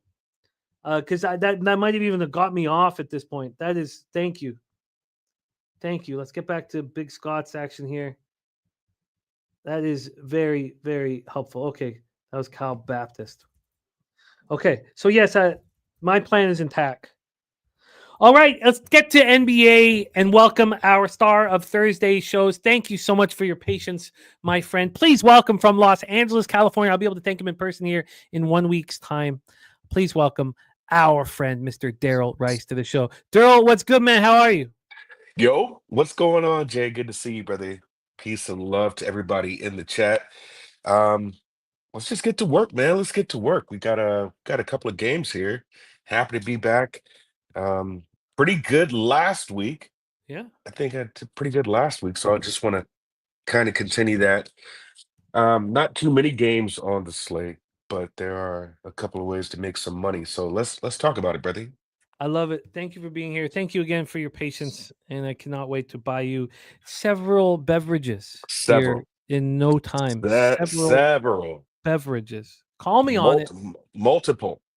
Yeah, I Yeah. mean, we're not just talking about a couple, right? We're talking about multiples upon multiples. Yeah, we're gonna get a loop. Let's roll. Yeah. We start 7 p.m. Eastern with the Washington Wizards, who have been awful this year. 13-51, 6-25 on the road. The Detroit Pistons, 37-29, 18-14 at home. We're at Little Caesars Arena in Detroit, Michigan. Washington, though, playing quite a bit better. Now, these teams just met here in the 123-103 Pistons victory on Tuesday. 2 days ago, yeah. Yeah, this is game 4 of a 7-game road trip for the Wizards. This is game 2 of a 3-game homestand for the Pistons. Washington 2-3 over the past 5. Both teams playing at a quite fast pace. One thing you're going to notice is there's some real poor shooting from some of these teams we're going to talk about today. And Washington's one of them. 40.3% from the field over the last 5 games. That's the lowest number that I've written down this year. 32.2 from 3. Detroit 3-2 over the past 5. Third fastest pace, 103.5 possessions game, shooting 49.8 from the field and 31.5 from 3. We have a move towards the Wizards. They opened up as 15-point dogs. They're now 13.5-point dogs. A 1.5-point move towards them. Let's get to the total here. We have a 235.5. It's juiced to the under. This has come up from 233.5. Let's get into the cash flow for this spot. We have a 50-50 proposition on the spread and just 52% of cash on the Pistons. So very, very tight. On the total, it's the same deal. 52% of tickets on the over and 53% of the cash here. So let's roll. That's a great idea, Wager Detective. That's a great idea. It's tricky, but a great idea. I've got a couple things I got to get up. I got to get up the shoot arounds, and let me get those things up. Why don't you begin telling us your thoughts on Wizards Pistons? Yeah, just there's a couple ways I'm going to approach this game. So I'm not going to deal with the side or a total. Last 2 games they've played has been absolute blowouts. So, of course, the game 2 days ago, they played 123 to 103, so 20-point blowout there. And then the game on November, 124 to 104. Closest game that I see was the one played in March, which was the season prior. But you had a completely different roster there also. So even if this game is a blowout, I still believe you get high volume usage out of Cade, right? He played 31 minutes last game, and he was 11 for 23. So he's going to give you a lot of shots. So I think the way to go is what we've played for a while. If you were following in the beginning, we were playing Cade's PRA. I think that had gotten as high sometimes as 43.5. But we're stuck right back at that 41.5 number, which I like. So I did play Cade PRA at 41.5. But I do like that the only real big that I think that the Wizards have is Alex Sarr. And he's trash in comparison to Jalen Durant. So another play that I did make is just going back to what works, man. And that's cashing Jalen Duran's rebounds. You can take his points also, but he's pretty efficient. His last game he played, I believe, 22 minutes, put up 11 shots, made 7 of them. But he is getting boards, and his boards right now is at 12.5. Would not be surprised if this just lands on 13 again, because even when he played with Joe Val on the Wizards, he still put up 11 boards, and that's with a bigger person. So I don't know. I think that the good spot here is Jalen Duran's boards as well as Cade PRA at 41.5. Even if it's a blowout, Jalen's going to still be able to get those boards, man, in like 23 minutes, you know? So even if there is some type of blowout, I do believe those boards are there for him. And I do believe with the volume that Cade plays, that he'll get enough burn to get over that 41.5 PRA. So even if the game is tight, that's even better, because you'll get more play out of both of them. So yeah, just going ahead and just give me Cade PRA over 41.5 and Jalen Duran over 12.5. I've already stepped on those 2 plays. Only things I like in that game. What did you get on because I'm looking at 11.5 on the rebounds, but it's minus 139. Yeah, I got 12.5 at minus 115. Yeah. And that I would feel confident when this offshore elevates the juice but doesn't go up the number. It means they don't want people to bet it, and they're making They it don't less want people to appealing. bet it. Right. That's what I've always taken from it. Now the But 41.5 PR. Oh, say what? Have you noticed if those offshores will move later on in the day and just lower the VIG? Well, yeah, they generally do, and the Yeah, spots where they don't always catch my eye. yeah. I think that offshore is going to raise the number and lower the VIG later. I don't think they will, because Really? they would have. I believe they would have already done that. Once you get to the Okay. minus 140 range, they generally don't. Now, and Got it's it. something that when I was down in Costa Rica, I would focus on. I'd go down the prop. Which ones are they not moving up the number and they're making the vig higher to get people to bet to not bet, and I would bet them. And I had some. It wasn't a negative ROI. It wasn't a huge casher for me, but it wasn't a negative ROI. I have the Cade over 41.5 PRA at minus 122. What did you get it at? The Cade PRA, I have it at 41.5 at minus 115 also. All right, you're in business. Minus 115. I just saw something in the chat too. Absolutely tackle Jalen Duren's double-double. You just got to find something to parlay it with. So if you want to go to Cade's PRA, I mean, I've been cashing with Jalen Duren's double-double, but you've got to put it with something else. So I'm probably going on the show because there is one play I really feel confident about, but I'll see how that. I'll probably add that later. But yeah, Jalen Duren double is almost automatic. But my local had it at minus 206, so you're not going to play that.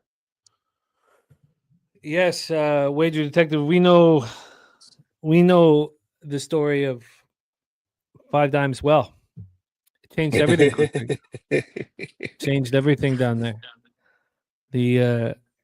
I had a couple of friends that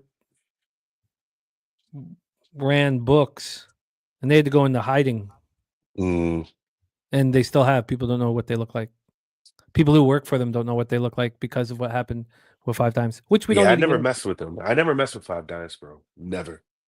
It's not a fun story. Yeah. That was how long had I been down there, Dan? At that point, like I don't know, 8 months. That's what I was like. I'd just been down there. I was like, oh, sorry, what? Okay. All right. Let's now. There's a lot of conflicting reports too about what he was like down there and how he treated people and stuff like that.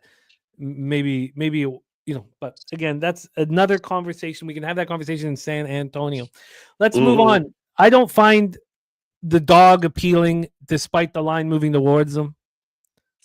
I don't. So this is not an appealing spot for me.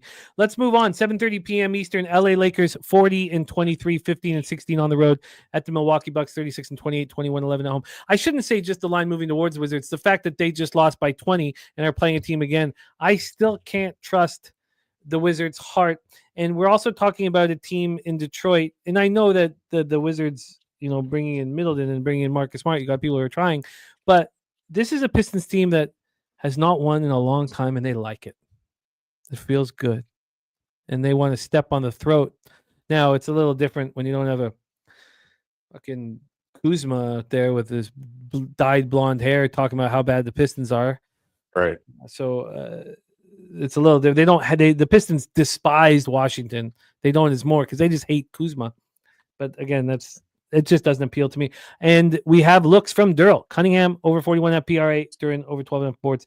Let's talk about the Lakers here. The first issue is that Luka is now on the injury report with an ankle injury. So that is new. We do know that now he's just a game time decision, and he's listed as questionable. We also know Rui out, LeBron out. Right. Over for Milwaukee, of course, Portis suspended. And then you have Dame and Giannis as game time decisions. And Lillard is listed as probable with the right groin tightness. So Lillard will be in. And then you have Giannis Antetokounmpo, who is listed as probable as well. So both will be in the lineup to face the Luka-led Lakers. Let's take a look at the line history here for this one. We have a total at 224.5. It's minus 108 to the over.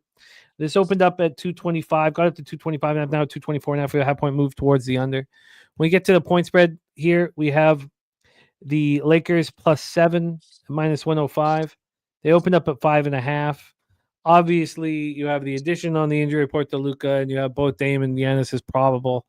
So maybe this was moved due to that and not due to the cash flow. Speaking of the cash flow, 61% of the tickets and 52% of the cash are on the Lakers. 78 and 74 on the over here. Lakers 3-2 over the past 5. Now playing at the second slowest pace in the NBA. 94.82 possessions a game. They're shooting the ball well. 46.7 from the field and 38.9 from 3. The Bucks playing at the 8th fastest pace in the league, 101.3 possessions a game, shooting the ball beautifully, 51.5 from the field, 37.7 from three. Lakers coming off their second straight loss, 111. Was it 118, 111? No, I think I missed the 111, 108 at Brooklyn on Monday. This is game 3 of a 4-game road trip, and it's the first of a back-to-back. First of a back-to-back. They play at Milwaukee tomorrow. The Bucks coming off their third straight loss, 115, 114 at the Pacers on Tuesday. So Luka's not going to play both of these games. Yeah, it's bad timing right now. Bad timing. Yeah. Now, I wouldn't put it past the Lakers to step up with both Luka and LeBron off the floor. The chance for a middle is gone because the 5.5 would have had to be bet, not the 7. Despite Luka coming out and then you get a 9. Like, I mean, just the middle is not there. Saturated. Looking at Austin Reeves. Yeah, they're big back in that. absolutely. Robert Franklin on the under 12.5 boards for Giannis Antetokounmpo. Let's hear how Darryl wants to bang out this one. Lakers, Bucks, take it away. Yeah, so this is crazy, right? Because you can see the Boston game.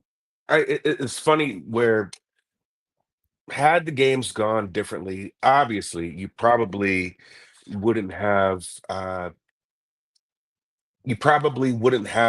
the Lakers in this position that they're in now, right? So of course Braun goes out, it's a groin, but they almost got that game until that injury. That's the first thing, right? But if we're talking about just expectations, playing in Boston, Boston really wanting to get up themselves. So I was counting that game as a loss. Okay. Not Brooklyn. Absolutely not Brooklyn. Was not counting that game as a loss. Right. So you play Milwaukee, who Milwaukee's on their own little skid, right? 3-game skid, I believe. And an embarrassing loss to Indiana. Well, you can't help but laugh when it's shot. You foul him on a 3-point shot. You foul him, and he's Holly scores a free throw. And that foul was by Giannis, right? Was it Giannis who? I believe Giannis is the one who fouled Holly on that shot. So now you got a sense of urgency on the Bucks side. You've got a sense of urgency on the Lakers side, but the Lakers now then have to go play Denver tomorrow at Denver in elevation. And they're both battling for second place right now. So every win and loss counts in this case, every one of them. And so this is a sticky situation here because I think that the Lakers will absolutely try to get up for this game, but they just don't have the manpower there to do it. And that's why you see the line the way it is. However, I say all that to say this. You want to know my analysis on this game? Yeah. Are you ready for this, Jay? Yeah. You ready? Yeah. Chat, y'all ready? Y'all ready for this? Give me Lakers first quarter, and in this case it's plus money, but I don't give a fucking shit what the spread is. You ready for this? Here's my analysis. I don't give a fucking shit. I don't give a fucking shit. So yeah, I don't give a fuck. I don't give a fuck. I don't give a fucking shit. I don't give a fucking shit what the spread is.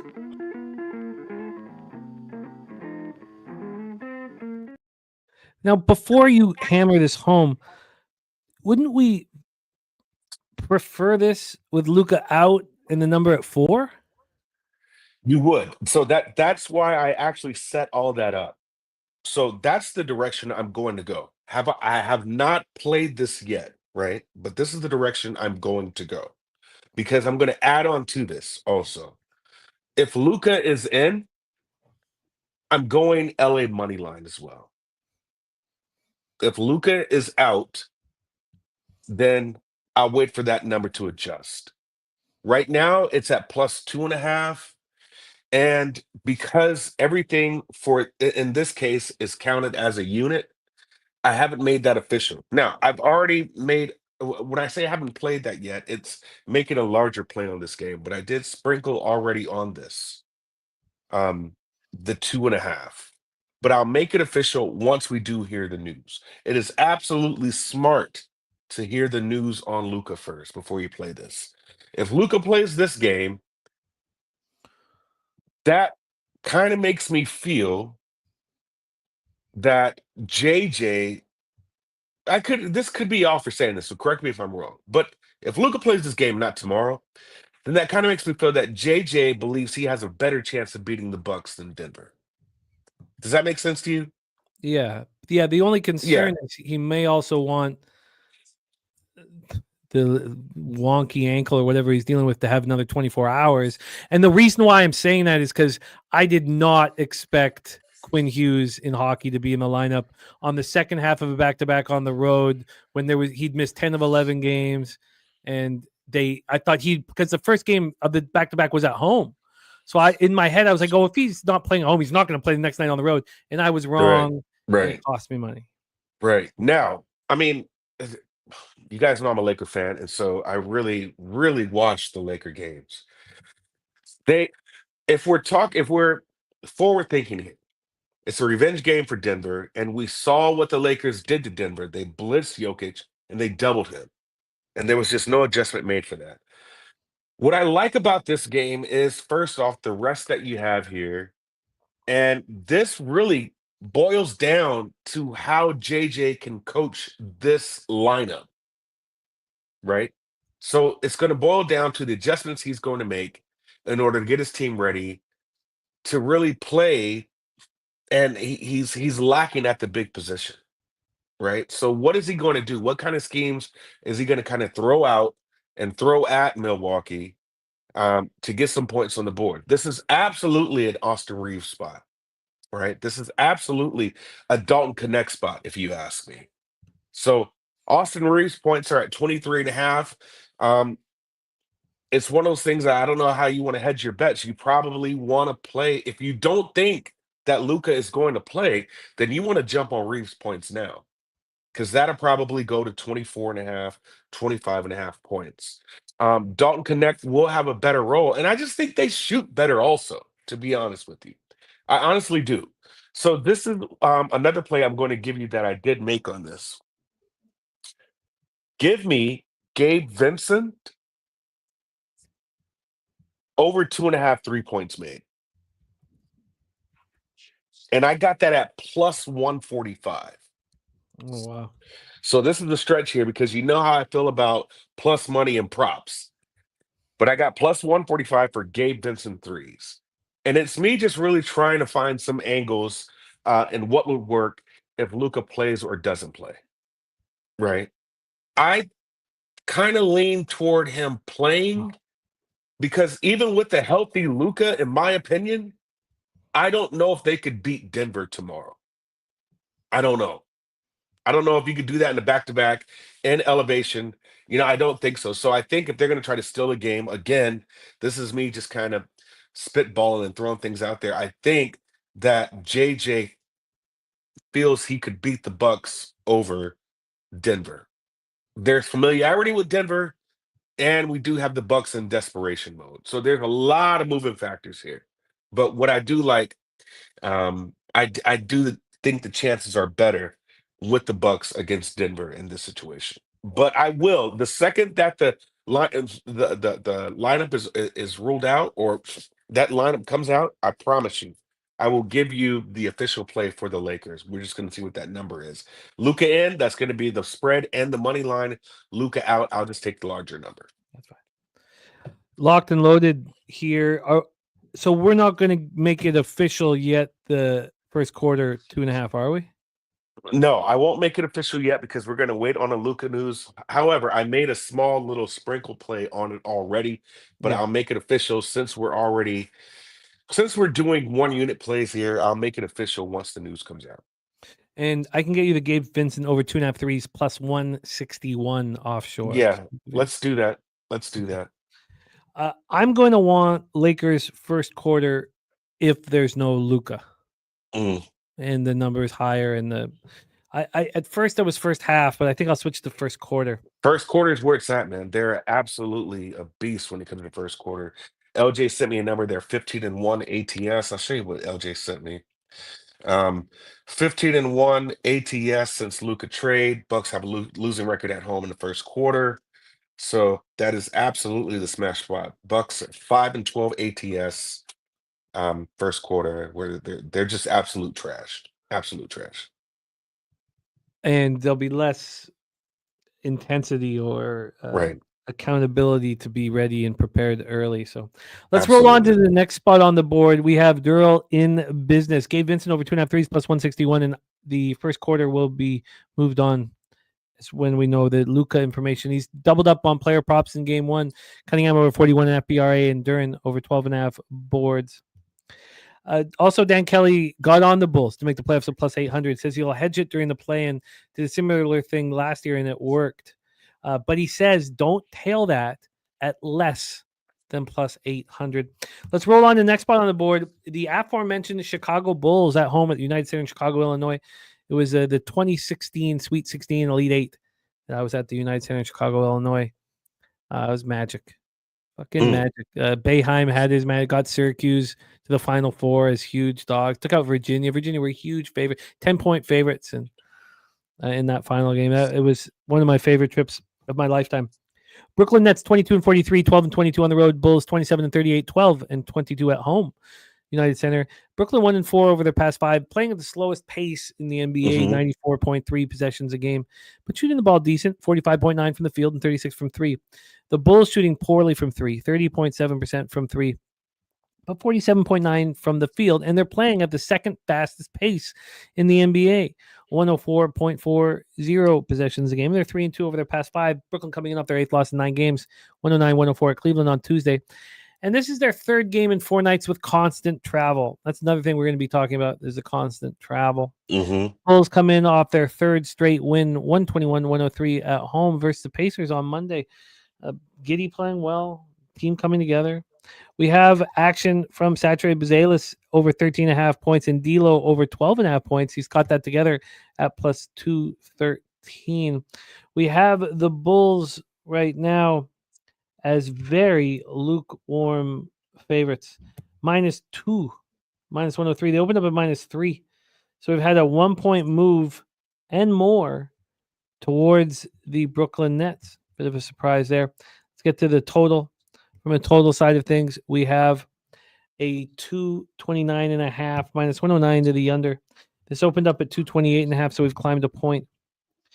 Saturated says, yeah, that Giddey injury sucks. And Dan Kelly saying Giddey out, and that is the reason for the 2. Let's take a look at Giddey here. A ball, a game time decision. Giddey's right ankle sprain will keep him out for a little bit.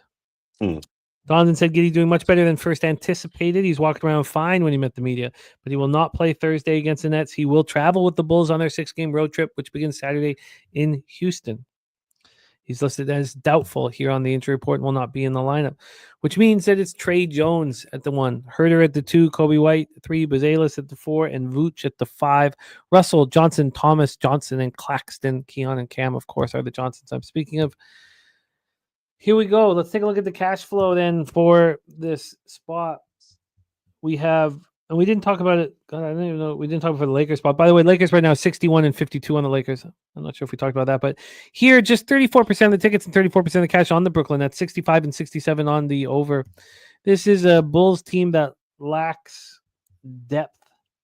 Now you can shift Kobe White. Kobe White, You right? can shift him from the 1 to the 2 to the 3.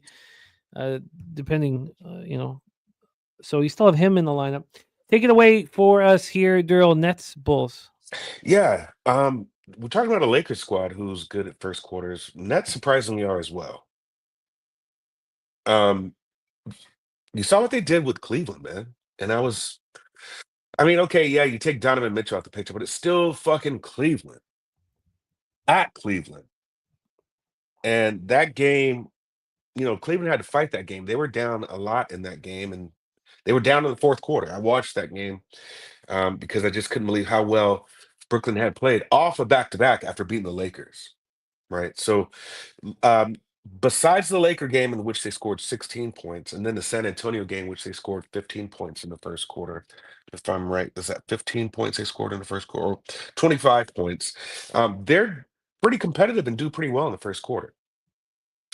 So I've got only a lean here, and that's just probably to wait to see and do a little more handicapping on this game. But just briefly looking at it, I would probably get in and out early with the Nets.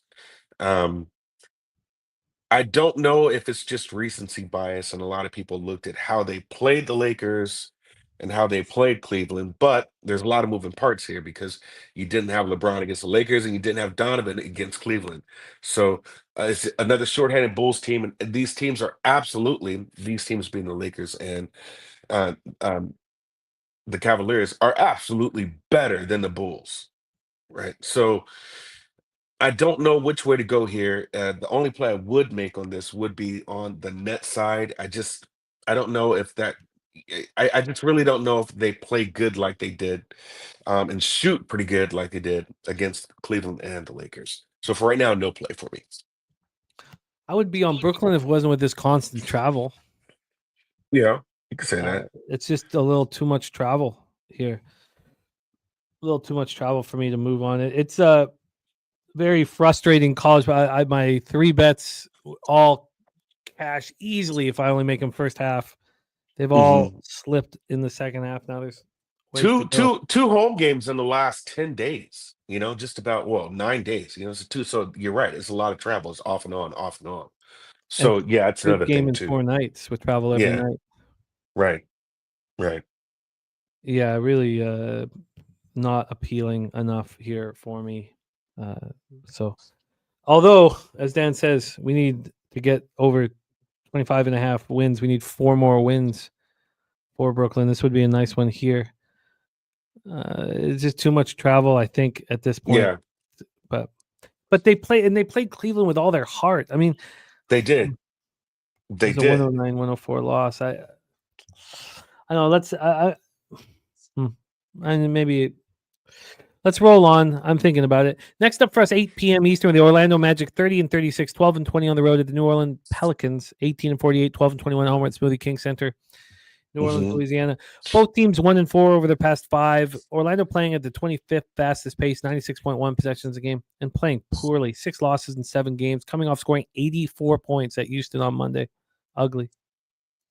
Then 33.1 from 3. Pelicans playing at 16th fastest pace, 98.3 possessions a game, shooting 46.5 from the field and 37.5 from 3.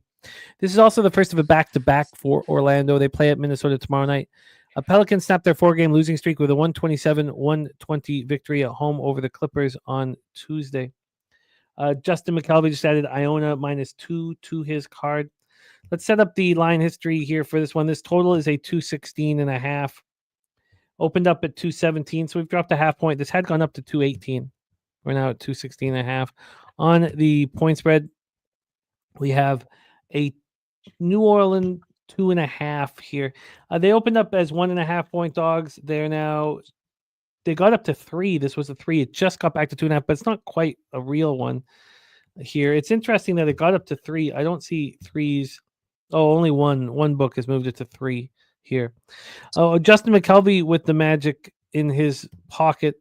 That makes sense to me, backing the Magic here, although they have been devastating to my bankroll for the last little while. They've just been devastating altogether, Jimmy. 56% of the tickets, 61% of the cash on the Magic line moving towards them, 68-71 to the over. I guess if we think this is a Magic spot, we'd be on the over. Tricky spot. Take it away for us here, Darryl. Magic, Pelicans. Jimmy, you think Knowledge is tanking? No. I mean, they're not. They didn't, try to find assets at the deadline. But no, they know they're bad, and I'd have to go over the standings here. They're as much as I don't know if they're tanking, they're not trying to win. Right. Well, it was. Why isn't Zion playing back to backs? Even though Zion himself is saying, "Yo, I can play back to backs." Yeah, it's a tricky situation. There's no doubt about it. Yeah. Yeah, I can't gauge this team. I I think they're tanking. But I they do. can't fall out of the lottery. They're I mean, the Sixers are what, 4.5 games ahead of them. I don't know I if they just can. yeah, okay. I just feel that you have a team in New Orleans that's not motivated really, or not really trying to make drastic changes to be better. And I feel like you have a disappointing Orlando team right now who should be a lot better than what they are. Right? We thought, okay, all these guys need is a year to mesh, and they should look a lot better. Now, of course, you've got missing pieces now. Um, and I just feel that this specific team here, I don't know. I don't know what to expect out of them. You had injuries with them earlier in the year, then they all got back. And then now, you don't have Suggs. Suggs is out. So injuries have plagued this team, but I still expected them to be a lot better than what, they have been. I don't know. Maybe that's just my own bias and my own thought process when it comes to Paolo and, you know, Franz and so forth. I don't know. All in all, I can only look at New Orleans here because I don't know what to expect out of Orlando. Even though Orlando is the better team, man. Orlando's the better team right now. So I don't have a specific play or a play that I like here.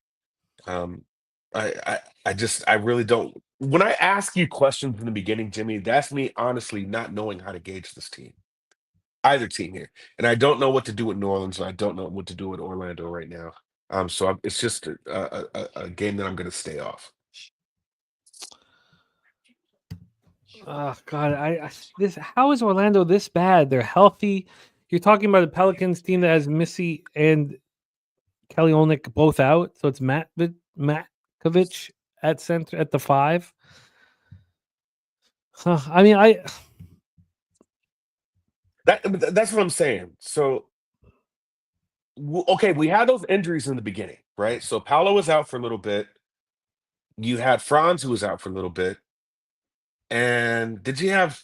I want to say there was it not Cole? Cole Anthony played, right? But these guys were out for a bit, and then as soon as they got healthy, we thought, okay, here's this run, and here it goes, and we just haven't really seen that. And then you have Jalen Suggs who gets injured, and now he's out. So I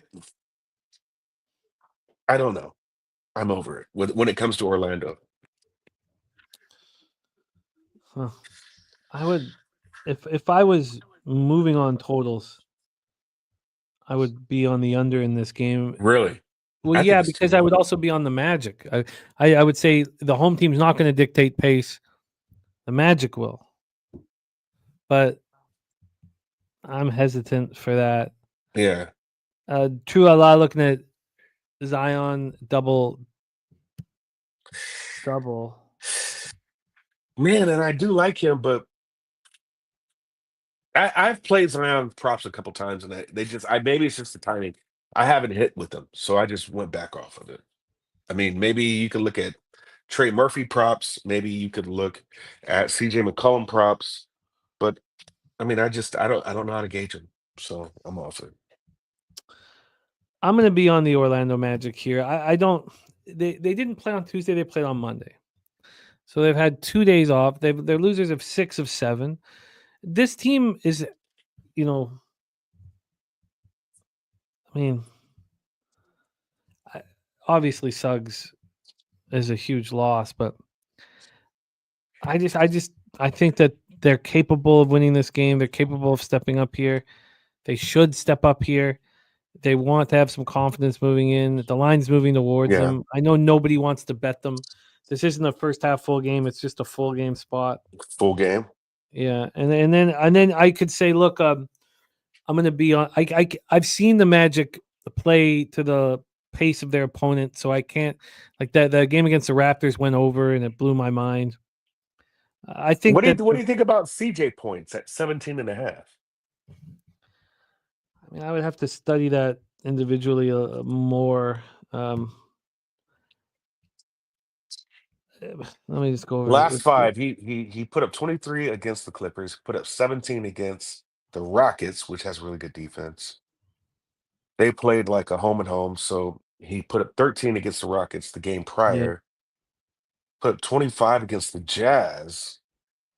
10 against the Yes. Lakers. If they win, he goes over. If they lose, he goes under. Goes under.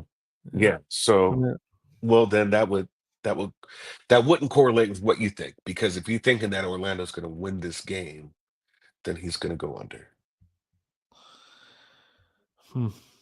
All right. Well, we got overtime in Arkansas Ole Miss, by the way. Overtime in Arkansas Ole Miss. So that is not dead in the water. I expect to move at halftime on Marquette, but I'm going to see what it is in about a minute. All right. Magic for me. Magic for me. At this point, as much as I would like to back the Nets, I don't know if I can get there. You mean New Orleans? New Orleans. No. You're going back to the other game. Okay. Yeah. I'm going to be on the Magic as much as I want to back the Nets. I don't know. I'm just trying to kind of see the cards in totality. Yeah. Let's roll into our final game here on the board. Darryl, Sacramento Kings, and Justin just moved on them live at +5.5. Sacramento Kings 33-31, 17-16 on the road. The Golden State Warriors 37-28, 19-13 at home. We're at Chase Center in San Francisco, California.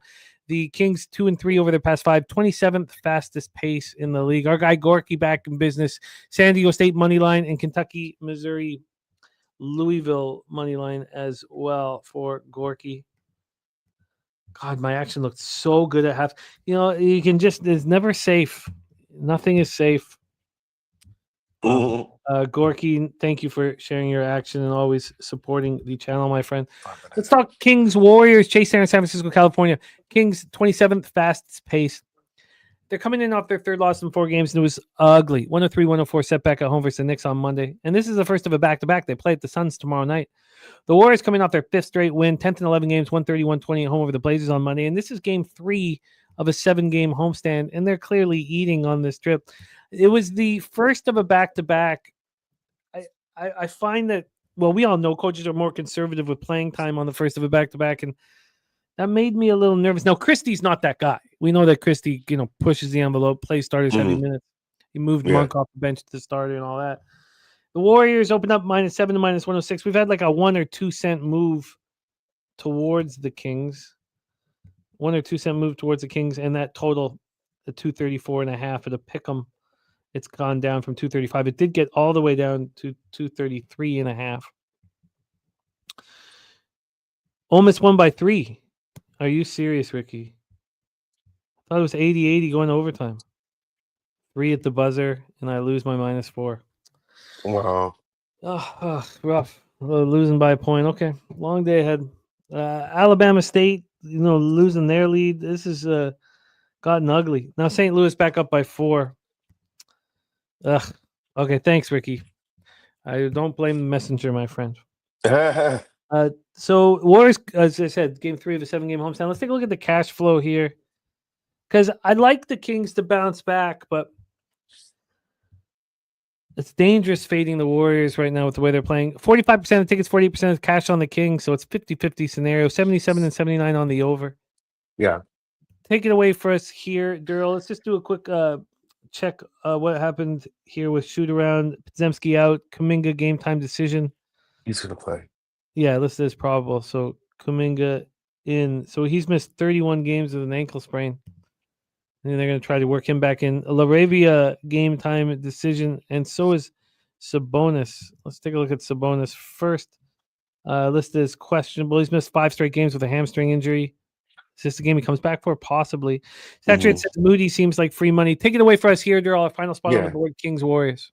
Yeah, absolutely. So first off, I'm going to make it official. Give me Keon Ellis over 7.5 points. He's hit this in the last 4 games that he's played. So he's getting a little run.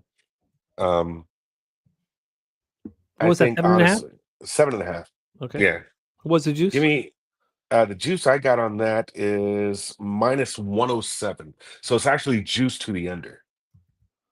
But he's giving you 8, 9, 11. He's 7.5 should be an easy mark for him here. I do look at Moses Moody points. and he gave you 20 last game against the Blazers, 12 against the Pistons, 10 against the Nets, 9 against the Knicks, and we got Moody coming in at 11.5 juice to the over. I like that against Golden State. Last game they played, Moses Moody actually gave you 22 points. So it just looks like that this is the perfect matchup for that. So give me Moses Moody over 11.5, or Moses Moody over 11.5 points. I got that at minus 125. All right, you're in business. Okay. And then I'm just going to go ahead and just step on it because I just feel that this matchup for Sacramento, I honestly just think Golden State can I just think they can get these guys. I don't know how much this is going to be the fourth time they played. So in this season alone, Golden State has won one game, so it was kind of like a double revenge spot. Sacramento beat them on the 22nd of January and on the 5th of January. So they're playing again. They're pretty familiar with each other, but I just think this is a good spot for Golden State. So I'm going to take Golden State at the 7.5. The closing line in the last game, that was -2. Right. So the 7.5, I don't mind that here. I think they can get there. It's a big jump in points, if you ask me. So the books see something here. I like Golden State minus 7.5. I'm all on that. So give me Golden State minus 7.5. And this one here, remember what I was telling you about last week, that some plays are more geared toward some plays I make are more, numbers based or numbers, driven. Some plays I make are, where I look at the eye test, and then some plays, man, are just like gut plays for me.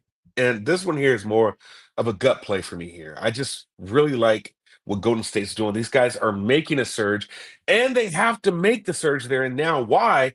Because you see some of these top teams playing the harder part of their schedule, right? So they can get a little further ahead by teams losing. You're hoping Denver loses. You're hoping LA loses, right? If you're Golden State, pushing these teams down and allowing Golden State to make up some, necessary close this gap. So I just think this is the game they can get up for.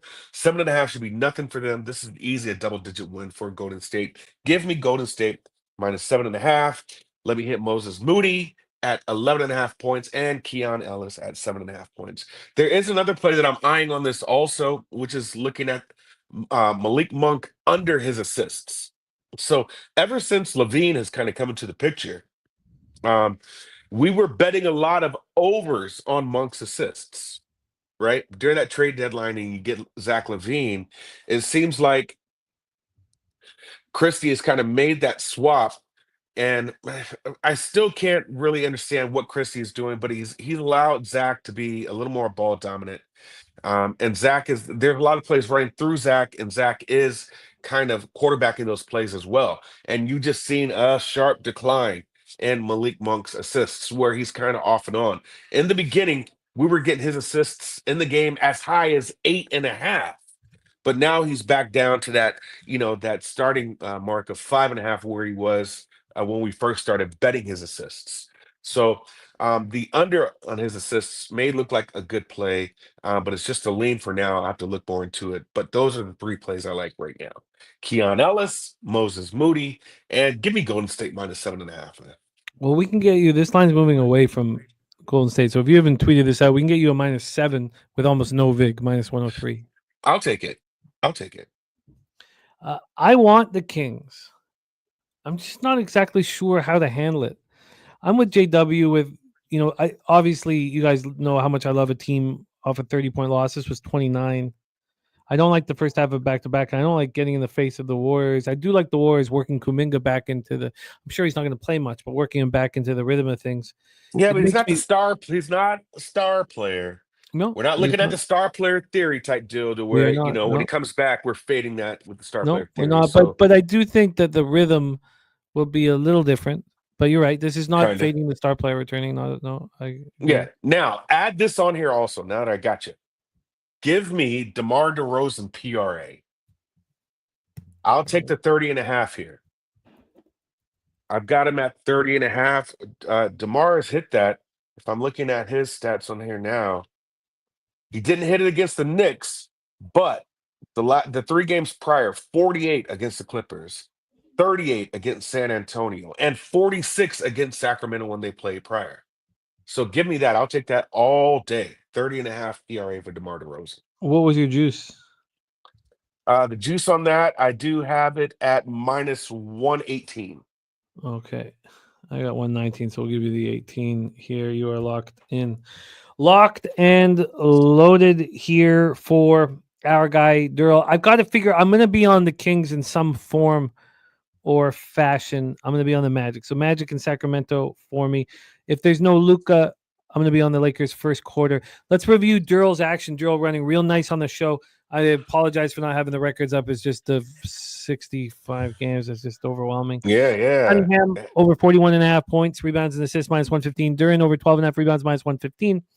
Then the Gabe Vincent over 2.5 threes at plus 161. And the first quarter, I don't give a fucking shit what the spread is. A play today will be coming up. We have to see what happens with Luka and follow Darryl on X, and you'll get that info. Brooklyn Bulls, we stayed off, although I lean towards Brooklyn. I'm going to be on the Magic full game and then stay away from the total, although the under does appeal to me. And then we have a lot of movement here from Darryl in Warriors Kings. Ellis over 7.5 points minus 107. Moody over 11.5 points minus 125. Warriors minus 7 minus 103. And DeRozan over 30.5 PRA. I wouldn't mind looking at the lines here just very quickly for Keon Ellis. See if I can beat your number here for Keon. And Yeah, I've got it at a I got it at a minus 108. But now ever since now that line has just moved to minus 104. So it's going against me. Yeah, I think you're in a good spot here. Because they're not I'm not meaning the kid, but the Moody stuff, 11.5 at minus 125. Here it's a 10.5 at minus 141. So again, this is a spot where they're not raising the number. I can tell you the spots where they're not changing the numbers. I mean, it's interesting. Steph Curry under 5.5 threes at minus 162. See, that's great. Well, my book has it. Still have him at 4.5. I was going to look at that, but he sits right at 4, So the last game they played, he was 4 for 9. So again, this is when, do you think, does Kuminga take down a little bit of Steph Curry usage or Steph Curry volume? No, I don't think Kuminga does much here. I don't think he plays. I don't think he plays 25 minutes. I think he plays 18. He's a young bull, man, and you just never know. But yeah, it's questions there. So we don't know Robert Franklin, but they have, had a little bit of time off since Monday. We don't know, but at this point, we don't know. He's missed 5 straight. Don't know. Darryl, you are the man. I look very much forward to showing your record when we're in San Antonio because you've been excellent here on the show. Thank you for all your hustle and all that you do for us, my man. Absolutely, man. Please support Darryl here on X. Puts everything out there, asks for nothing in return. I'll be very interested to see what you do with the Doncic move. Yeah, nothing on shoot around just yet. They're in the middle of that right now, right? You are in business, and here is Darryl's X handle. Please support our guy, Darryl Rice. Darryl, thank you for all that you do for us, man. Any last words for the Capper Sport in the show? Yeah, man. One more week. So it looks like I'm going to be there on probably Wednesday. Oh, beautiful. So if you want to do the show Thursday and Friday, definitely. Got some sad news, lost a family member. So I'll be driving out to back up to Austin for a funeral on Saturday. I'm sorry, man. Yeah, so I'm going to try to get out there Wednesday. When's the earliest everyone's getting there? People will be at the bar Wednesday. Wednesday. Okay. Okay, so yeah, I'll be able to get out there after work on Wednesday, fly out there, lose a couple of hours, pop into the hotel, and then pop right out there. I'm so sorry that your family has to go through this yet again, man. Yeah, man, it's never ending. But then when you get at that age, things happen, and so peace and love to everybody out there, man. Jimmy, it'd be really, really, really good to see you, brother. So let's talk ball next week, man. Live and in person, my man. There he is, our friend Darryl Rice. What a guy. Great guy. All right, it is time to move on to the National Hockey League here. We'll be moving quite quickly. Also looks like Toledo is going to cover against Ohio. That is Spooner saving me money. Shout out to Morgan. Spooner, let's get to work. I've made 7 moves in the National Hockey League. So let's get right to work. I'm just going to move the odds page over to NHL. I don't care about the cash flow. So let's roll. If you guys could give me, oh wow, looks Ohio going to the line now. Two foul shots to win. They just have Ohio's number. If you guys could give me updates on what's going on with Davidson, St. Louis, as well as Alabama State, Texas Southern, I would be grateful. I don't want to be keeping an eye on that. Let's go. This is a pretty beautiful card here. We start at 7 p.m. Eastern, and I disagree with this market move towards the Panthers. This is a spot I have not moved on, and I'd be very, very curious to see what the line history is now on it. This is Toronto, Florida, 7 p.m. action. Florida now minus 130. Well, I'm not going to get in the way of that. I mean, that's just a monstrous, monstrous move. Just a monstrous move. I don't agree with it, but that doesn't mean I'm going to get in the way of it. Scotiabank Arena in Toronto, Ontario. Panthers 40-22-3, 18-12-1 on the road at the Leafs 39-22-3, 20-11-1 at home at Scotiabank Arena in Toronto, Ontario. Bobrovsky 27-14-2, 2.51 goals against average, 907 save percentage, 4 shutouts. Going up against Anthony Stolarz. Wall has looked terrible. It's Stolarz' job if he wants it. I am on the Lightning to win the division. I think the Panthers are actually in a little bit of trouble down the stretch, even though they're only coming off of a loss, 1 loss. But this is game 2 of a tough 6-game road trip. I don't want this. I can't have this game go to overtime. When you're chasing a couple teams, the last thing you want to see is a 3-point game. Stolarz, though, 2.33 goals against average, 921 save percentage. This is his chance. This is a chance for a career, a real career, if he can take this ball and run with it, or this puck and skate with it. Florida power play 23.5%, penalty killing 80.8%. Toronto power play 24.6%, penalty killing 79.1%. Panthers had their 6-game winning streak snapped in a surprise 3-2 loss to the Bruins. They're without Matthew Tkachuk and Brad Marchand, and Aaron Ekblad has been suspended for 20 games for PEDs. That's a lot. It's a lot to handle. Now, I know they didn't have Marchand before, and they have Seth Jones to replace Ekblad, but I'm telling you, that's a lot to deal with. Leafs snapped their 3-game losing streak with a 4-3 shootout victory at Utah on Monday. Chris Tanev is out, and that's a big loss. They also have Yanni Hakanpää, but he wasn't really there. And Max Pacioretty is out of the lineup. This is game 1 of a 4-game homestand. I do not agree with this line move. But it's not. Toledo missed the free throw. So I guess we're going to the extra session. We are. Well, could go anywhere now. Wow. Okay, Alabama State getting a little bit of distance here. St. Louis up 64-62 under 4 timeout. Thank you. Okay, so look, I'm not having the kind of season right now. I was on my way, but where I can just say this line move makes no sense to me, I'm going to fade it. But I want to. And that's all I can say right now. I mean, I can't tell you that I'm going to get in the way of it. It's just such a big line move. Let's move on to the next spot on the board. 7 p.m. Eastern, Boston Bruins 30. And I have 7 bets on this card. I've hammered it. 30, 28, and 8, 11, 17, and 3 on the road to the Ottawa Senators. 34, 25, and 5, 19, and 9. 19-9 and 2 at home at Canadian Tire Center in Ottawa, Ontario, with Jeremy Swayman going up against Linus Ullmark. At least that's what I've listed. Swayman, 899 save percentage. He's not been very good this year. 2.91 goals against average, but we know what he's capable of.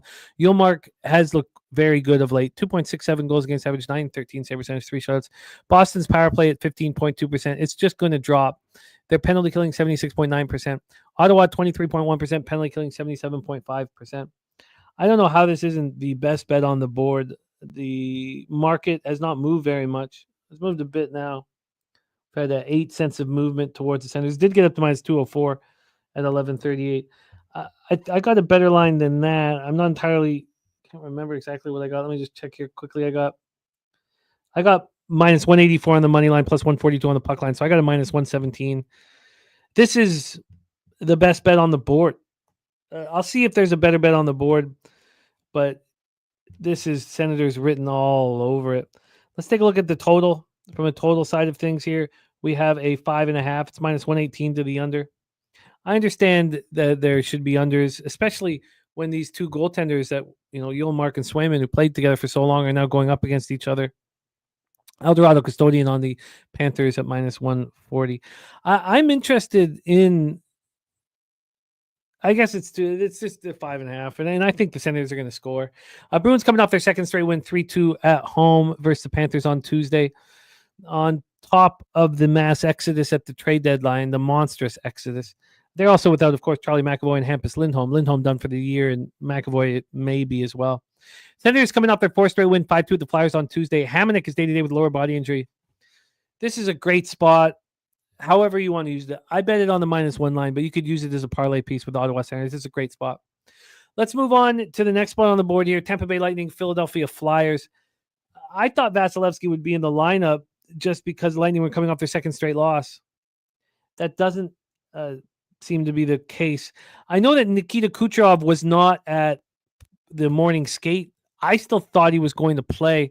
I'd love to hear from you guys if Kucherov will not be in the line, but I expect him in the lineup. He left the game in the third period. We thought it was because he was sick. He didn't show up morning practice. Why? You don't have to. Rest all you want. Hydrate, rest, and come play. Again, when I made this bet on the -1 line, it was with Vasilevsky in net and Kucherov on the ice. We could be sitting here with Johansson in net and no Kucherov. I still don't think that's a big problem, and I want to get into why. This total opened up at 5.5. It's now a 6, and that's with Johansson in net. And on the money line, we've had to move back to the Flyers. The Lightning right now are at -152. I bet this before it was available at offshore. I bet it at 365 with -165 and +155. I could have got a better line now, but I'll tell you what's happening in Philadelphia the way I see it. Oh, that's wonderful to hear, Zoe.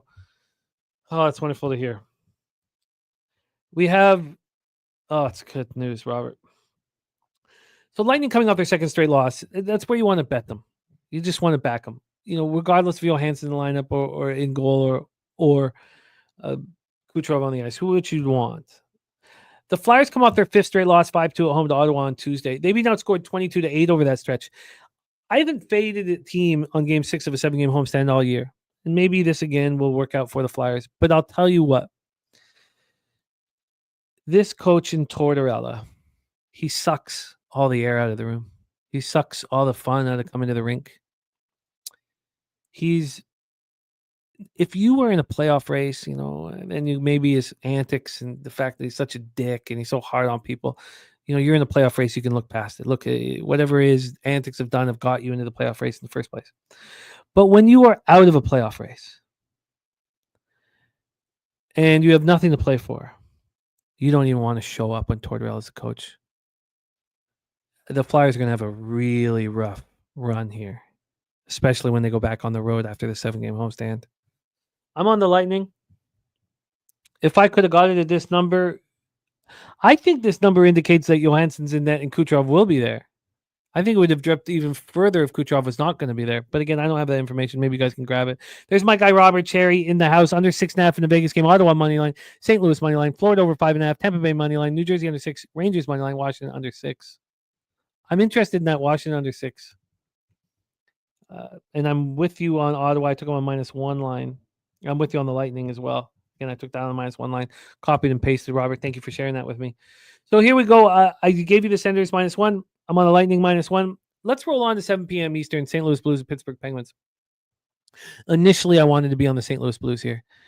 31-27, 31-27-7 are the Blues. They are 16-13-4 on the road. Pittsburgh Penguins 26-31-10, 15-13-5 at home. We're at PPG Paints Arena in Pittsburgh, Pennsylvania. I've got Binnington versus Yari. Binnington 20-20-4, 2.79 goals against average, 8.99 save percentage, 3 shutouts.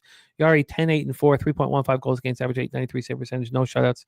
St. Louis power play at 19.3%. Their penalty killing at 71.2%. Watch this penalty killing fall and slip. No Colton Parayko. When I was thinking about backing the Blues, I was like, can I really bet on the St. Louis Blues without Colton Parayko? I don't think I can. And you could say maybe you're overvaluing Parayko, and maybe I am. I don't have a defense to that. But I can tell you that I don't want them without him. This is a rested squad. They haven't played since Saturday. Are they ready to roll here down the stretch with Monty pushing them in the right ways? Not without Braco.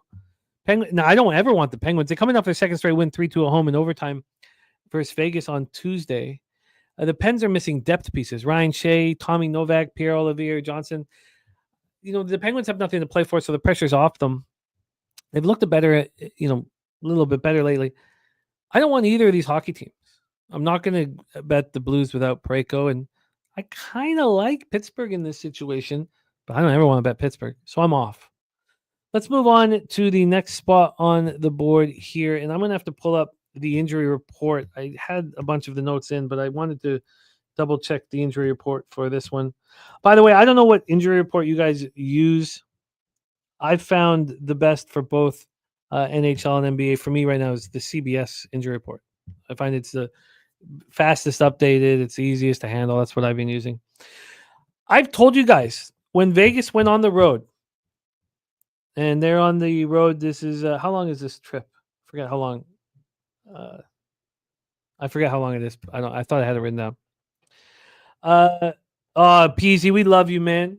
Absolutely love you, Jay Peasy. We're talking pucks, so let's talk hockey. Perfect timing for our guy Jay Peasy. Peasy starting a new business. He's been very busy. That's why I haven't seen him around as much. But we hear his lyrics to start every one of our shows, and he's a big part of the fam. So I told you guys, I don't think Vegas is that good, and nobody agreed with me.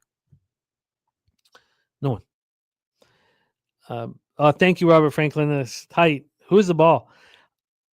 Now Vegas is out on the road, and now I'm going to show you how they're not that good. I moved on to Columbus Blue Jackets here. One, I want to prove a point, but two, I'm betting it. Full unit with no concern. Yes. It's quicker. It's faster. They get a yes. I use both though for NBA saturated. I use both RotoWire and CBS. For NHL, I only use CBS. But yes, CBS is better. I think so. I think it's updated quicker. I think it's I prefer it. But I use RotoWire too. I use them both. Those are the only two I use. So let's go. Aiden Hill versus Elvis Merzlikins. Remember, and I said it before their loss at Pittsburgh, that this is a Vegas team that has now won 14 of 30 games in regulation on the road. And they're in the market. Oh, Toledo just fouled. Oh, no. Their second starter. It's coming down the wire for everyone. By the way, the Blues, I don't know if I did the line movement, have gone from -105 to -122. I mean, they're clearly the sharp side. But I don't want it without Braco. Here we have, I got this line's moving towards Vegas. They've gone from -170 to -183. I thought I got a really good line. What did I get? I thought it was a great line, +151. Obviously, I should have waited. But undeterred will I be here.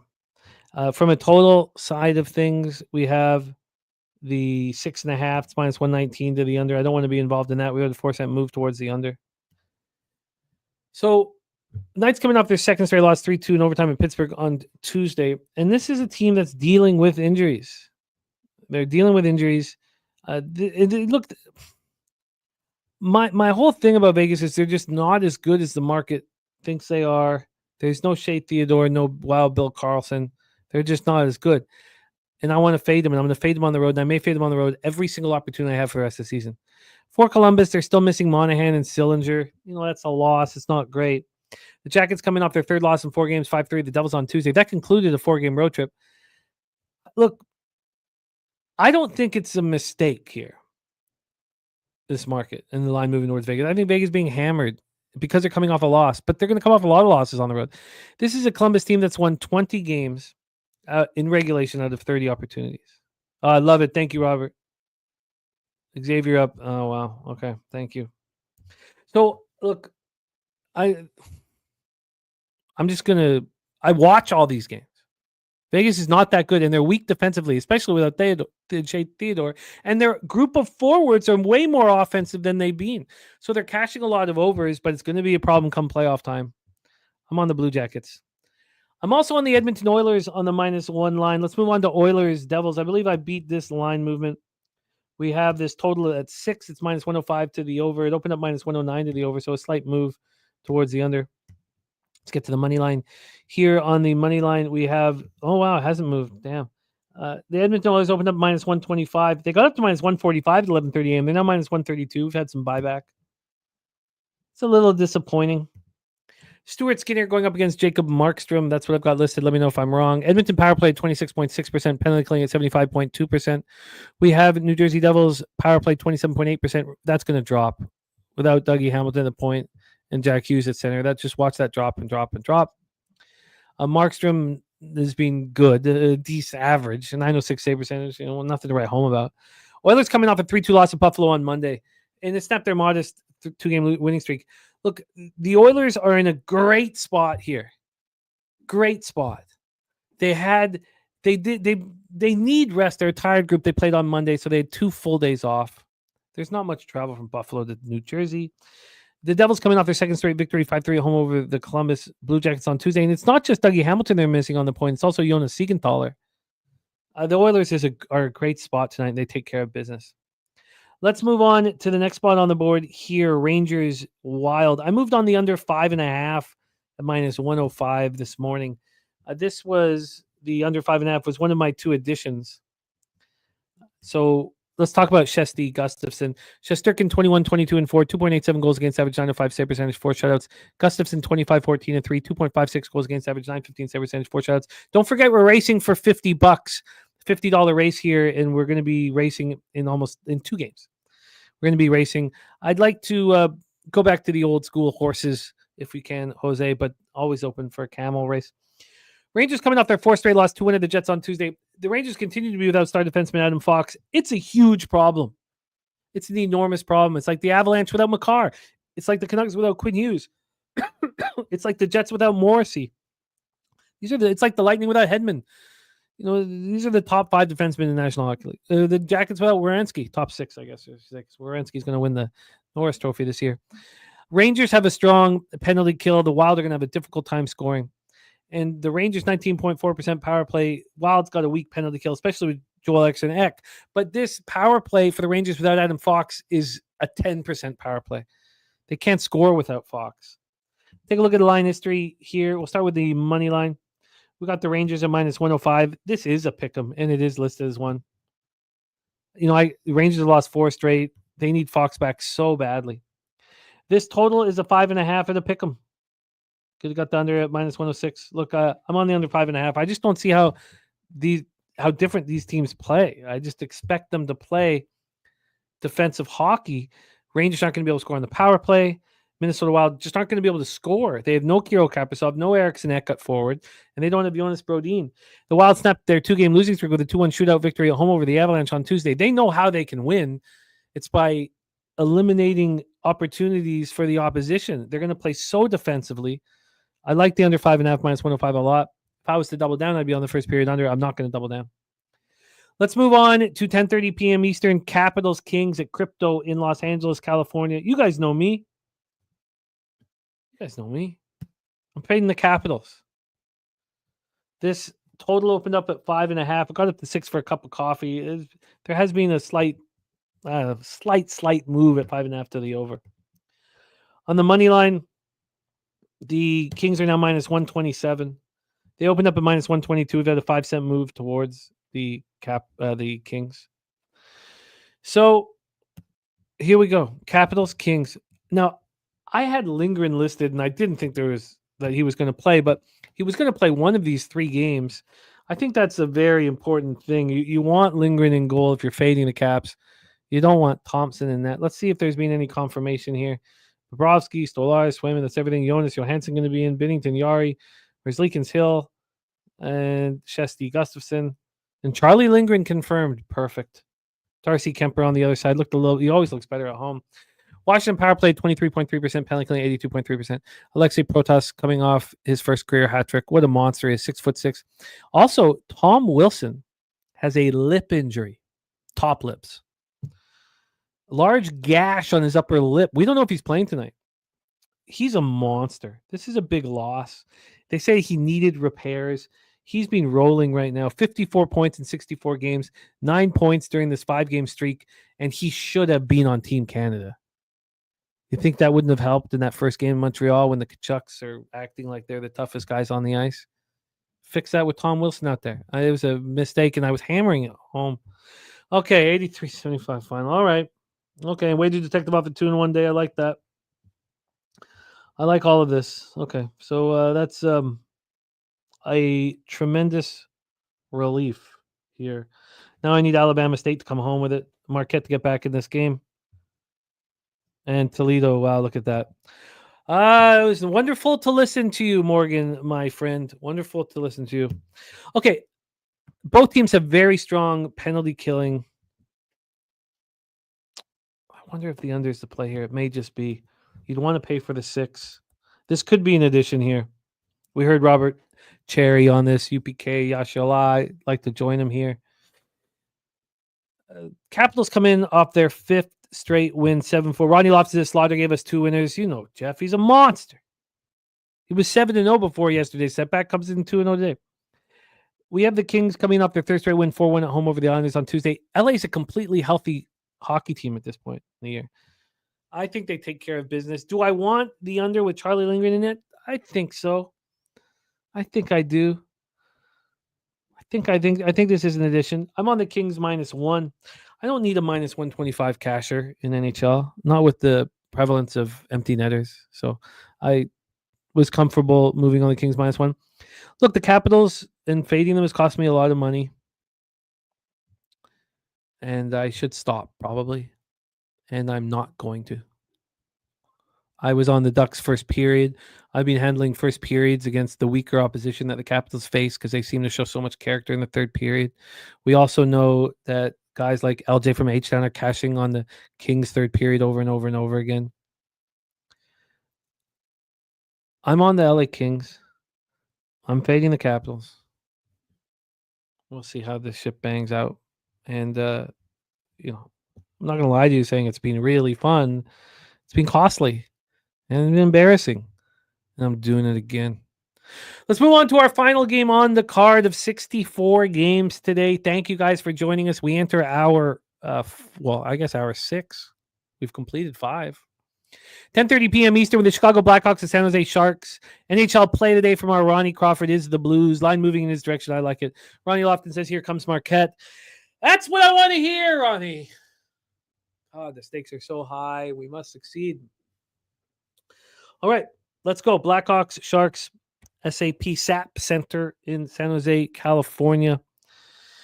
Spencer Knight going up against Alexander Georgiev. I'm going to join you on Sackdown, Ronnie. I love hearing it. AOD, we love you, my man. This is not just for fun. We don't do this for fun. We get a lot of joy out of this. But we're here to succeed. We're here to win. My guy Oldie in the house. Great to see you. I bet. So this is the first ever Bedard versus Celebrini game. I'm looking forward to watch it. These guys are studs. They're superstars in the making, and they're from my hometown. They're from my home community. I know everybody had McKinnon and Crosby from Cole Harbor, and everybody was like, oh, best hockey players come out of Cole Harbor. Not anymore. They come from the North Shore of Vancouver now. Last 2 number 1 overall picks, both playing for North Shore Winter Club. Bedard played for Hollyburn too. Spooner 2-0 start, 4-1 yesterday. Blackhawks coming off their 3rd loss in 4 games. The Chicago penalty killing is quite strong. Quite strong, 81.2%, which does take away the Sharks' power play. But the Blackhawks' power play is phenomenal, 25% power play. Yeah, Slaughter, you're getting a lot of love in the chat, my man. Sharks coming off their 3rd straight loss, 3-2 at home versus the Predators. So I think there will be goals here, and I don't know how many. I don't know if there's enough goals for me to bet on the over. First off, San Jose's -123 right now. This line's moved towards them and opened up -116. Look, I don't want the Sharks and I don't want the Blackhawks. But I do think that these snipers are going to play 26 minutes. The coaches are going to have them out there nonstop. Everyone talking about the first time these guys are meeting each other. This total's gone from 6.5 to 6, so maybe there's going to be a little more defense than we expect. I can tell you this. I'm on each of these guys to score 1 point. Just one. I got that SGP at plus 130. I believe Bedard was minus 210, which is kind of surprising. It's a little more than it should be. I'd like to hear that, Spooner. I moved on them live at 7.5 as well. And then I've got Celebrini score point. I think he was minus 180. I put it together at plus 130. That's how I'm closing up my card. Let's review all action here in NHL and let's race horses. $50 on the line for our gold members. So this is my action in NHL. I'm on the Senators minus 1 at minus 117, the Lightning minus 1 at minus 106, and the Blue Jackets money line plus 151. Oh, and I'm on the Oilers minus 1 at plus 125, the Kings minus 1 at plus 136. I added this morning New York, Minnesota under 5.5 minus 105, and the Celebrini Bedard point parlay at plus 130. That will be my third player prop of the season. And remember, I told you guys to keep betting McDavid to score a goal and to get over 1.5 points. Well, then he does it again the next day, but I'm not on it. Blue Number says Kings, my late night DGen pick. I love it. Blue Numbers. Let's get it. FN. You're right. I did ask for horses, so I apologize about the leprechauns because it's all set up. Our guy Jose ready to rock. And for additions here in NHL, I think it's the under 6 in LA, Washington. And that will be the only addition for me. I think I add it. I like it. Wow, this has been a long one here. And let's hope that we reap the rewards, the fruits of our labor. Jose, how are you, my friend? Good. Things are changing. So good. Just moving around Southtown as I can. Sure, my friend. I need Alabama State to close out here. They've got the ball down 4. I'm sure they're going to get fouled right now. I'm going to be keeping an eye on that. This is extremely important. I mean, this is just crucial. I can't tell you how important this is. It is crucial, though. It's imperative. All right. Now I got a minus 1.5, so I'm in an okay spot. 7-6 Texas A&M, Texas. So that's still at that 139.5, which was that highly contentious total. Jose, how many gold members do we have? There's 76 gold members. So shout out to you guys. Yes, I am at the Southtown 101. And yes, you can party under these lights here soon yourself here at Palooza. So it's going to be a lot of fun. Cannot wait. Poker tournament's probably going to be at Southtown 101 officially. That's great. As well. That's perfect. Because, yes, you motherfuckers can't be signing up. That's but fine. I know we're going to have a shitload of players, and it'll be a lot of fun. Yeah, and I'm going to talk with Big Show today, get everything squared out. So we're in business there. Jose, let's race. And big thank you to all of our gold members. Let's race, Jose. It's nice to see that the races are working today, and they are running today, Jimmy. Let's fight. Look at Nasty Nate shooting out to an early lead, and we know what that means. There he goes backwards. Ricky Bobby, Res Mob, Chill Will, King Ooh, all in the mix right now. Helga even fighting. Even Nuke Worker is in there. Nuke Worker, who I cannot wait to race at Palooza if he accepts. Nut Flush Allen, Dabby Cab, and even the Sweaty Butcher in the mix here, Jimmy. I am moving forwardly as well, but I've got a lot of work to do. George Wood up front, Sweaty Butcher, Matty Ice, Coin, Big T, Res Mob, Jarek White, but I continue to move forwardly here. I think I got a lot of horse, Jose.